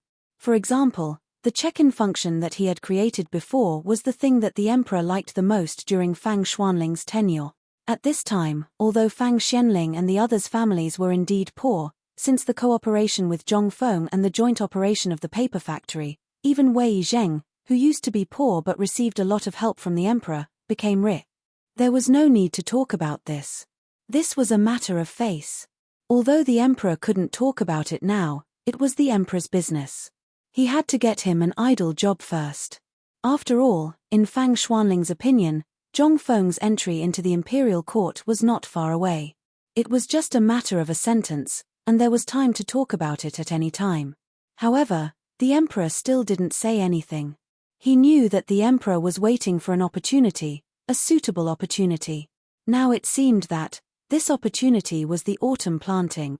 If Zhong Feng really managed to get this thing out, then it would be an understatement to say that the Tang dynasty could become the world's granary in an instant. However, Zhong Feng was a little unhappy about this. I say, old Fang, why don't you ask me to go to the Ministry of Agriculture or the Ministry of Works? If you ask me to go to these two places now, I might go there right now. But what do you think the head of the Secretariat is? Tell me, which of these things I'm doing now have anything to do with the Secretariat? Fang Xianling thought to himself, as expected. Fortunately, he came early. Otherwise, if that old guy Li Xiaogong took the initiative, then now, Fang Xianling laughed and filled Zhong Feng's glass with wine. He wanted to use the old method to get Zhong Feng drunk. However, he was not Zhongsun Wuji, nor was he Cheng Yaojin, nor was he Yu Qigong. When it came to serious matters, he could speak clearly and logically, but when it came to the art of drinking, he was really not as good as Zhong Feng. At this time, how could Zhong Feng not know Fang Xuanling's intention? He could also see Fang Xuanling's intention. Such a jerky action could be seen by anyone. On the contrary, Zhong Feng drank neither too fast nor too slow. As he drank, Fang Xianling choked. After 3 rounds of wine, Zhong Feng asked, "Old Fang, I'll tell you the truth. Now, as long as it's related to profit, it's best not to touch it." In an instant, Fang Xianling sobered up. He hurriedly asked, "Why?" Zhong Feng mysteriously got close to Fang Xuanling's ear and said, "Do you still need to say it? Didn't you see that the emperor made a division of interests before? That is, the matter of choosing a new team. Do you still remember?" How could Fang Xianling not remember this matter? Hearing Zhong Feng's words, Fang Xianling nodded. He was a little surprised and thought of something, then said, "You mean, the emperor will make a big move?" Zhong Feng smiled but didn't say anything. Although he was just guessing, according to his habits, it was certain. Moreover, last time when he was drunk, during the mid-autumn hunt, he had heard Li Xiaogong talk about some things in the court. In addition, many of his thoughts were similar to the emperor's. In addition, Laro Li and the others were very close to Lord Zhongsun. Who was Lord Zhongsun? He was Li Shimin's brother-in-law. How could the emperor not know what he knew? Therefore, Zhong Feng had a bold guess. At this time, He was targeting the people of the 5 surnames and 7 major clans with great fanfare. If he did this, who in the world would be the one who wanted these landowning clans to suffer the most? That was the current emperor. At this time, if they cooperated with each other, the 5 surnames and 7 noble families were bound to fight back. This time, if the emperor really wanted to touch the 5 surnames and 7 noble families, it would be best to do it in the court. At the very least, if a corrupt official came to investigate, it would be guaranteed to be accurate. But at this time, asking him to go to the secretariat? Unless Zhong Fengxiu was joking. At this time, he was going to be a scapegoat. He wasn't stupid. Most importantly, the people in the secretariat, although they were all powerful, to put it bluntly, they were just secretaries. This was an occupation that offended people. Therefore, Zhong Feng wouldn't go no matter what. But at this time, he couldn't say it clearly. He could only let Fang Xianling figure it out himself. At this time, Fang Xianling actually didn't fully understand. If he understood, he did, but if he didn't, he really didn't understand. He was still saying good things about the secretariat. In any case, if Zhong Feng didn't go to the secretariat, it would be Zhong Feng's loss and so on. Zhong Feng was speechless. He didn't understand what this stubborn old man wanted to do. He could only say helplessly, "Old Fang, no matter what you say, I won't go to the secretariat." Why? Zhong Feng didn't want to say it clearly, but at this time, Fang Xianling obviously didn't understand the meaning of Zhong Feng's words. Zhong Feng could only sigh and say, "I'll tell you. You must not spread it out." While speaking, Zhong Feng whispered in Fang Xuanling's ear, "Actually, the people in the secretariat are all scammers." Chapter 1244. When Fang Xianling heard this, his expression was very interesting. Were the people of the secretariat all deceiving people? This was the most hurtful thing he had ever heard. For example, a little toy that you carefully protected, an industry, in the end, in the eyes of others, this toy of yours is actually worthless. Tell me, would you be happy? Therefore, some things really couldn't be played like this. No, no, no. Who did you hear that from? The secretariat is the hub that controls all the information in the world. People who want to enter can take pictures of your academy from the entrance of the palace. How can you say that? And look at the secretariat. It's the closest place to the emperor. It's far away from all the disputes. This time, the head of the secretariat wants to recruit you. You have to think carefully. Zhong Feng hurriedly interrupted his nagging and said hurriedly, "Old Fang, I know you are investing in me with good intentions. But these things are not the right way. Relying on the heavens, the earth, and others is nonsense. Only relying on oneself is the right way. And why do you think the head of the secretariat likes me? It's nothing more than seeing that I'm doing well. And most importantly, they want me to come here. Think about it. Guess what they want to do? They want to take away my White Deer College's industry and the Science and Technology Institute. They don't want the Ministry of Works to take them away. If I can't think of this, aren't you looking down on me, Zhong Feng?" He was wronged. This was a great injustice. Fang Xianling wanted Zhong Feng to go to the secretariat. This was a thought from the bottom of his heart. He didn't have any other thoughts. Most importantly, Zhong Feng's industry was basically related to the emperor. The only thing that wasn't related to him was the phosphate fertilizer that had just been released. Fang Xianling couldn't help but ask curiously again, "Is the phosphate fertilizer you mentioned really that good?" Zhong Feng nodded. "If I'm not wrong, once the phosphate fertilizer is released, it will sell even better than salt and paper." Hiss. "This is impossible." Fang Xianling was so excited that his face turned red. "Are you sure?" "I'm sure. Think about it. Even if we don't talk about the current famine, do you think any of the commoners wouldn't eat? I think you should know better than me about doing business, right?" Fang Xianling raised his eyebrows. It would be great if he knew how to do business. The problem was that he didn't know how to do business. At this moment, he could only cup his fists and let Zhong Feng explain to him. Zhong Feng was also a little suspicious. What kind of business did Laro Li do that he actually sent old Fang over? Wasn't this just fooling around? Don't you know how to look at the market? Even a dabbler like him knew more than the rest of them. Fine. I'll explain it to you today, Zhong Feng said after thinking for a while. What could Fang Xianling say? He hurriedly prepared a bowl of wine for Zhong Feng and poured it into Zhong Feng's mouth. Of course, he drank a lot of wine. Zhong Feng smiled and said, Old Fang, when do you want to come to my academy to study?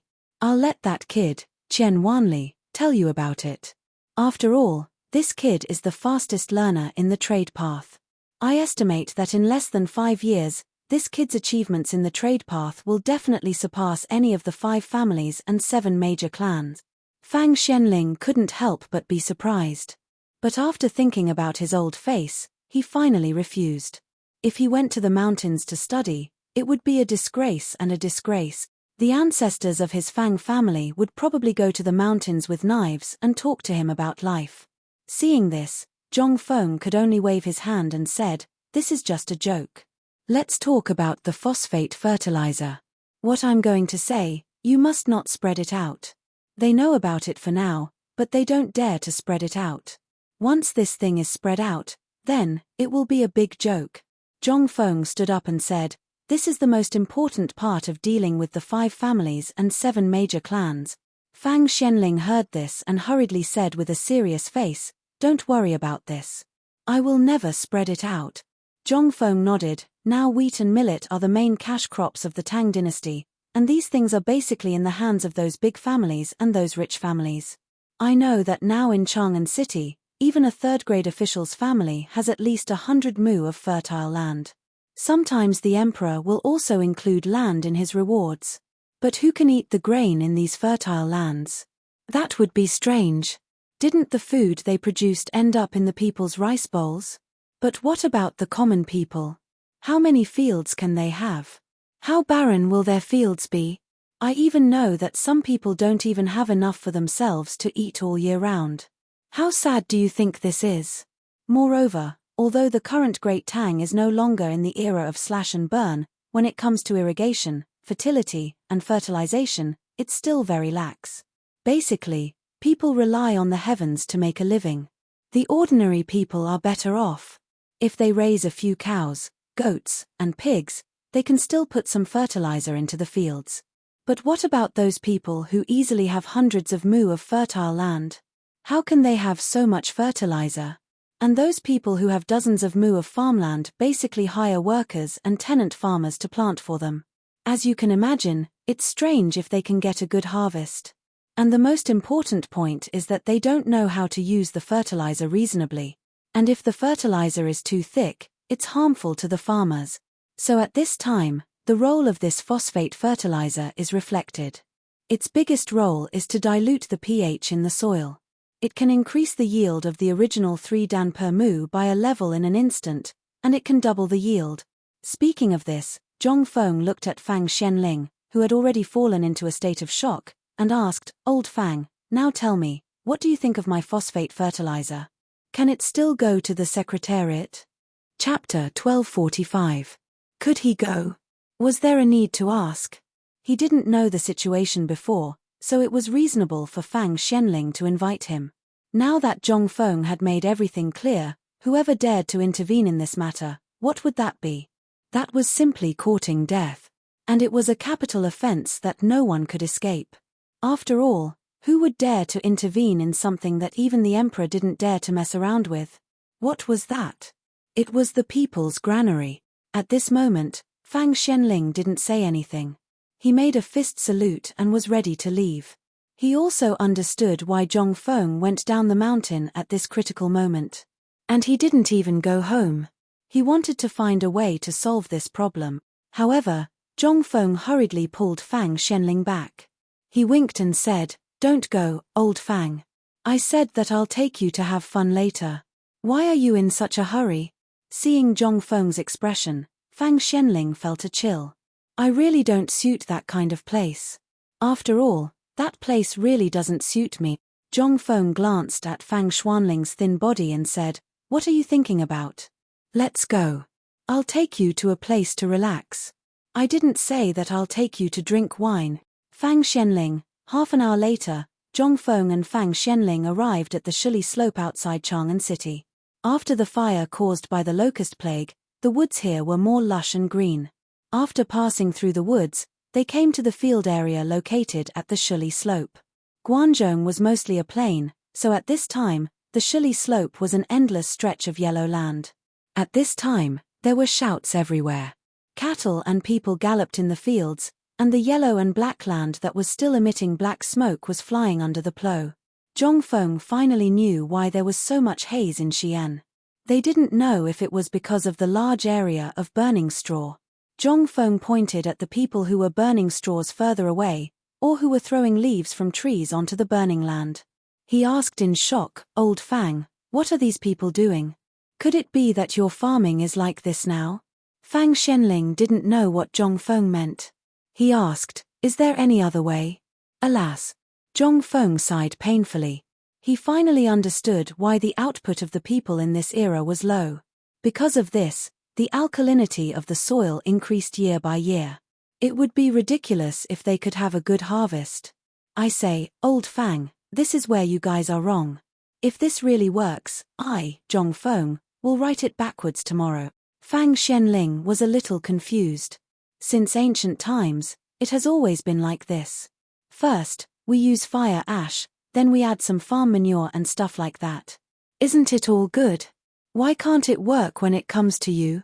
Zhongfeng shook his head. It's not that it doesn't work. Forget it, you won't understand even if I tell you. Come, old Fang.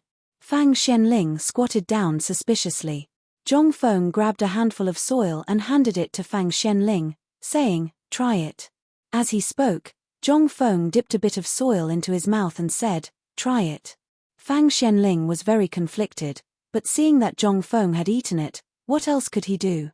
He copied Zhongfeng and picked up a piece of soil from the ground and threw it into his mouth without looking. Instantly, a sour taste and a rotten smell made Fang Shenling almost vomit. Seeing this, Zhongfeng spat out the soil in his mouth and rinsed his mouth with the wine in the wine bag he carried with him.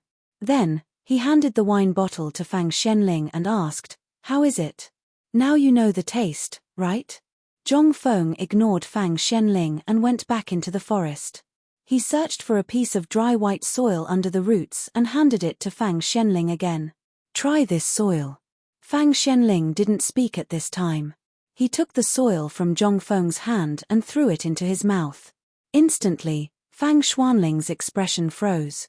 It was the same kind of mud, but the smell was completely different. The mud here had a fishy smell, and there was a bitter smell of dried leaves, but it didn't have the salty and astringent taste.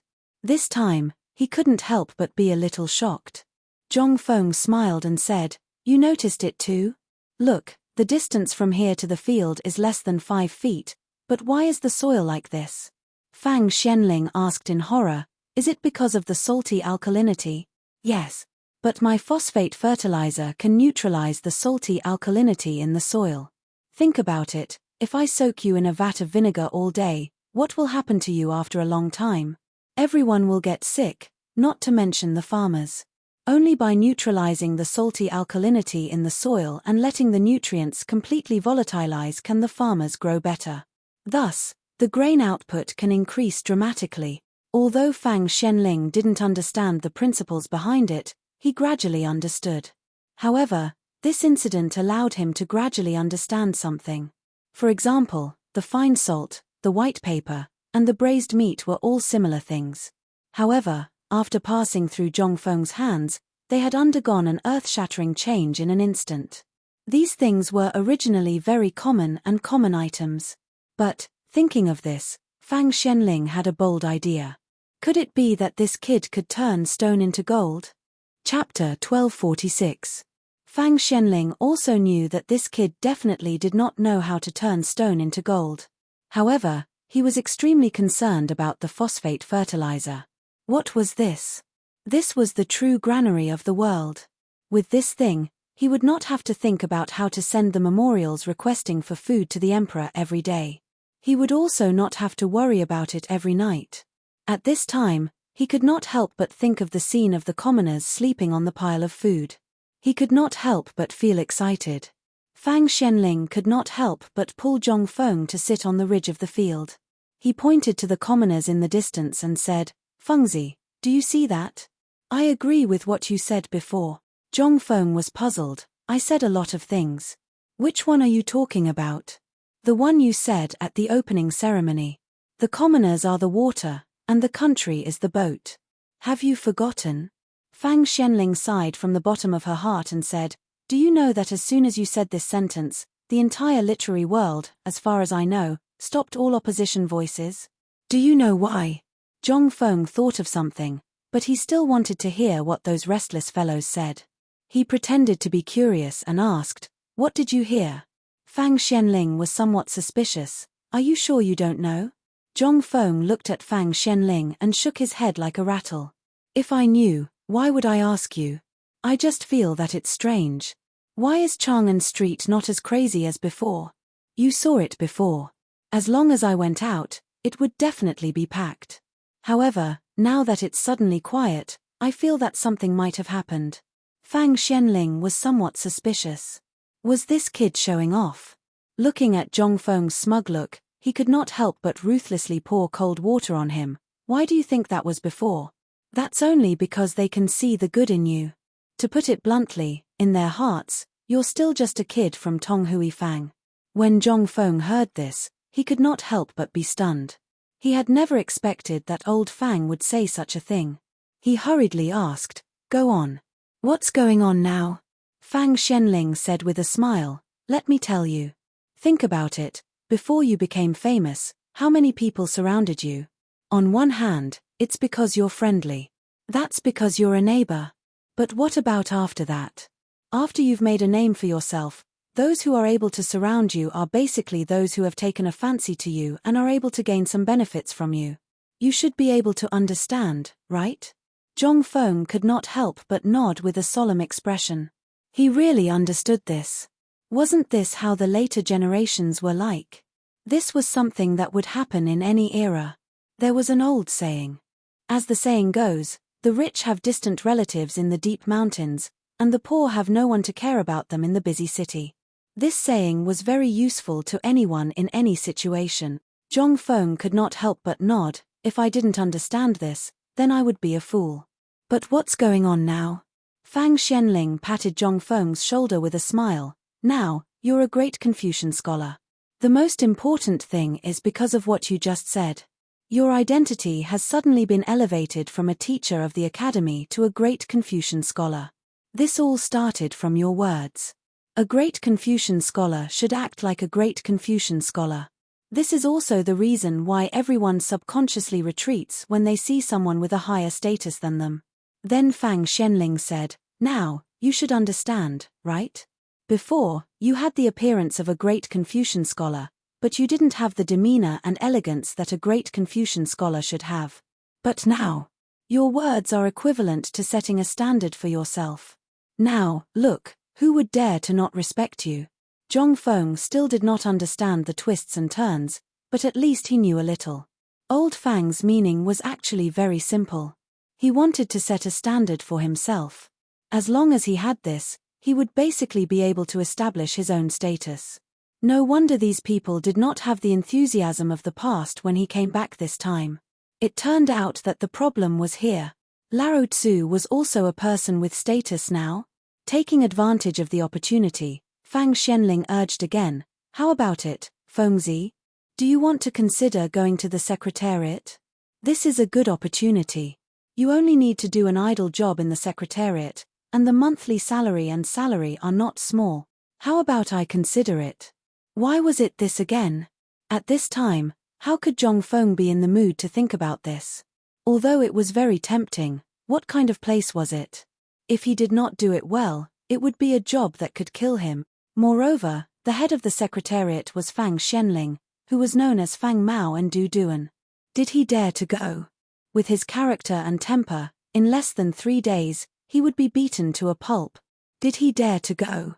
He did not know what benefits this old man had received from Fang Xianling to encourage him to go to his death. Zhong Feng could not help but look up to the sky and sigh, "Alas, old Fang, I see you as a brother, but, forget it, we are all brothers on the surface." Chapter 1247.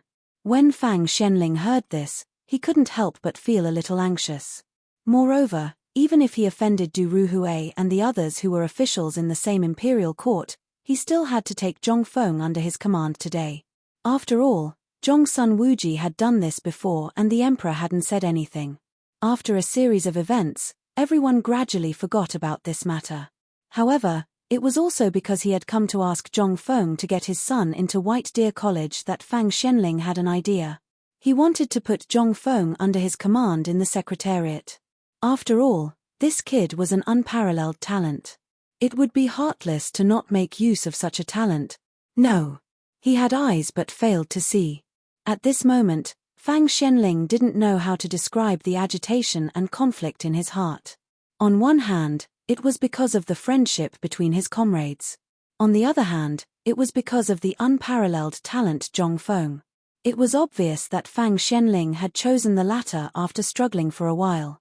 Fengzi, I know that old Sun and Li Xiaogong must have promised you something last time. However, you have to know that these two people were born military officers. They were born to be military men. Do you think that their Ministry of Appointments and Ministry of Works will be good?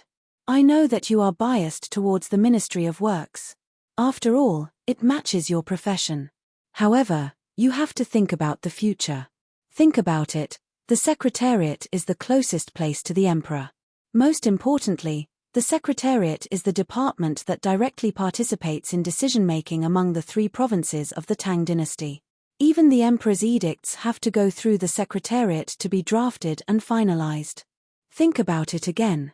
Every day, memorials, documents, and reports from all over the country have to go through the Secretariat before they can be placed in front of the Emperor. What is this? Fang Xianling glanced at Zhong Feng. Seeing that Zhong Feng seemed to be moved, he continued patiently, think about it. If the Emperor wants to make a decision, he has to let Lord Fang and the ministers of the Secretariat go through a strict and careful discussion before they can formulate a plan. Only then can it be announced and implemented in the morning court. This means that the Secretariat can know things that others don't know much earlier than others. What does this mean? Sigh, that's why, Fengzi, think about it now. Whether it's the Ministry of Justice, the Ministry of Works, or the other ministries of the Secretariat, who can compare with the Secretariat?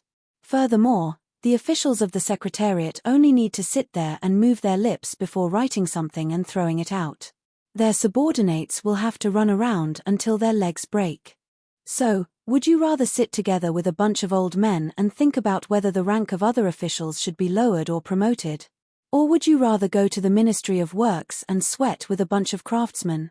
Look at the Secretariat. All of them are top-notch talents in the Great Tang, and all of them are youths brimming with vitality. Tell me, would you rather work with them? This time, Fang Xianling said the words that had been in his heart in one breath. He instantly felt very comfortable. Although he had sold out his colleague, he had no regrets. As long as he could get Zhong Feng to work for him, he would have a meteoric rise. At that time, his back would be straighter than it was now. Compared to selling out his colleague, what was there to be afraid of? However, this also made Zhong Feng feel a little surprised. My goodness, this old Fang, who usually looked dull, turned out to be King Taciturn Gord. He was simply mischievous. However, judging from his constant advocacy of the Secretariat, he should have received a lot of benefits from Fang Xianling. Otherwise, they would definitely be a family with the surname Fang. According to Zhong Feng's knowledge, there were not many people with the surname Fang in the entire Tang dynasty. And the most important thing was that this grandson of his had almost made him confused in this short period of time.